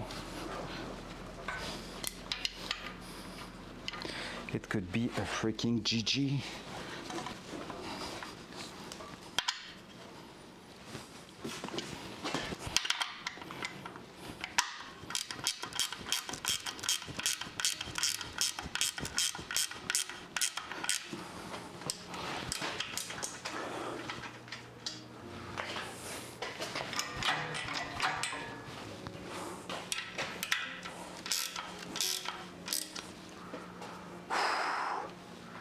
We're getting there, I think.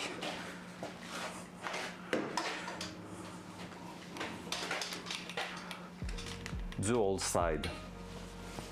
So basically what just happened is that I was able to set it into the two different clutch discs so far. And what I'm gonna try to do is use the bolt to slowly start threading that in until we start lining this up properly. That one's not going there.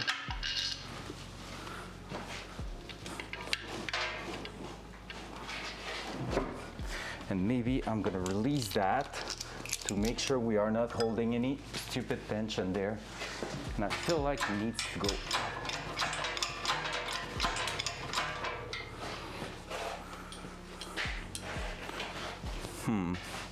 Hard to tell.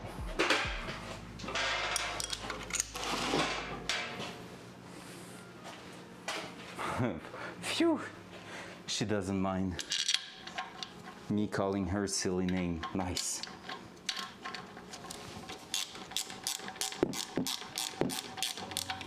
Why is that one not going in? Is it because of that? Whoa.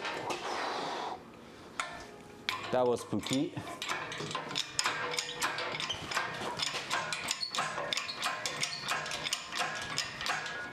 Because we have to think it's not holding great in place.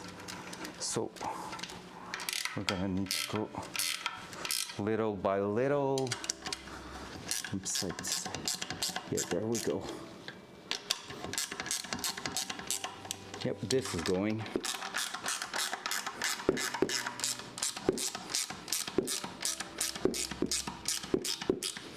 Yeah, it is going. It is starting to compress the spring like we expect it to do.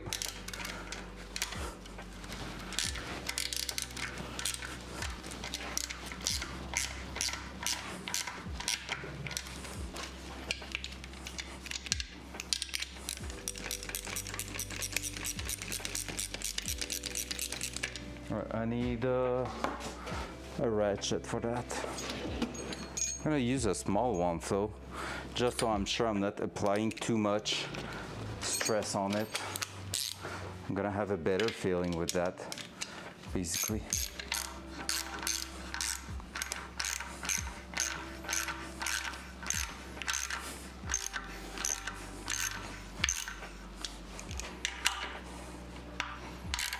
That one, I don't like what it is doing. Let's wait a little bit before going to front that one. So it really feels like it might be cross-threading a little bit.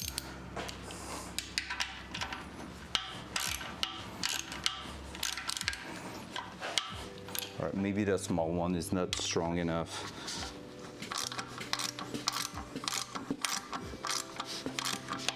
Well, I'm saying that. Everything's closing right now.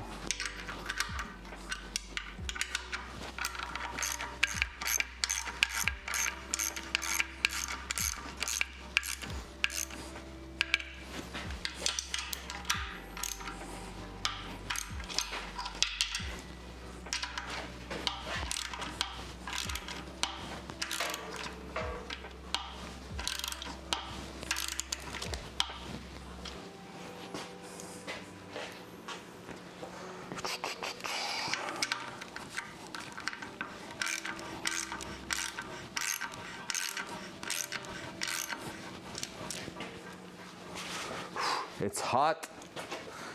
Let's go with the mid one. The mid one is, where did I throw my mid-size ratchet? Over there.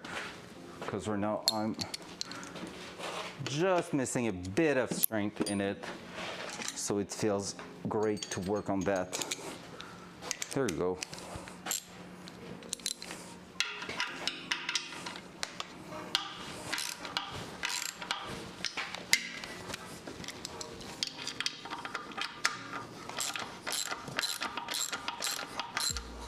And if the lining pin are going in place, we know that we did something great.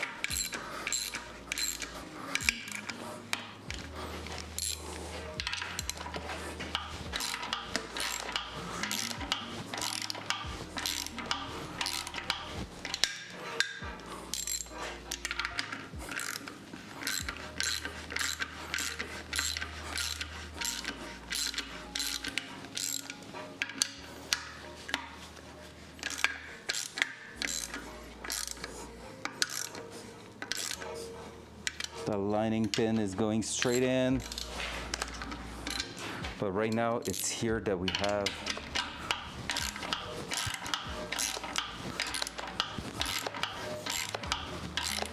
a bit of a bigger gap.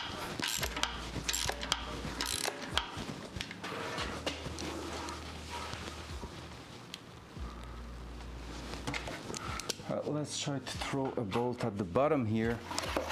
Try applying.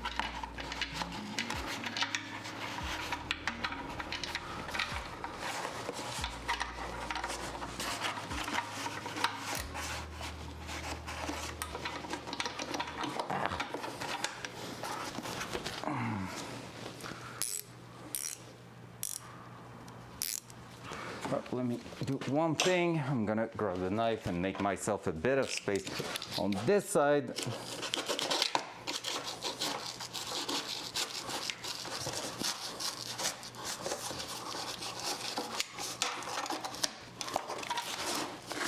There you go.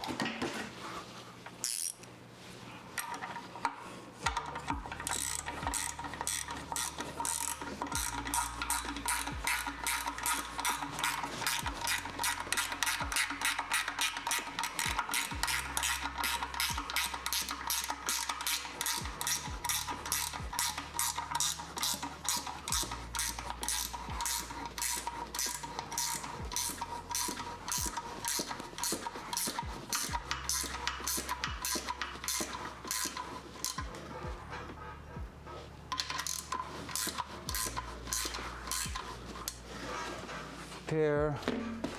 And now let's go up here.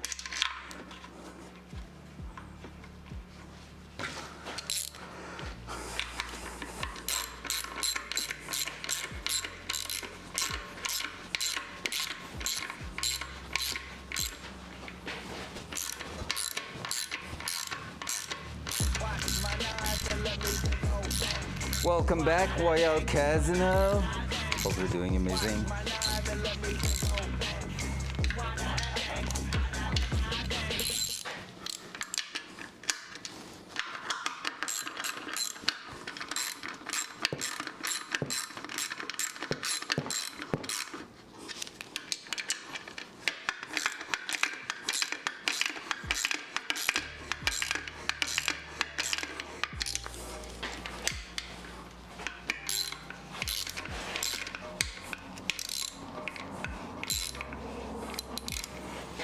right, we're getting there.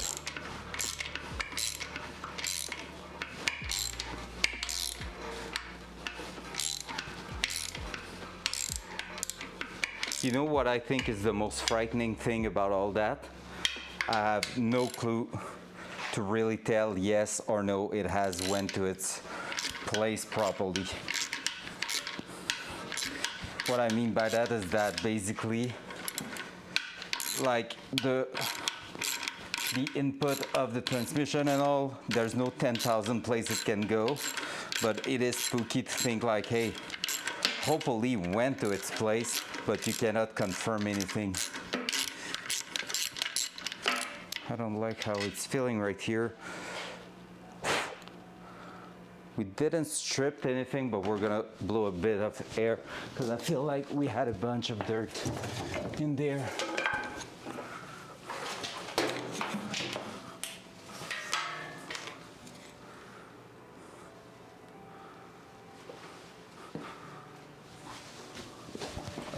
Nice.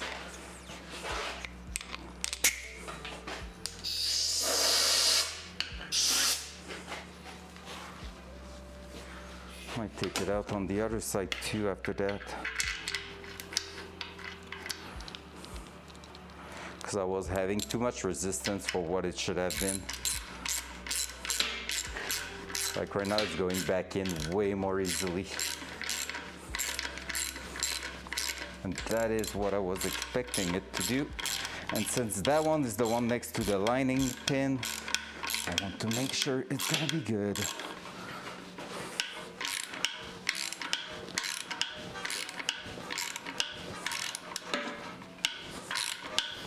I don't like how this one's feeling, to be fair.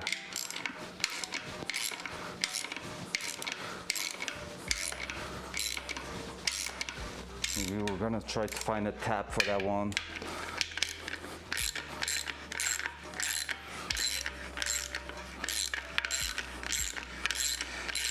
These ones are feeling great. Hey, we are closing that. Let's go.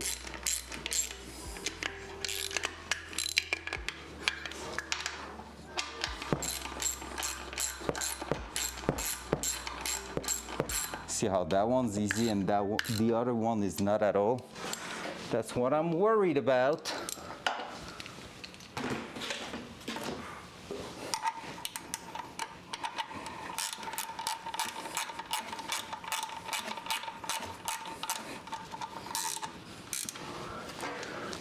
Bottom is thick together. Let's go back in there. Did you order the transmission built or did you assemble it? It was already built, that one. That one, basically it's a T-56 Magnum. Had to buy the bell housing and yeah, but that one is fully built right out of the box.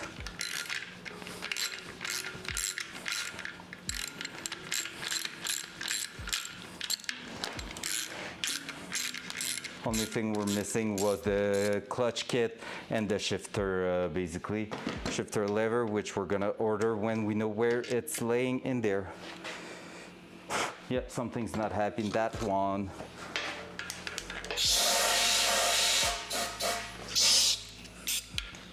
That hole is going through.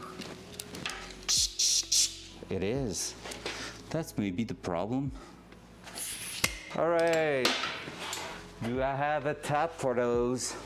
Hopefully yes. Let's grab the tap kit just to clean that, because there's definitely something wrong in there. I'm gonna need to do more cleanup eventually. There we go.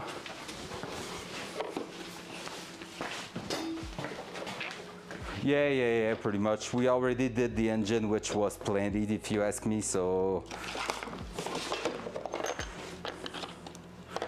that should be in something like 7/16 or 3/8. 7/16 here. Seems just fine. Maybe too big. And the pitch is not the good one. Hard to tell. Let me try. Yeah, no, it's too big.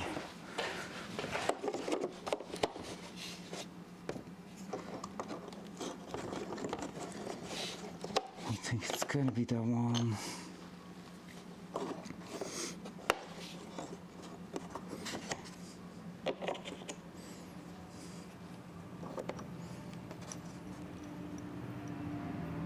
Oh, I might have it.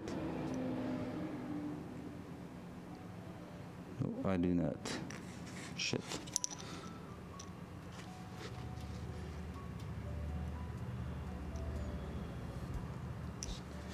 Shit. I need to know what size are those.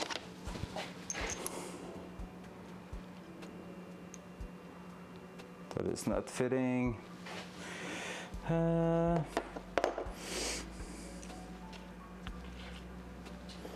I thought I had the tab for those.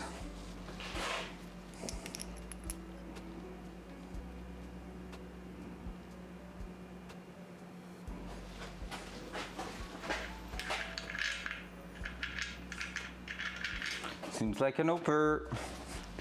Maybe just gonna need to change the bolt for now. See how it's holding. But that's aluminum, so I'm not expecting it to stay strong basically, and that's the problem there. Yeah, it's a little bit of a problem.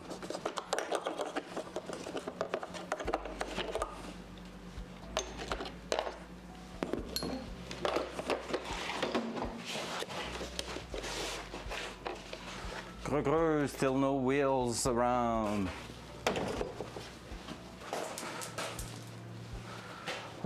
So we have one bolt here. Let's try that one, I guess. We have two technically.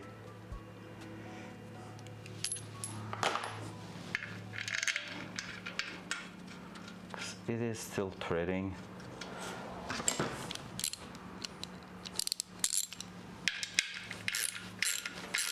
It's by the end that it is not super happy.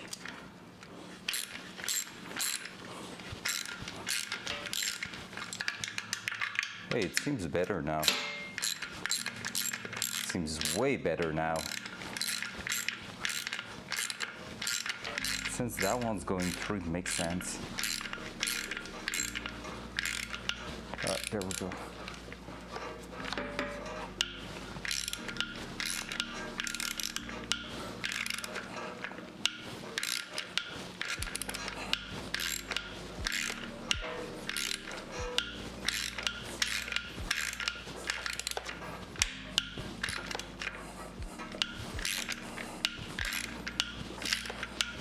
There we go.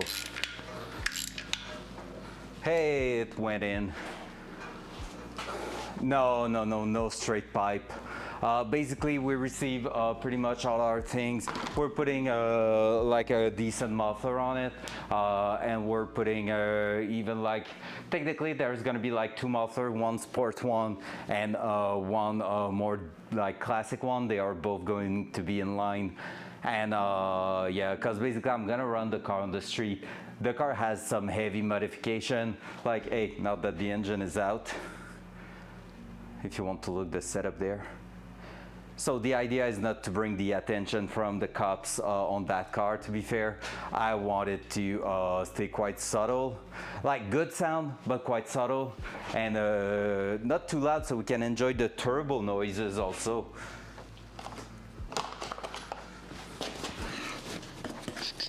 We're missing one bolt at the bottom here. That should line up just straight in there.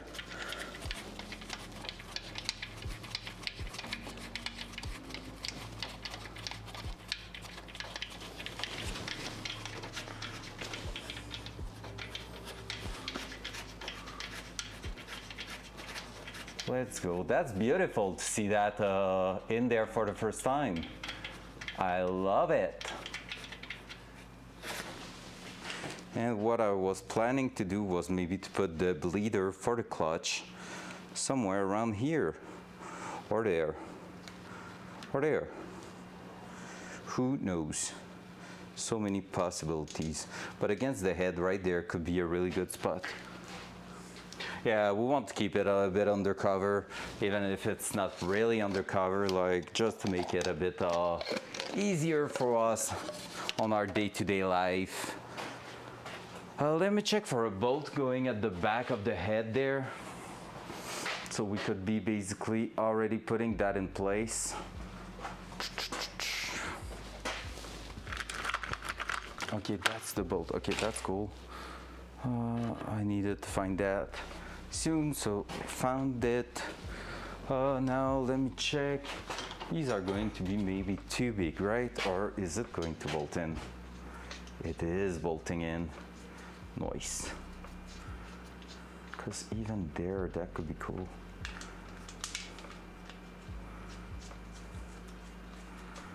Yep.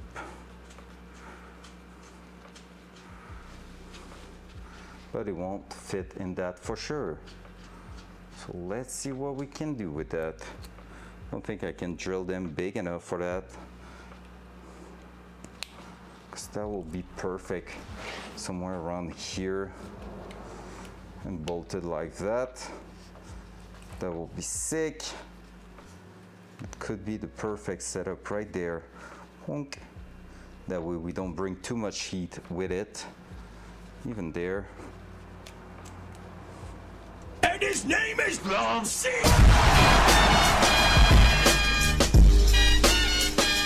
Let's go! Oh no, it fucked up. Why? Why? Wait. Something's wrong there. It did work.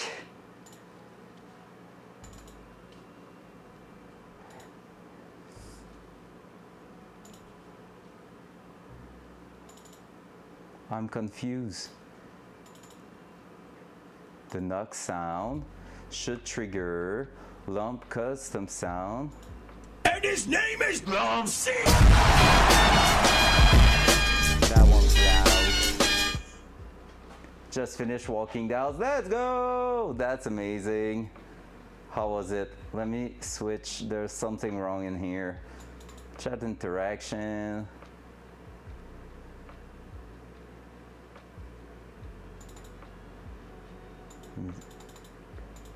And his name is Lancy! It's replaced the sound. I don't know where your knock sound went, Lump. Wait. And his name is Lancy! Nope. It replaced the knock. I'm gonna have to take a look at it. It's not far, it's no big deal. But I fucked up, that means. There was something weird happening last night. You know the short one I sent you? It was basically like a bad export, and it feels like it messed up with your sounds and all in there. So yep. What were you saying? Close next week, then Move-A-Palooza. Oh shit! Yeah, it looks good, but we had to take it out because we are fitting the transmission and it was not fitting from inside the car. So now we're throwing it in there. So that's the full assembly front cam. Almost as long as me. It's quite massive, honestly. That's what she said. So yeah. Hot. All right, let's throw that back in there. And we're gonna start looking at expanding that hole there to clamp that right around here. Probably somewhere like that will be just perfect. Just going to make that hanger fit in there. And boom. Twist it a little bit so it fits just right. Otherwise, we can always throw it towards the back like this. I just felt like we didn't have that much space, so feels like it will be the best place over here somewhere. That here seems pretty decent. If we can twist Player it. one. player one. All right, let's try to increase the hole on that. Feel like it's gonna be quite a mess to do, but let's try it.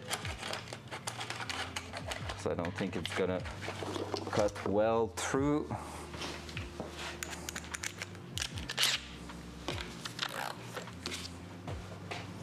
All right, am I going to destroy my... Yes, I will.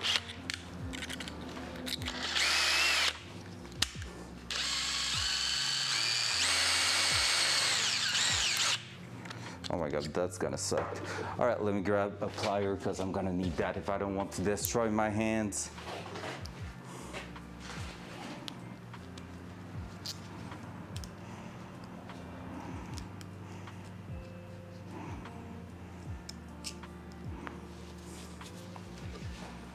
Dual side. Dual side. Okay, there we go. Camera is still working. So basically what I'm trying to do right now is just to enlarge that hole.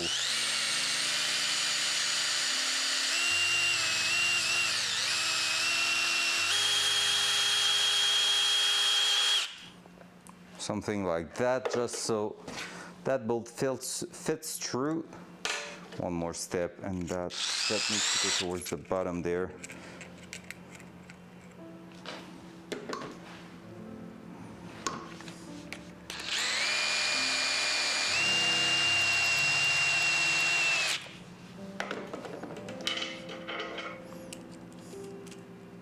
Yep, like that, just so we can have something to clamp on. Pretty much.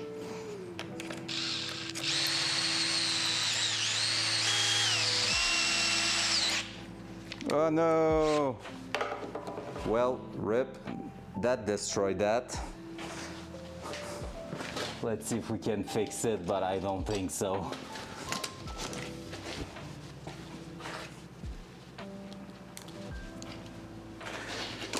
Oh, I need a better plier than that.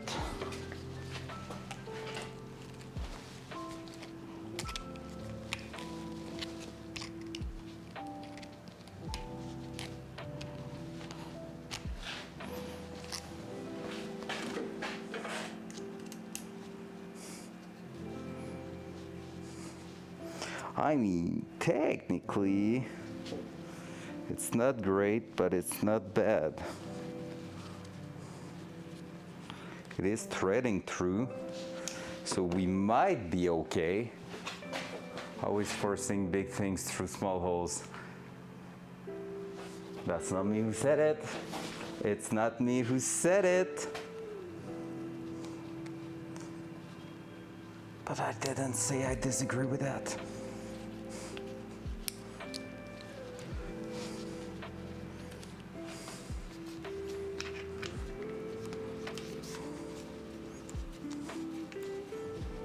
All right, that.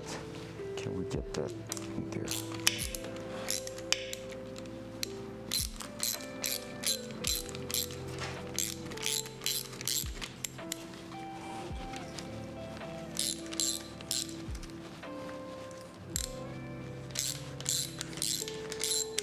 If that's closing in there, it's perfect.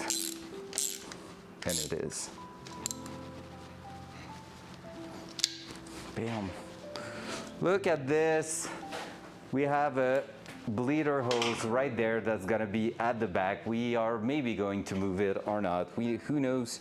But like right there, we're gonna be able to basically bleed our clutch system really easily right from the top. So we're gonna have that here, and we're gonna have the reservoir about here. So that's gonna be awesome. And also that here, I think actually I can go ahead and cut the tie wrap we put there and bring it towards the front, because we're gonna be working from there now, from now on. That one here, yo, if I could fit two in there, that would be fantastic. Because that one, oh no, that one's gonna go like this to the clutch pedal. So that's gonna be awesome. Boom. That's going to the clutch pedal. So we're gonna take our oil from here, bleed it from here, and our system's gonna be perfectly in place. So now we can just throw that on top here now that we have the engine and everything. And I can even put just a tie wrap or something on top to hold it in place. I have still a bunch of small, let's just grab a bit of steel wire.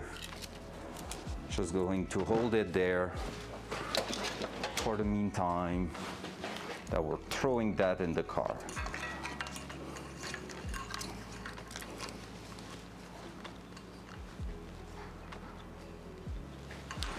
Bam. Need to make sure we're not going to crush that though.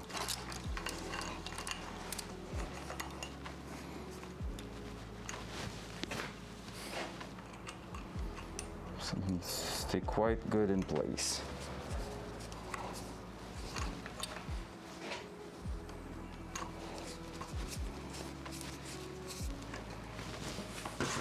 Time for a picture? Time for a picture.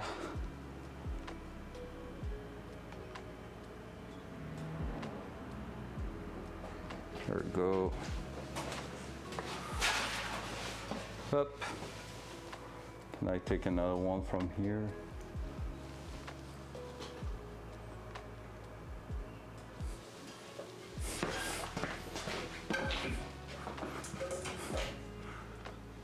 Oh, that's beautiful. Hello, darling. Whoop, whoop.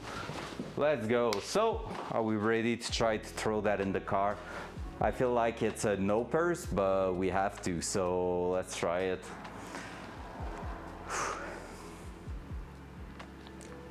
Stress kicking, yo. Time for some coffee in my body.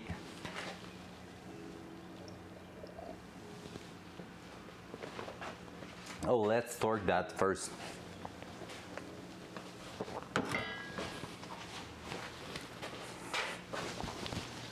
So, what is it?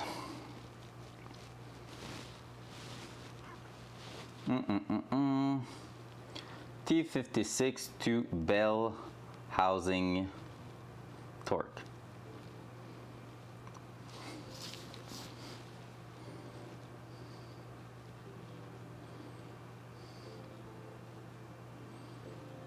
It is also 35. Let's go! Torquing time.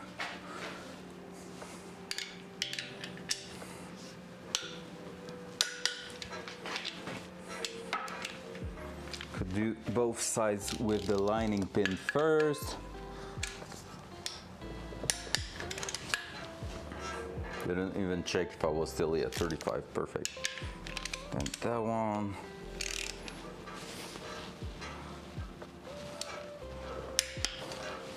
That one.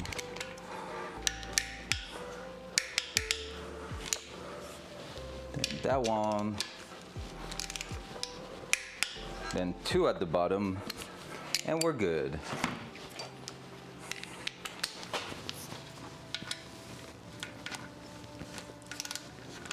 Oi, it's not fitting. I'm gonna have to start moving it up.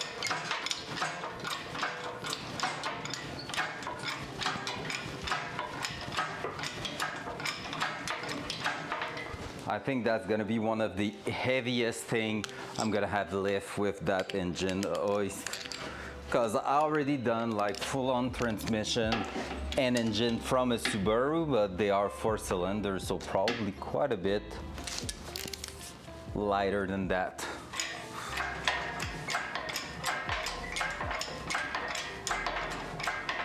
Gonna take a shorter extension. It should just work fine. Heck yeah. 35. And finally, let's go on the other side. We don't really have space on the other side.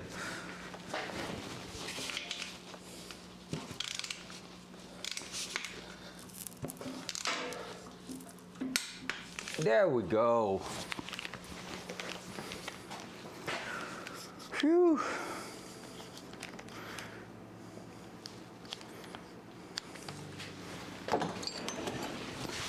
All right, this is the time to try to hold that in the air and throw that in the car. Please do not fail on me today.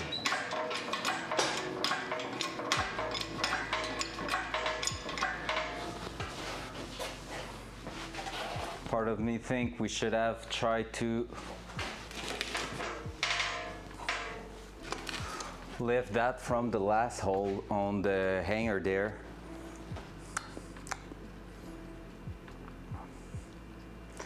But I cannot really, can I? I mean, technically, maybe. My alternator is gonna hit there. Yep, I don't have the choice but to try it. All right. So those asking what's going on? Well, that. Is that clear enough? What's going on is that we need to get that big boy up, but we're missing a bit of clearance there, so we will need to go to our last hole on the top. That's where there is some basically hanger like that, like engine crane, where you have a little screw that you can turn to offset where you are hanging the engine from, so like the pivot point. So that's really helpful. This one you just have to roll. So yeah. Nani? What's up, man? How you doing, War Turtle? Omae wa mou shinderu. Nani? All right, that.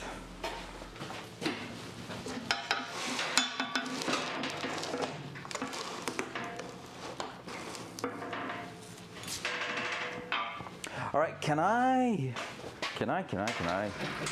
go like that and try to make it work this way?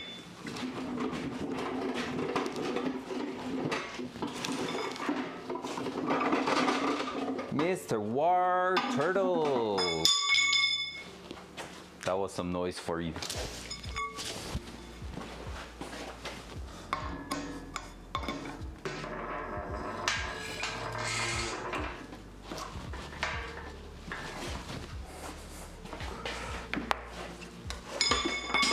Again. There we go. Man, there's no way I can hold that in place in that setup right now. All right, let's try something else then. I think I didn't think for long enough to the after we're done putting the transmission, and that now it's about to screw us up.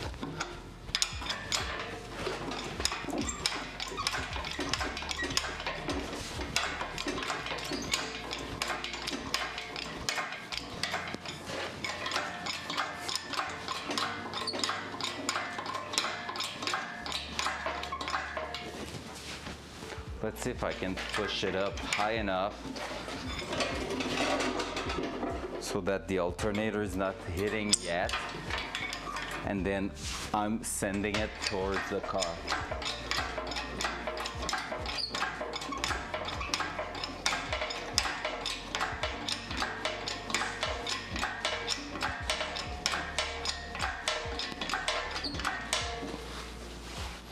Something like that. And I'm taking that out of here.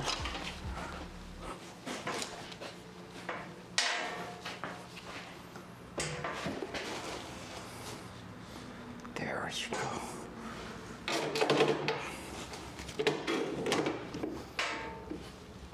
That's not having a good time. Let's try to raise it up even higher.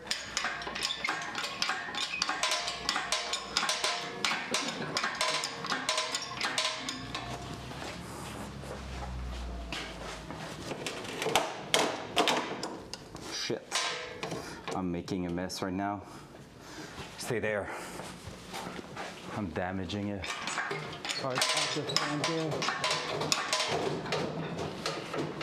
Not exactly what I wanted, but it is going about to its place. Basically, it's holding in the radiator mount right there, so not ideal, but for now that's gonna have to do. All right, can we get that in? Let's see.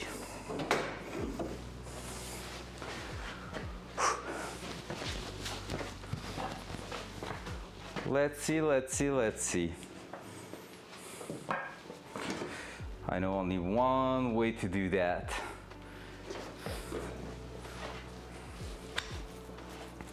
Front cam. Don't try this at home.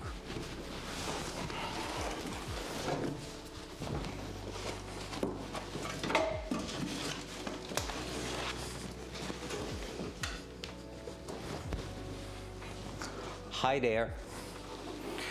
Should have that cam looking at what I'm doing because it is stupid, so it's gonna be good content, right? Come on.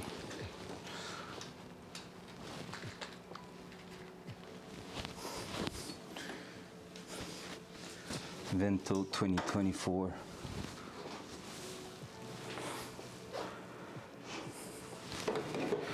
Dual side. There we go. So what we're gonna try is to bring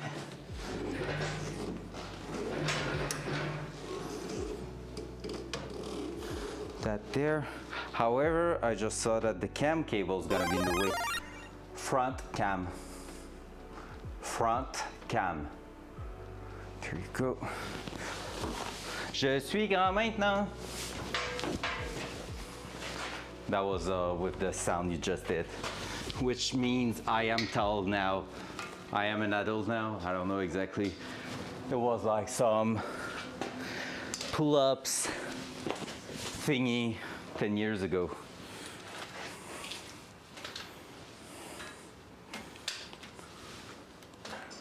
Dual side.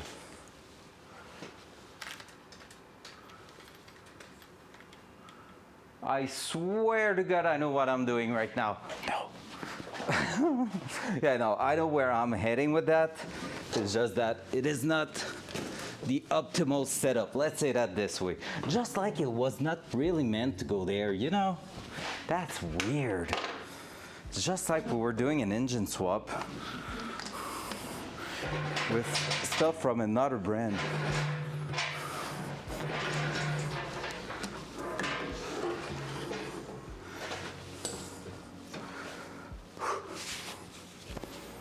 That's starting to look good.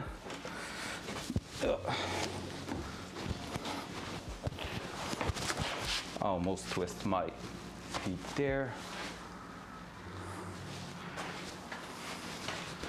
Oh yeah, we bent that a little bit. Might have some hammer to do there. Hammer time.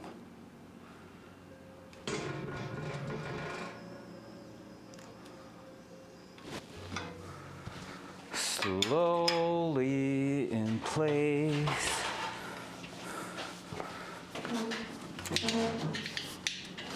Slowly but surely. Honestly, the hydraulic for the hoist is really a pain in the ass on those setup. Not even gonna lie about it. Hoist is awesome until you have to fuck around with its oil line. That's where I'm really thinking about doing what some people do, even though it's not recommended, which is extending the lines to basically be able to run them on the ceiling.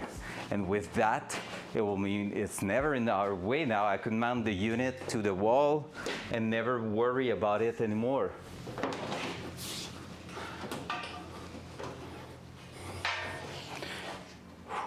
We almost hit stuff there. No! Stop going there. Oh, you're going because of that, right?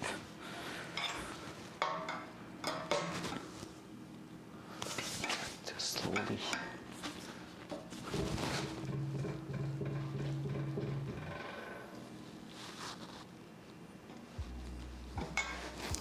Slowly but surely.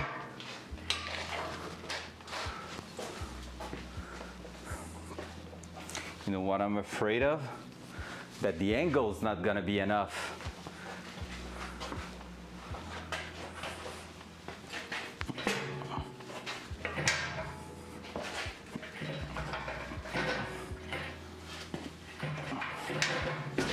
Oi, do not hit the shifter there, sir, please. Just stay right where you are. Now we really need to lower that to clear the tunnel.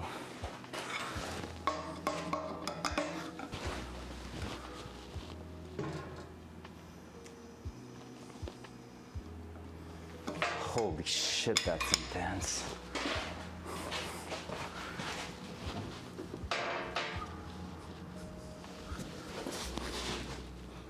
It's such a small car. Doesn't seem like it because everything was fitting quite fine up to now, but damn, it feels small now that we're looking at it this way. Gonna need every single millimeter. Okay, I'm telling you what, okay? Listen to that. One of my first idea on that car was to make a setup where basically I was to remachine that thing into a tube and make it removable. So have something stiffer there to have like kind of a brace at the front, but it will be removable. Now imagine I don't have that in my way right now. It will go all the way straight in there with no radiator or anything. Honestly, that's gonna be a setup we're gonna be doing probably next winter. When I'm gonna take everything out again, man, fuck like doing all that. I'm probably going to remove everything at the front, then cut that and take the engine out. Because right now it's like, I just don't have time to do that at the moment because we are in a rush to finish the car, but at the same time it will be so useful, but like so useful.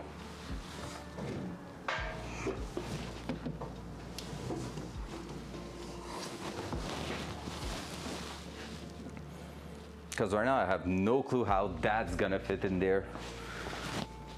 Like I'm basically hitting there and I'm not yet cleared at the back. I think I won't have the choice but to see if it's crushing or pivoting on it. So far it's...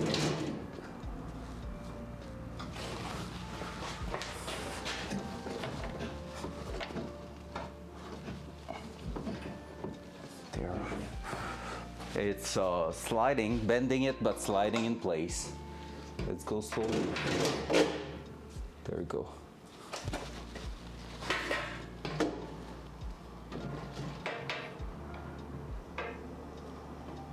There you go. Tight fit, but it's going.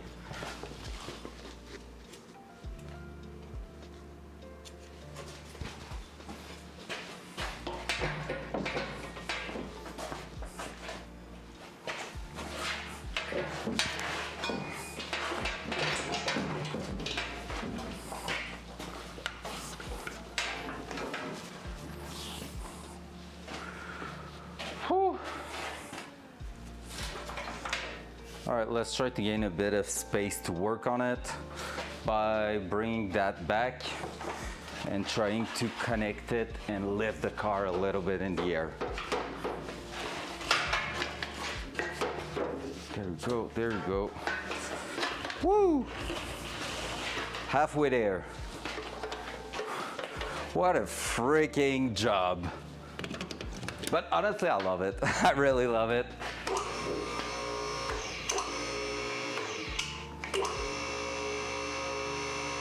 Like, I'm not mad or anything. It's awesome. Like, honestly, that's what I was saying, Chef.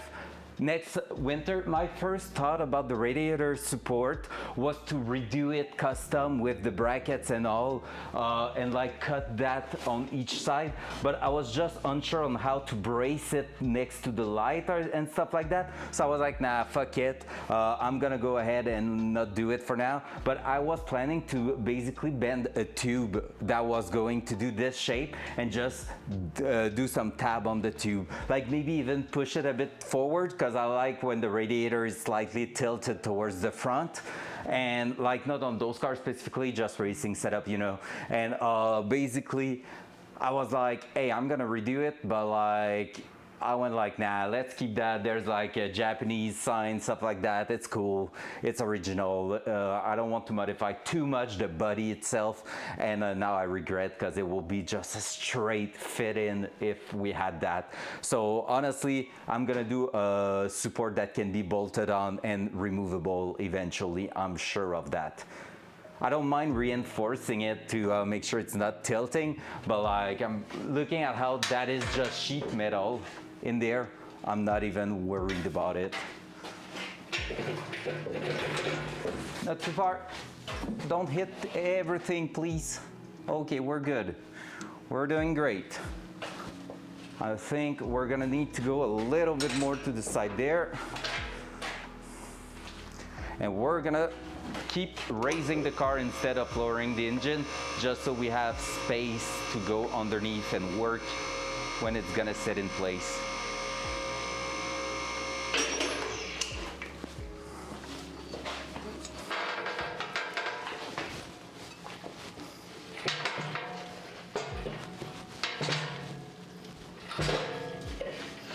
I don't even know what's hitting right now. But no matter what it is going well so far. It starts to go right in its spot, which I'm happy with.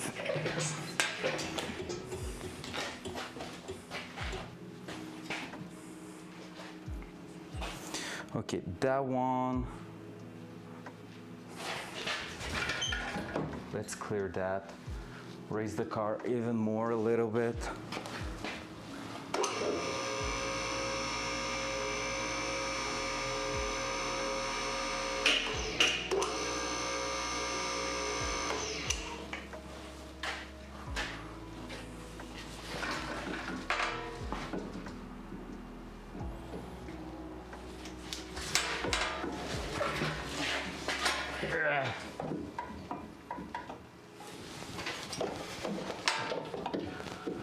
That's where you would like to be too.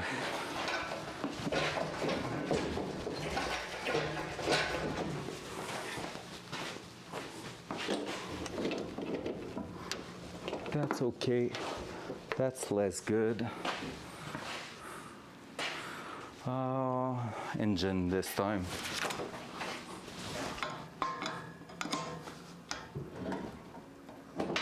Nope. Oh no, no, no, no, no. We are starting to hit bad the steering rack. That's not what we want. That's not what we need.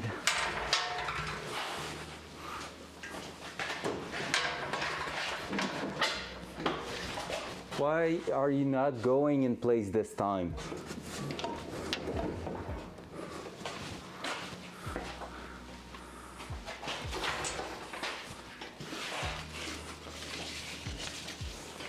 Too far up?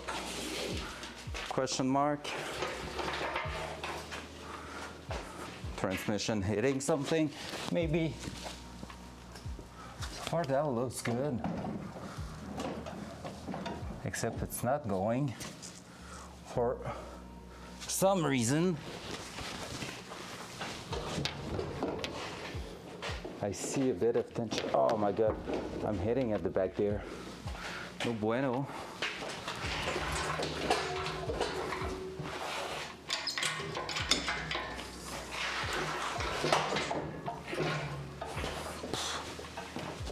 Please tell me I haven't destroyed a coil.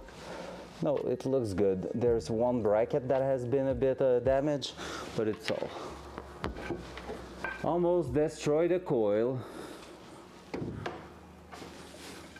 If we have ignition problem, we're gonna know exactly which one it is. Oh, we're so close.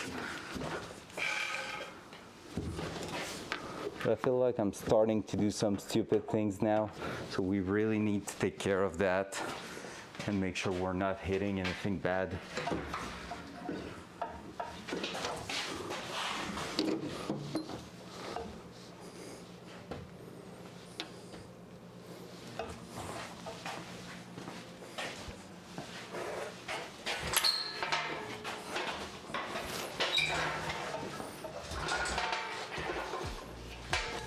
Let's remove a bunch of things here. That's not helping us for 5 seconds there. Let's remove the straps because we're rolling on them. Held it. Nailed it. That was an excellent sound for the situation. I love it. Appreciate that. I swear to God, the bot knows when a sound is appropriate. Oh, let's keep moving up.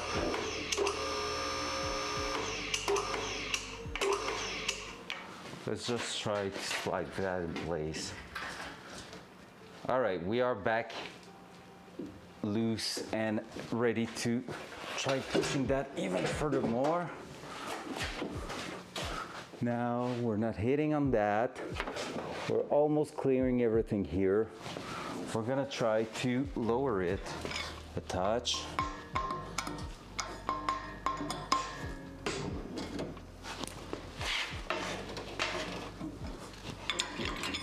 Again, we are on the steering rack. Here we go.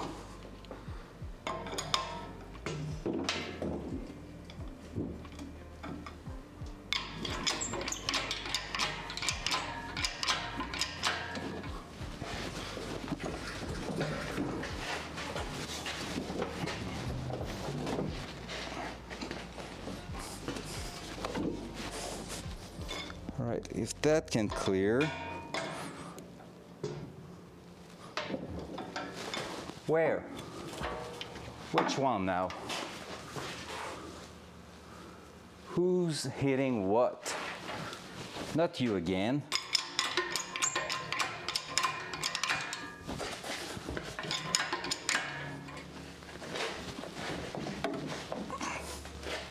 All right, I think I'm gonna need to start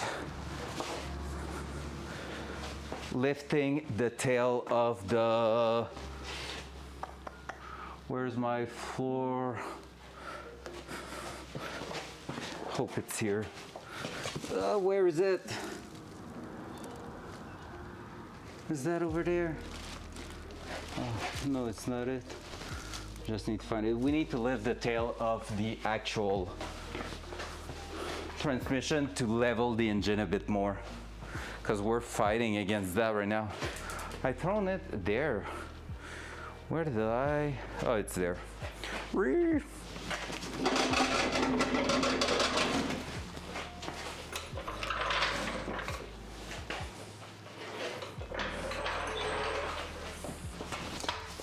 Just have to go slowly.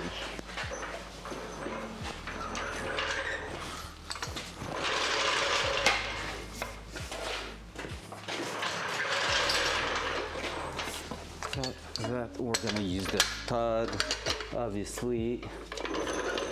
Except if we have something else to grab onto, which is maybe that.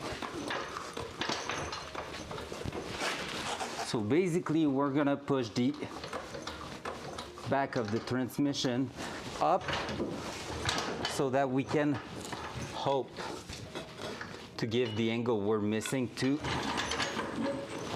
throw everything in there.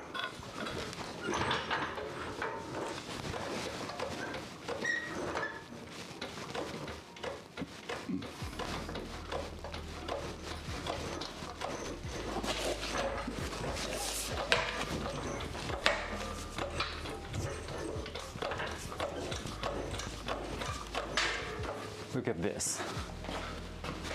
Engine starting to go right back in place.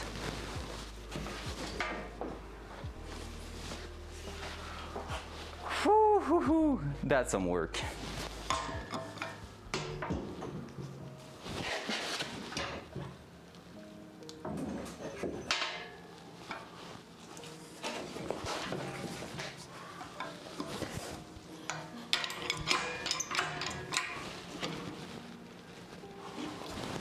Almost successfully lined up one side there.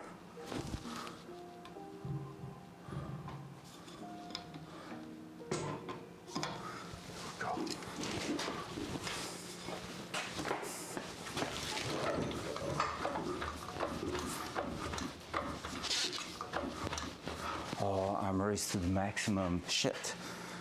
Gonna need to add some shims right there.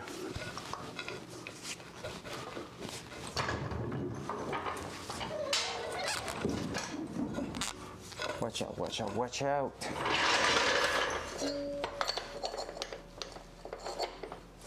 Can that work? If that is working, this is 300 IQ. If it's not, it is stupid as fuck. I don't think it's gonna be working, but hey, let's try it. Yeah, no. Obviously not.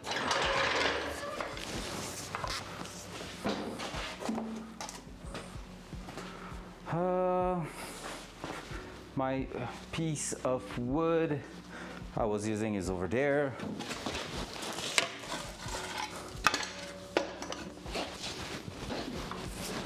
That I know it's working.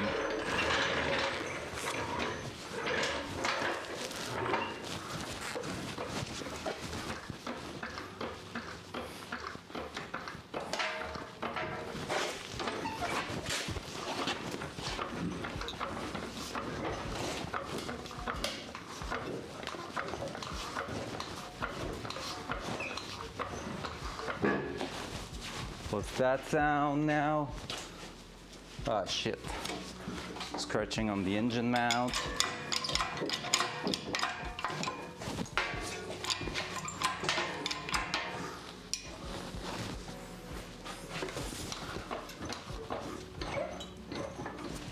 All right, that's pretty much in there. Where am I hitting again?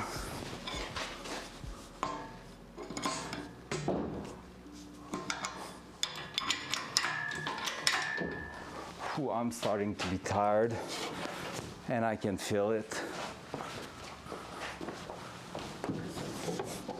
This is not a small job. Let's do that. Let's try to push.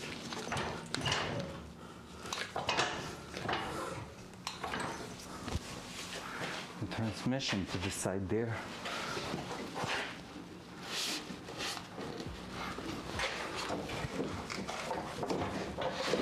Ow! Ah, that was my finger.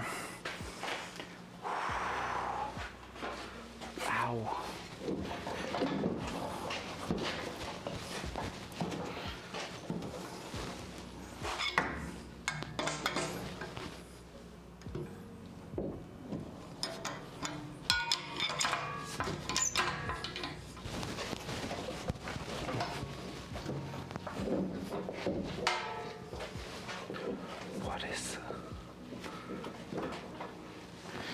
What is preventing me from tilting that to its place?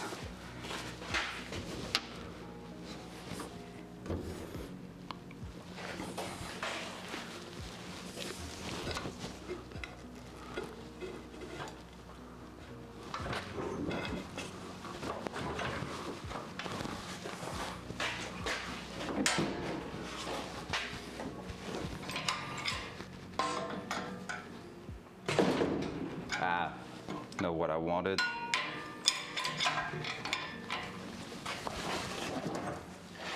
Oh.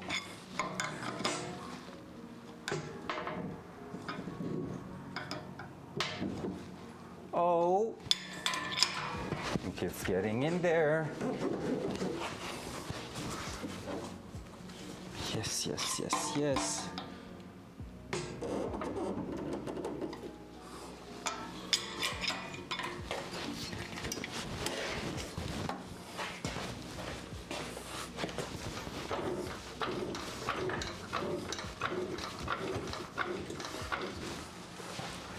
Oh, hell yeah.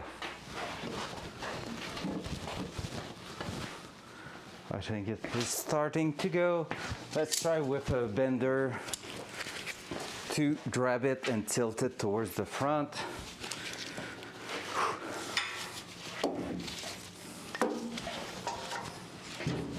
Do an engine swap, they said. It will be fun, they said.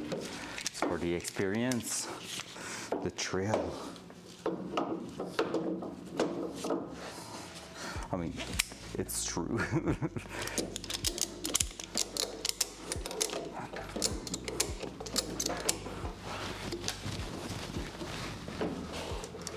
Why am I not clearing that at all now?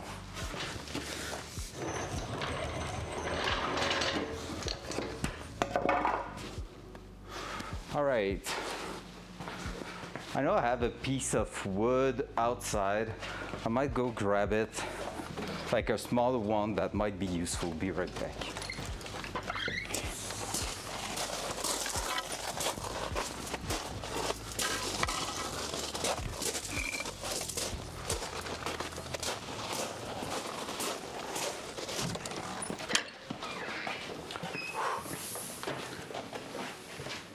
That's gonna be one of the craziest days we had so far if the transmission's in.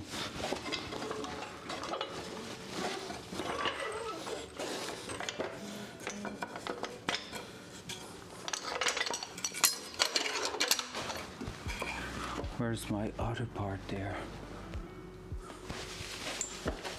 There.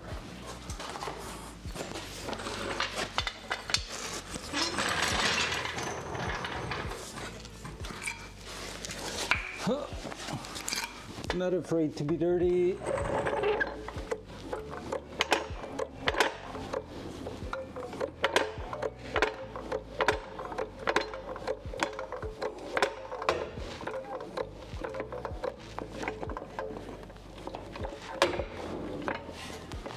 All right.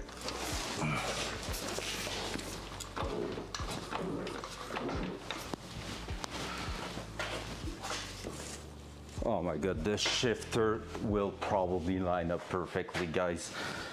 It's stupid how good it's about to be.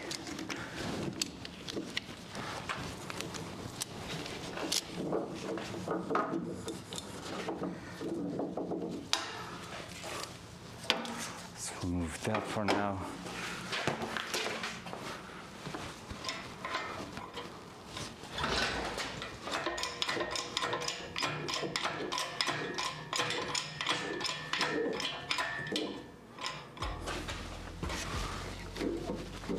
Oh my god, so close.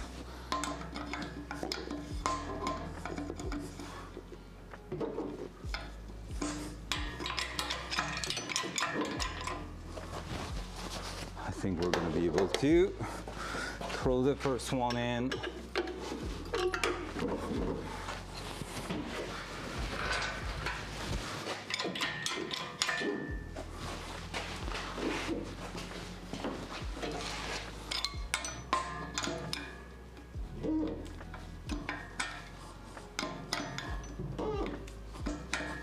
Come on.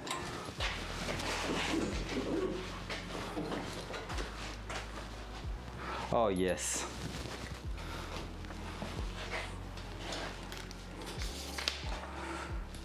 The lineup of victory right there. Oh, yeah. About freaking time. Let's secure that behind here. I hope we haven't damaged anything.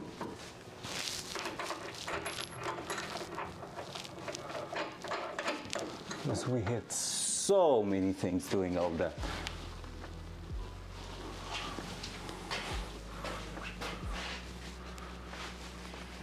And like, I thought the exhaust system would be in the way, it wasn't even close. I would say the coil on top is what bothers me the most. But again, I don't think it's gonna be damaged to a point where we cannot use it at all, you know?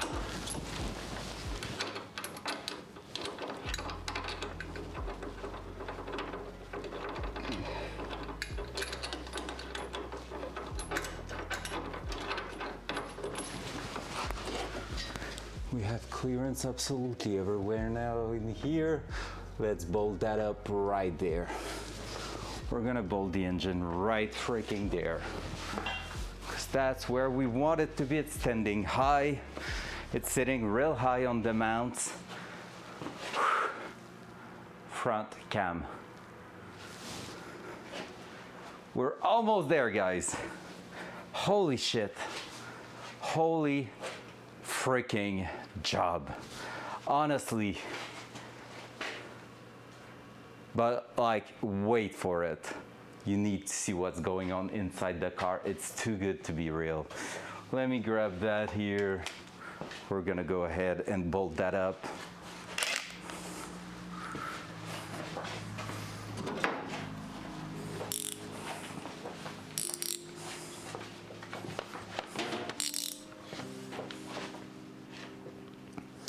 So that way, let's go underneath the car. Because from underneath, I should be good to go and grab that, just like that.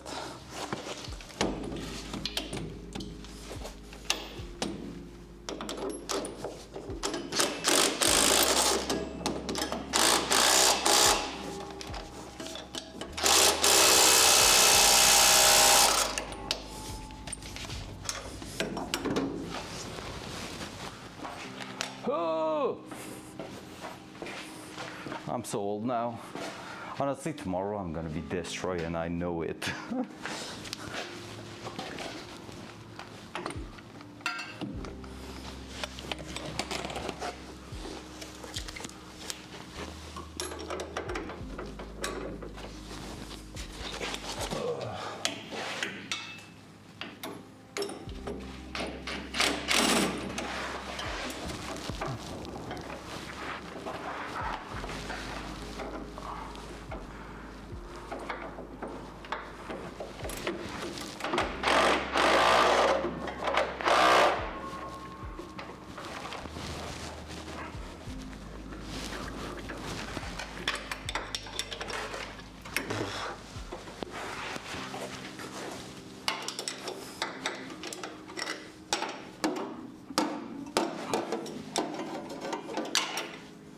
If that drill is getting released now, I'm so dead.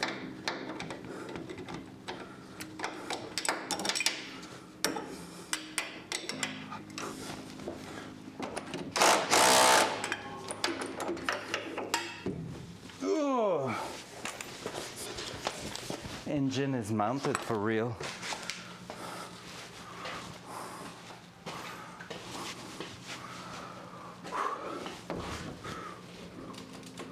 Mine's not crushed.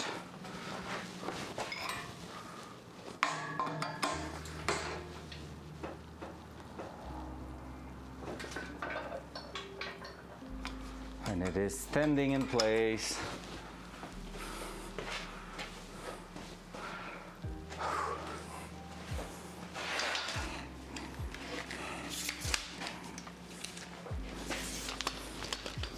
Now, what's going on at the bottom here?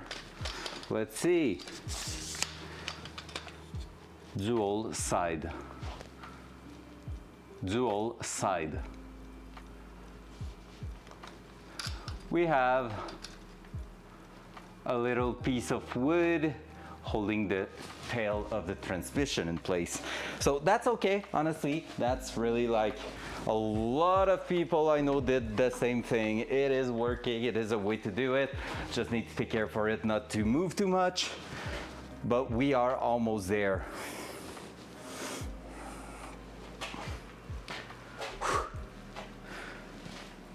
That was a bit of work, but we're getting close to where we want it to be. So all we need to do now is push the transmission up or lower the car depending on how we feel, and from there we're gonna be able to take a look and see if it is lining up where it is going in the car and how we can mount it properly. So let's try that. I think I'm gonna be crazy and remove the engine hoist entirely, like the engine crane, because it's gonna be in our way to basically secured all that. However, we might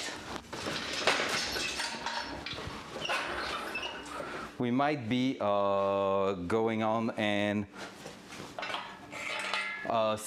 putting another strap at the front just to securize the pivot. And the idea is not to remove the tension from the piece of wood, more than making sure that if the piece of wood fell, it won't bring everything with it. We won't tear engine mount and stuff like that, you know.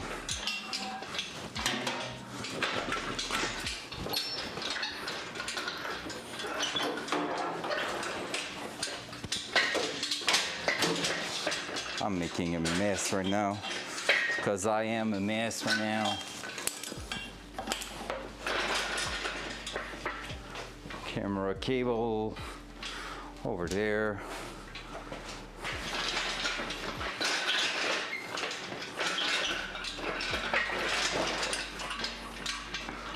All right, that's almost a transmission in.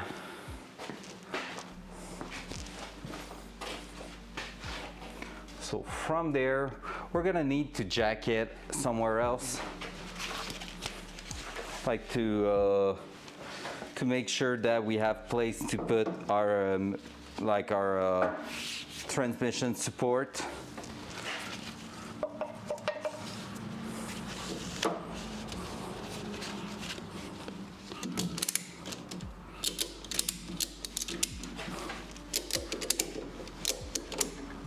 There we go. Let's see if the clearance at the back here seems the same. Pretty much. Everything seems good. So we're gonna go underneath the car. Let me grab my bed, because now we won't be able to go anywhere else than that.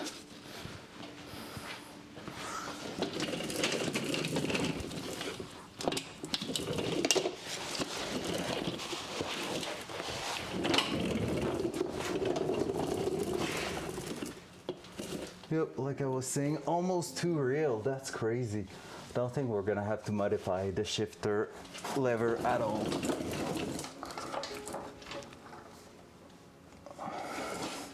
All right, technically now, slowly, gonna check if we can release it. Yes.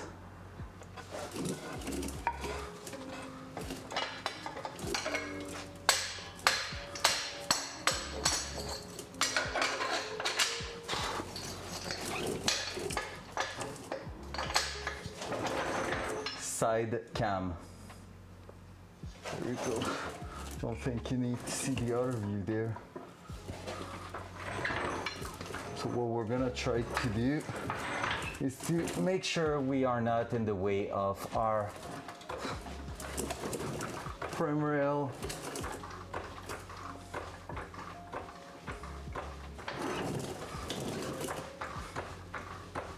That won't go high enough. Shit.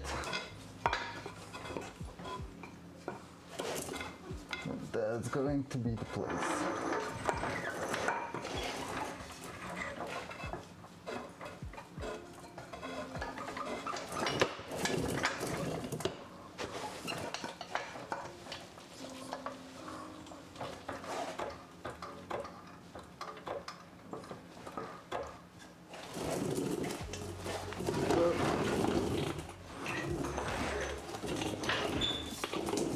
See, that's what you're trying to avoid.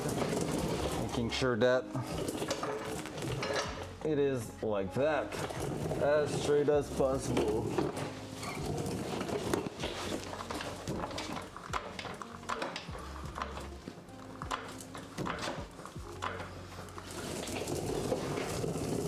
And I have a feeling that we almost hit the sweet spot there. Not yet.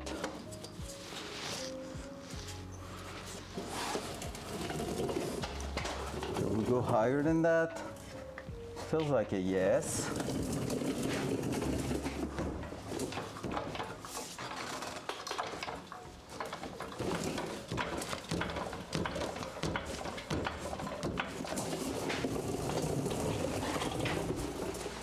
Feels like a nope.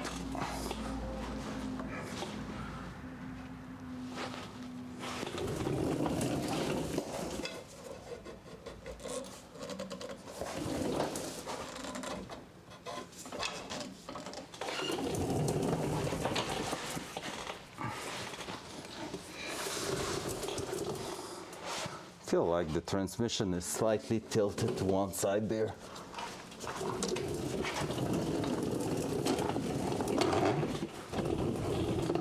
Let me check one thing. No, transmission mount are in their place. Not transmission, but engine mount. Oh.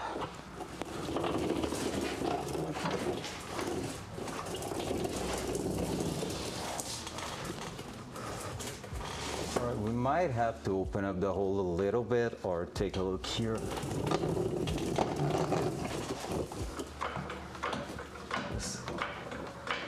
Now we're lifting the entire car. And I can tell you where it is. There's no way this is twisting at all.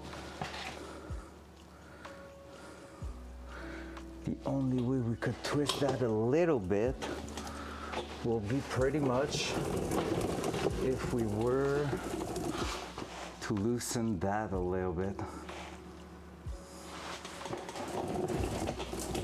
Just to clear a touch more that side.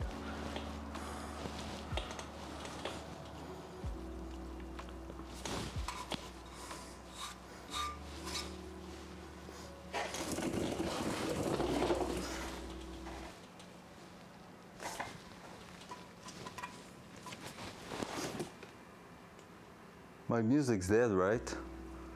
It's back.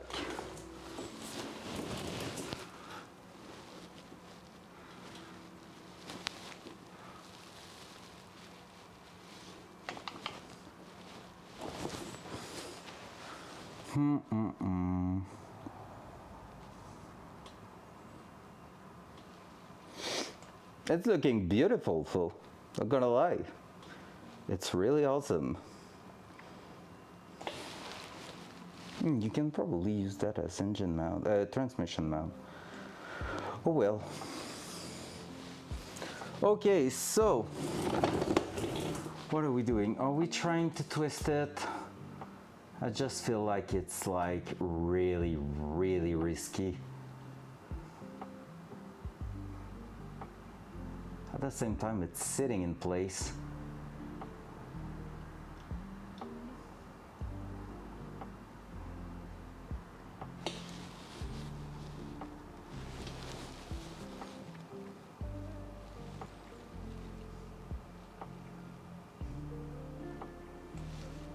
And it was looking like when we locked it, everything was looking fine.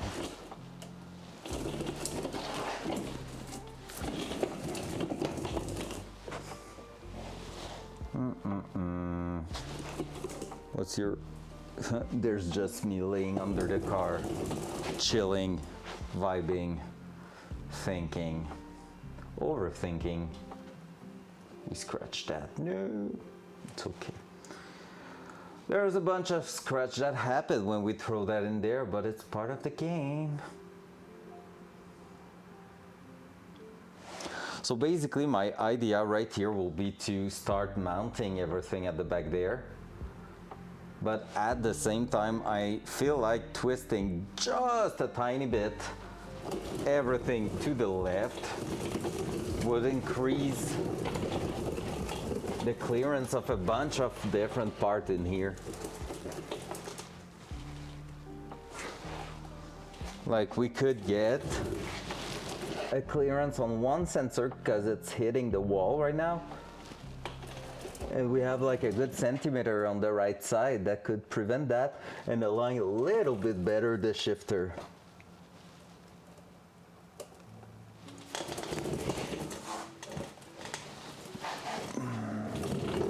Let's try to release it a tiny bit more.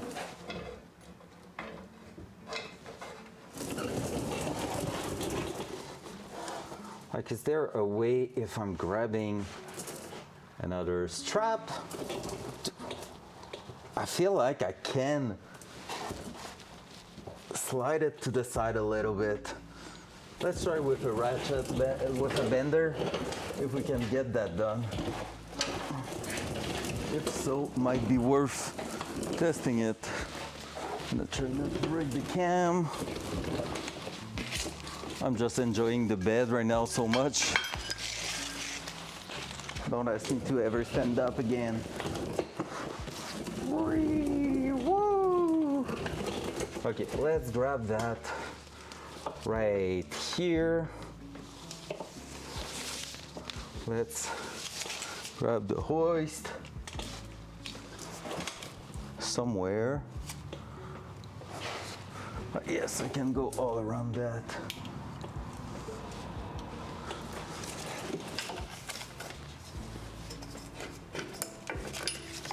Or right on top there. There we go.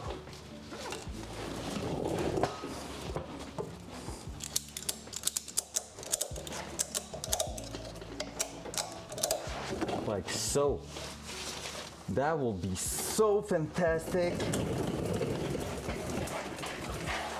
Let's try to push it up again.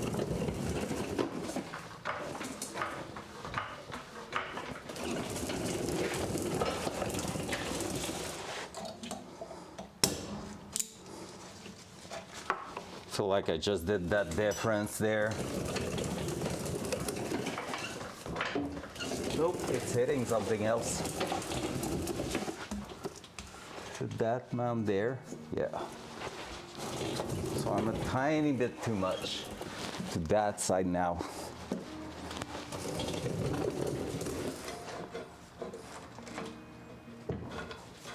Yeah, I just saw it. Go back to its spot there.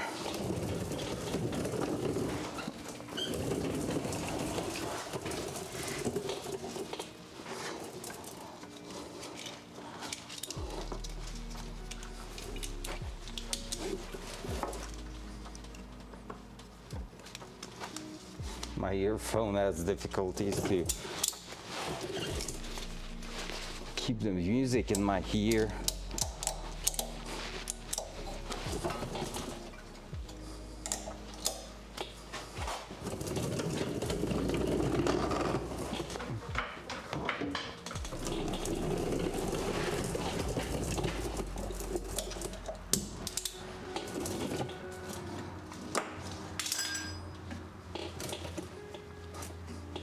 That couldn't be more solidly mounted than that, to be fair. All right, I think it's gonna be time. Let's try mounting that.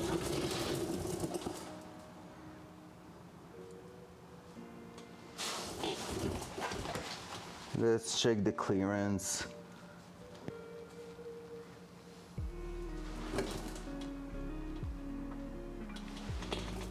I hope it's not cutting the music for you two guys. We're clearing there. We're clearing all the way up there. Everything here. What is hitting then? It's not that for sure, but so far the fitment is incredible. I'm gonna need the smallest shifter ever. That's what she said.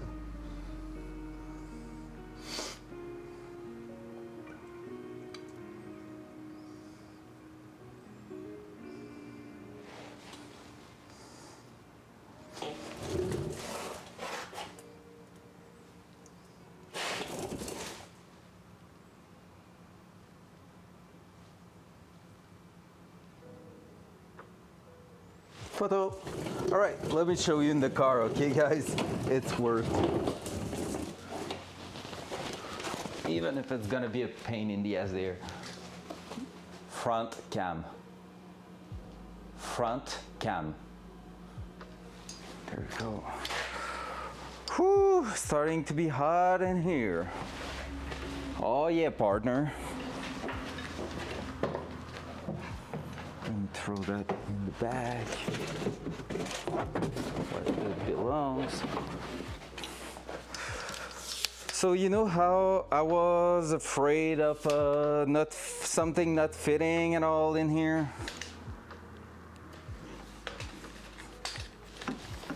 Put that up. Dual side. You think we have a fitment problem there? How good is that? How freaking good is that thing? Legit, I need the smallest shifter lever possible. Like a 3 or 4 inches will be plenty. Cause look, I'm gonna be sitting around here on the proper chair.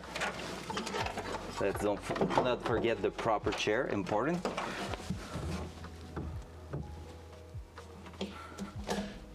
That's neutral there. It's slightly tilted towards me, I feel like. 1, 2, 3, 4, 5, 6. No clue where reverse is.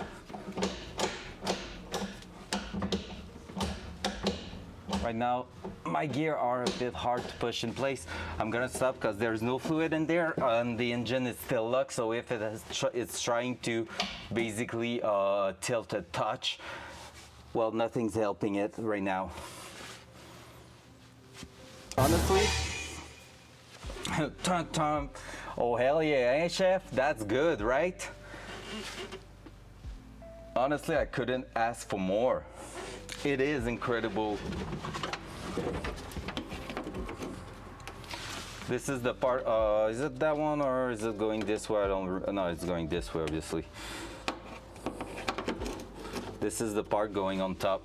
We're gonna check if we can find a new grommet right there. Technically, it's going a little to the side like that, I think. If I'm following the bolt pattern. So, you know, we might have to push some new stuff there. Gonna check, but even that, I'm saying that, but maybe just putting a bit of a carpet on top here, like a rubber carpet, a piece of small rubber there, and it will be plenty to cover that hole, or just clamping that around here. But that's like insane. That's really, really insane. Even more excited to dig into mine again. Let's go, chef. Let's go. I didn't saw that first message. Sorry. I was too busy trying to figure everything out. Oh my god, that's gonna be mental, guys. I can finally feel like we're doing some huge progression because this is fucking huge. Like, not exaggerating, it is a big, big, big deal that. Because basically the only thing we're missing for the mechanic to be assembled is the drive shaft. Otherwise, it's gonna be the computer and stuff like that. Computer might go somewhere around here. We'll see. Keypad's gonna be in here. We got like gauges and stuff still to do in here, which is like obviously a big thing. But again, that thing was really something super, super necessary.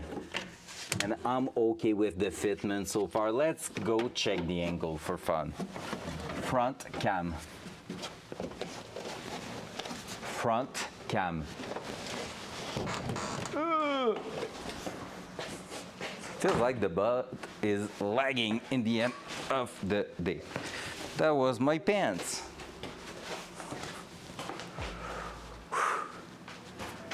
What a lovely day! Man, I'm dying inside right now. I don't know what I'm gonna cook tonight. I need to go to the grocery store and damn, I'm tired. Honestly, I might grab a beer tonight.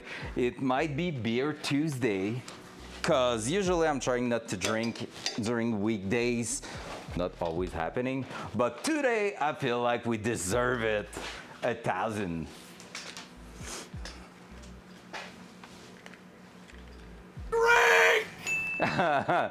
Oh, maybe I have still some coffee left, but be sure, yeah, I do. Be sure I'm gonna grab some for you. Like a sip is gonna be in your honor, Orange. So, challenge pretty much done. We're not done yet, but challenge is pretty much done. I'm honestly in between the decision of keep going and stopping it there, because my brain's starting to melt right now. Gonna try to start putting the cross member there. It's not the cross member, that one is the transmission support. Just to see how it's looking. We do not have wheel yet. Want me to check the update? If it's worth waiting, or if they said, nah, never mind, tomorrow. Thank you, chef. If my girlfriend's telling me, yo, really? I'm gonna be like, yes, really.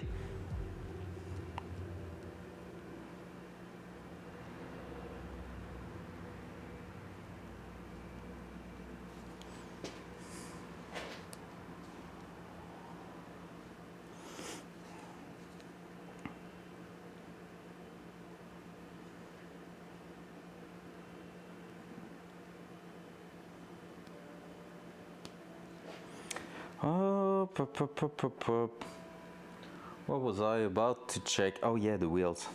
I lost myself there. You can see how it's end of the day right now. My mental's doing.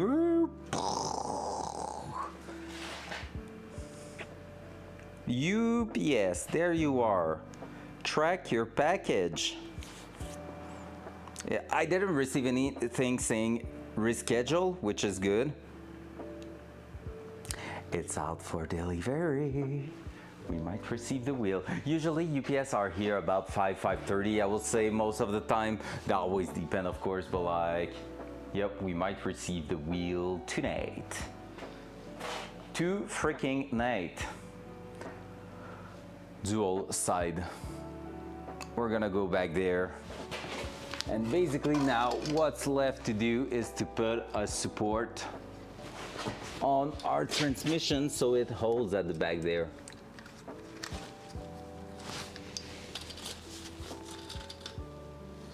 So let's start installing that and see how that's going. So I don't know what direction that's gonna be going into. Oh, you know what? I think I know what we're gonna do actually. Front cam. What I'm gonna do, you can see over here, not fully, but you can see, I'm gonna start assembling the entire thing. We're gonna just push it in place and see. Yeah, it's not because I'm getting close to 30 years old and every time I'm taking 1 pound that it is a problem, right? Right, boys?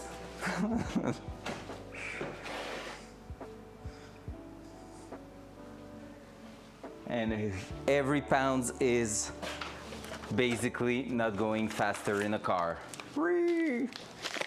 So yeah, we're gonna start assembling that and we're gonna just press it in place to see if it's in the good orientation there or not. That should give us plenty of idea there. Because then we're gonna need to mount that in place and drill some holes. I think we can finish that today. Oh my God, that will be sick. It's basically goal of the day. After that, tomorrow, we're starting to make the big ass fuel line, the return line, like everything's starting to get assembled there. And same for the brake lines. And we're gonna try to finish the rear setup.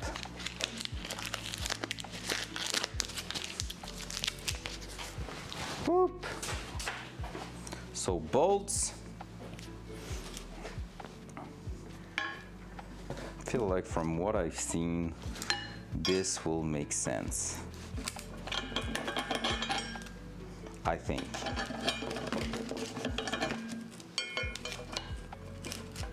But that's why we won't bolt it fully.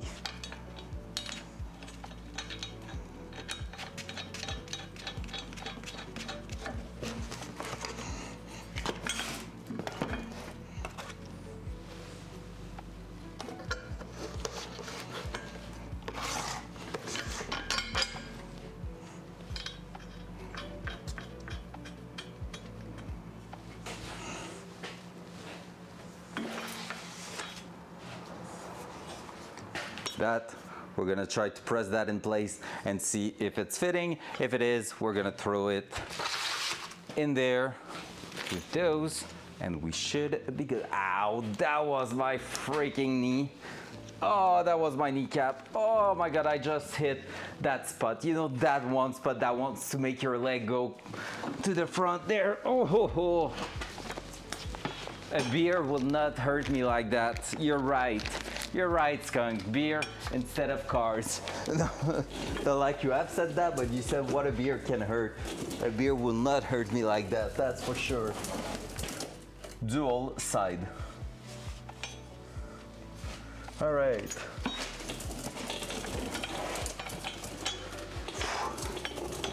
Let's see. Oh my God. That's gonna be an interesting one. Because guess what? I'm not sure it is fitting in place. It is definitely not going in there. And I think I'm in the right orientation there. But since our floor pan has been replaced, we might get a bit of a problem. All right, let me check something. I'm saying that maybe I'm wrong, because maybe the orientation of everything here is not the right thing. So that's almost getting in there. That could be slide to the front. I lost something on the ground there. Oh, it's right there. It's not on the ground. Let's check.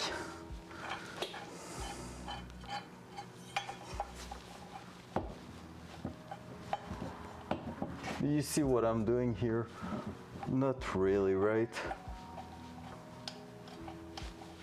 I'm gonna go grab the cam and try to make it a bit more obvious.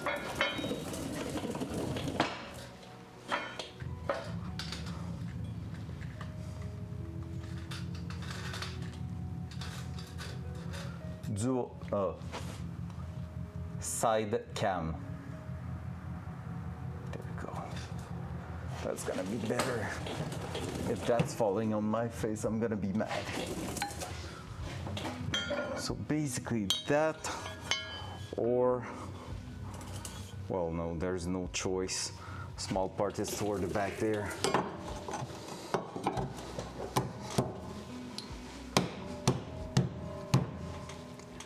That's going pretty much to its place. And now this is pointing towards the front.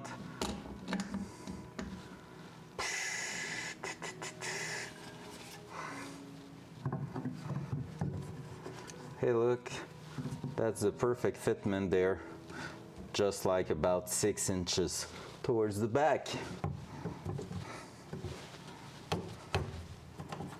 All right, I think first thing first, we're gonna go grab a hammer and try to press it as far as possible.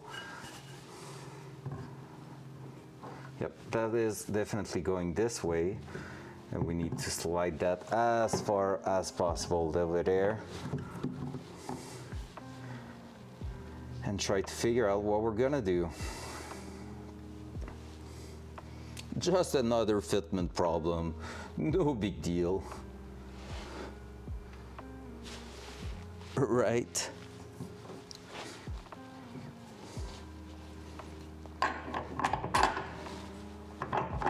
Yep, it needs to go towards the front here. All right, hammer time.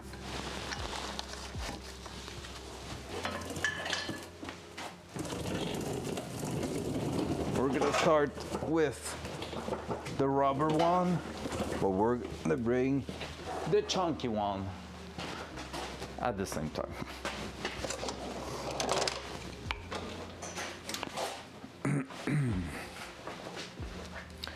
We got a transmission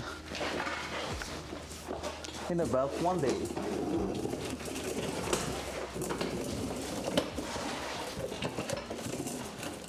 One. Oh, there you go. So I'm gonna try to bring it as far as the front as possible. There is bolt in there. Loud noise. Loud noise.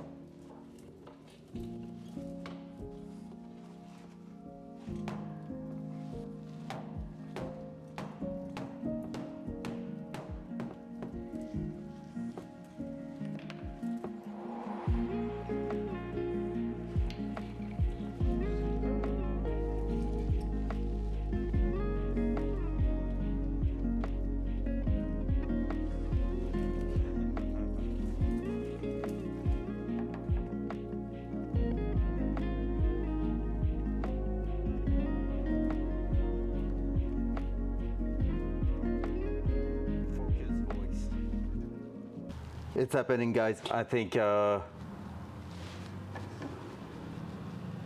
is it? Maybe it was not. I thought it was the wheel. So, fitment problem. Let me show you right there. So if you want to see what's going on, you see this? Not really.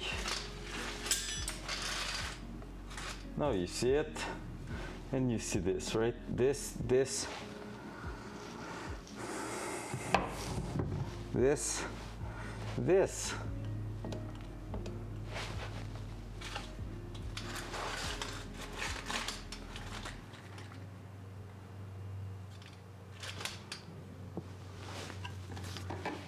These two things should be going in there, but that thing won't slide on the frame rail because the frame rail is getting wider around here. Probably because it's an aftermarket one, because we can already tell from the part we replaced that it was smaller right here. So it was smaller all the way through that.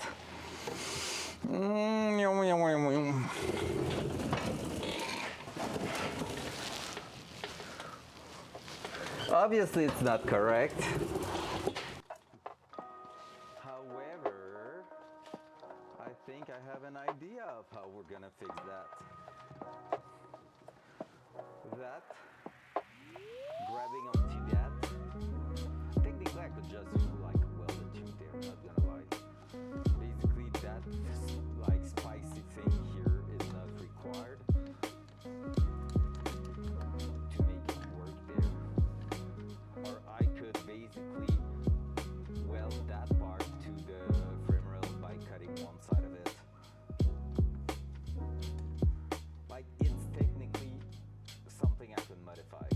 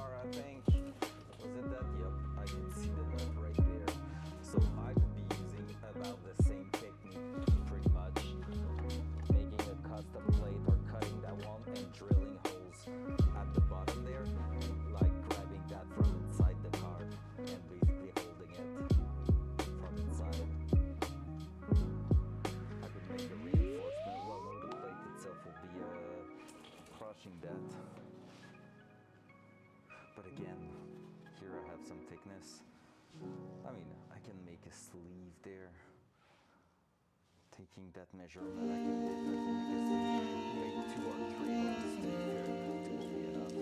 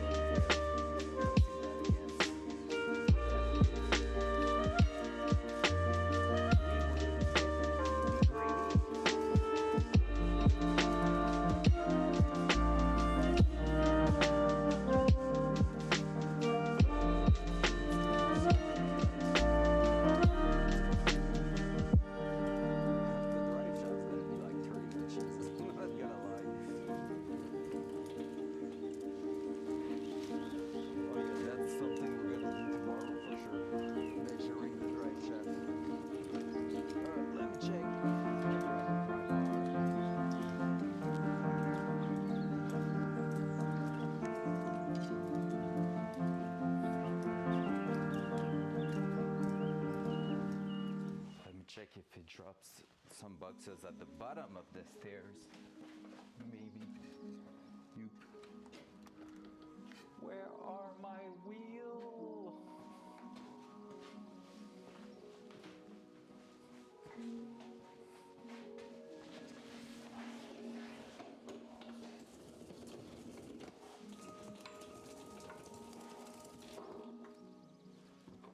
Huh, that's interesting.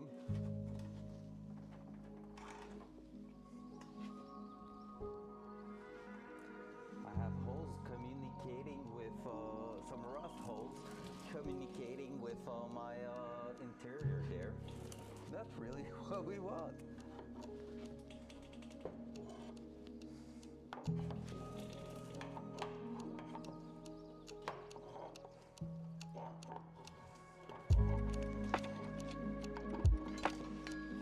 Go.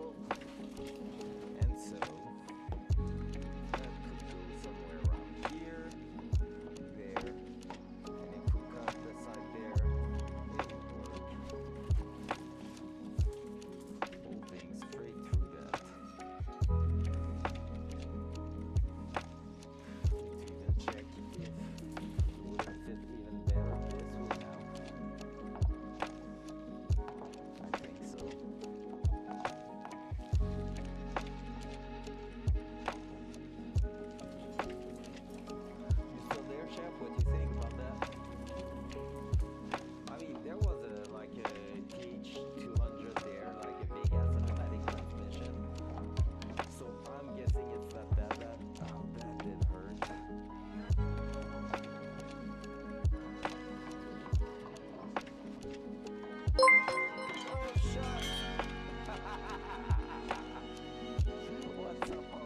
Shut up, MPV.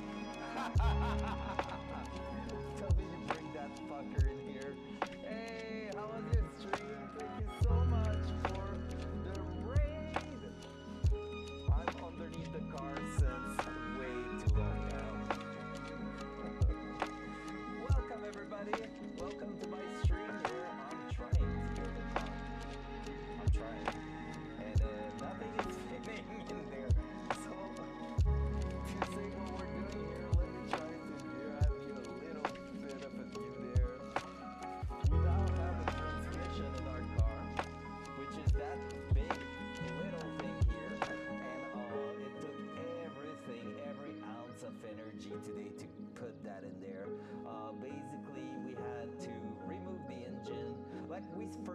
we're trying to put it in place right here and push it through the clutch.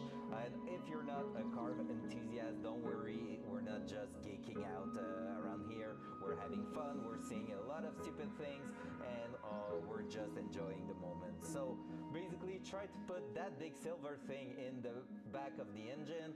Didn't work, we were missing like an inch of space, so basically had to take the entire engine out to finally... Damn! Oh, let's go. Focus, voice. Focus, oh, let's go. Hey, sorry for that. So I was speaking with nothing there. Front cam. Let's go! Well, I don't know since how long I've been in the silence mode there because I was doing a lot of fuckering around. So welcome by everybody. Thank you Holly so much for the raid. Appreciate that, you lovely human being. Basically, we're here working on a car since the last 9 months. It's been a while, honestly. We started that. It's a crazy project where I'm working on my 1979 280ZX, a little Datsun. And today, we basically tried to put a transmission in it. At first it was going well, then after working on it for 2 hours straight, we got to a point where basically we were missing that much to push it in place, but there was no way to get that inch that we were missing, so we had to take the entire engine out today, and then after that we had to reinstall everything, so that was crazy. So yep, honestly that was an intense day that took every ounce of energy, but now we have a transmission in place, so we're making progression. So let's go. How was your stream, Holly? You were playing some Tarky, I think. I saw the notification when looking if my wheels will be here, because we're supposed to receive the brand new wheel, so I'm always looking, but there's no boxes over there. I'm gonna die in here. So yep, that's let's go, that's cool. Hey, honestly, I almost didn't play Tarkov at all since last Saturday with the shit show that happened.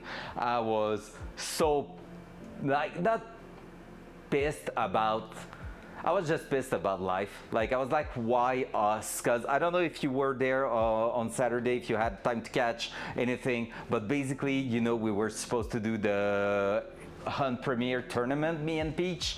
And what happened is that Peach lost internet connection 5 minutes before the beginning of the tournament.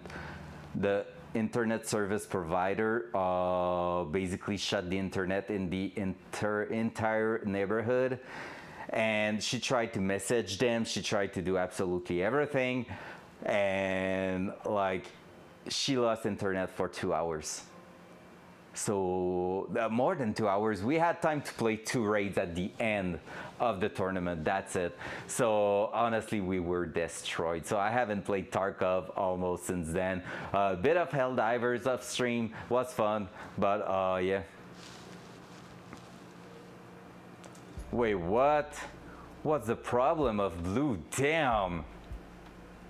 Did we say something against that guy? Holy. So yeah, well, where was I?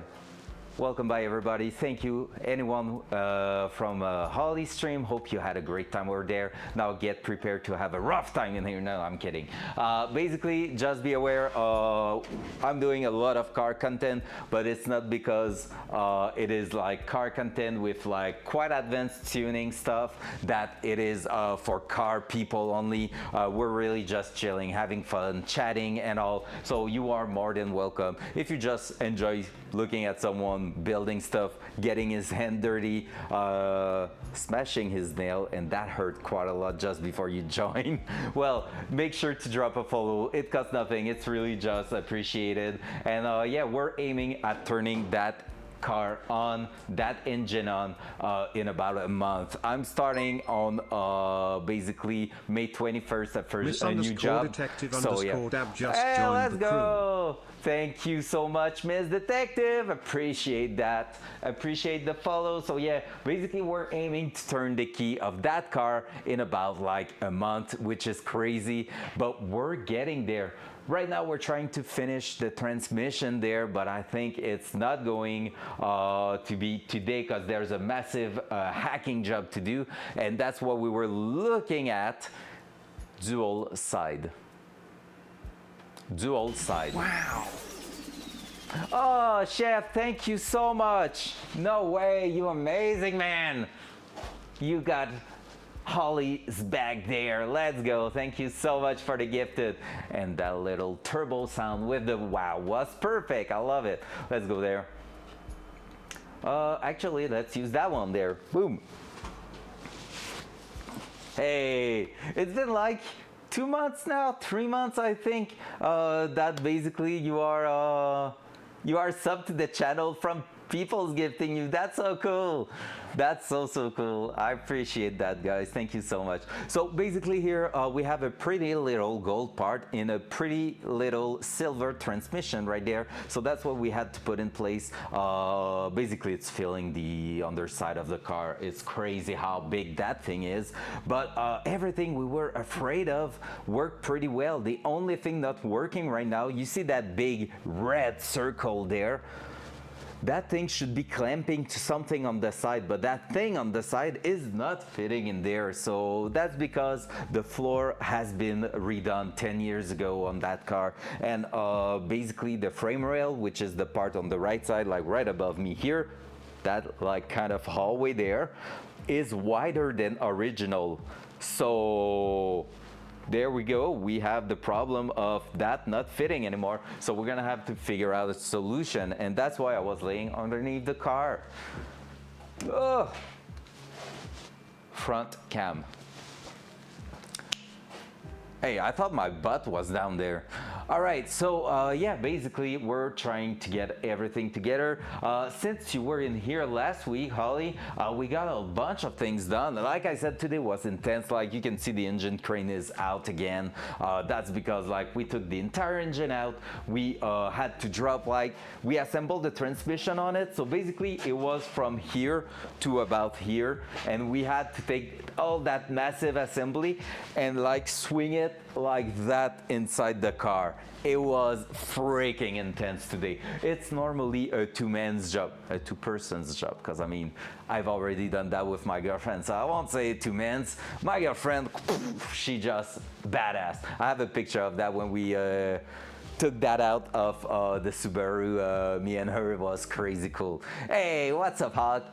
Yeah, so yeah, that was cool, right? But like that's a big ass assembly that we had here, which is what gives so much power in that car, and we just drop it in there. Now everything's holding in place, but not like permanently yet. So we have to figure out what we're gonna be doing with that. And I think really what we're gonna do is cut part of our custom golden parts to make it fit. What I thought, give to find a girl who wants to hang out with me and work on cars. I mean, I won't push that far, okay? When I need some help, she's gonna be there. One of the most amazing like time I had was working on my car, and like usually in summer it happens where if she starts, usually once a year she start playing some Animal Crossing. So because it's on the Switch, she's taking a chair, she's coming hanging. We open the garage door, and because it's summer, it's beautiful, it's sunny, we bring midnight outside. She's there, she's just like sitting there playing on the Switch, and we're chatting while I'm working on cars and stuff like that. So yeah, it's really cool. But like I won't push that to, hey, my girlfriend is a car girl, not at all. But like it's fun when she's hanging in there, just like she's hanging here, chilling and all, and when she's coming with me to the racetrack. Yeah, oh, she's amazing, honestly, she is amazing. Well, okay, getting super personal now in front of all those people. Basically, one thing that me and Flo has as like, I would say a main value in our like in our relationship is passion. We respect and we try to work to make the passion of the other better. So we're trying to never put a constraint on someone. Like tonight, we need to go to the grocery store. She's probably about to be done working, yeah, pretty much right now. But tonight it's her night where she's going to do some horse riding, stuff like that. So basically it's always some small things like, hey, I'm gonna go to the grocery store tonight so you can enjoy the good weather outside to go do some horse riding. So that's her passion, that's what she's doing. On Saturday she's doing lessons for that. So, you know, like never putting a break on that. And at the same time, that's why also she's never like, I never ever had her saying you spend too much money on your cars or on racing or stuff like that. It's always like, as long as you're paying the bill and as long as everything is like paid, chill, I'm not suffering from that. Like she do not have to pay stuff for me, or I'm not always like, hey, no restaurant because I bought too much stuff. Well, there you go. Basically it's always like a yes, it's always a you do what you want with your money, and that's really like wonderful. It's the best relationship.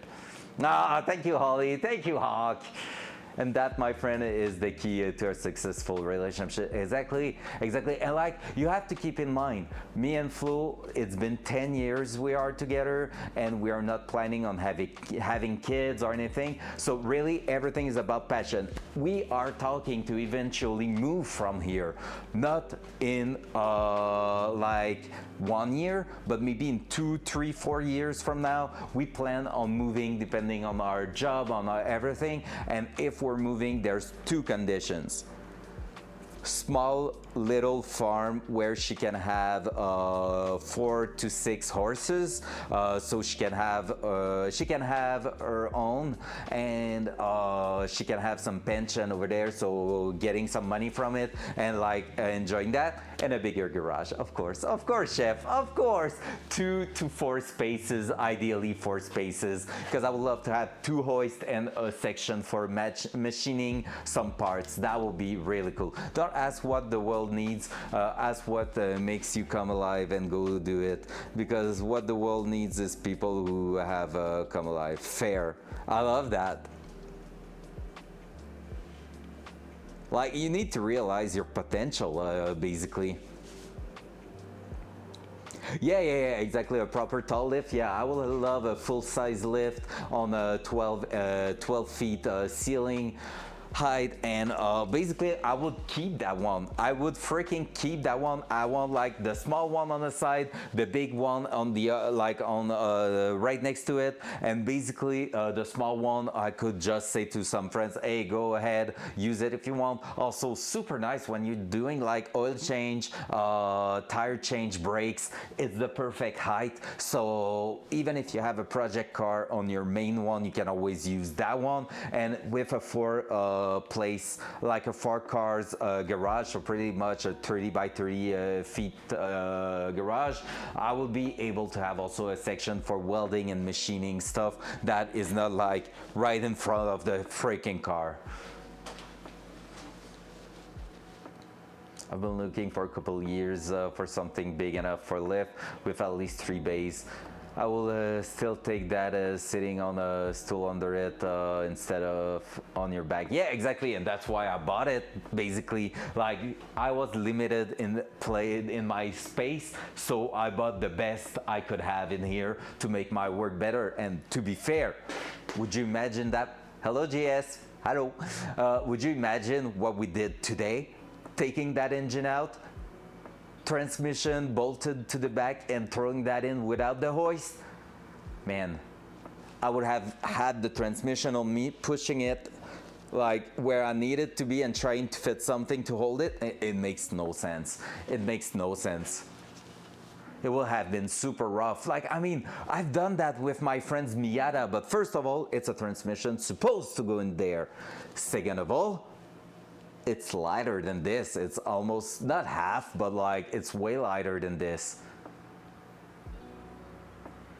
Yeah, pretty much. Like, that's crazy. It makes no sense. And but again, putting the transmission first, how do I know where it's gonna sit in place? Because yeah, GS, look at this, dual side. We have a transmission in there, but we had to take the entire engine out, bolt the transmission and throw it back in. It's not really a straightforward fit. Front cam. So yeah, we had like that entire big assembly that we just whoop, poop, drop in place. So that was quite scary, spooky, and fun. Yeah, fun. Yeah, obviously. Oh man, that's so cool. Oh my god, guys, you know what that means? Can I? No, I'm gonna leave that here. I was to remove that, but I want to stress the transmission and let it fall down. We're gonna make sure that here is still having a bit of tension. It's just going to prevent it from falling to the ground until we have figured out what we're doing with that. But yep, I think what we're gonna do, and that's gonna be tomorrow. I'm like brain dead right now. But basically, since this is not fitting at all in the spot, I think what we're gonna do is cut that edge here. So we remove that back face there, and we're gonna use that as a right angle around the frame rail, push 2 bolts through that up into the actual car, and bolt everything around the frame rail to the inside. And we might just weld a piece of metal inside the car to reinforce that pretty much. Because I just want to take a look here. It's a bit intense.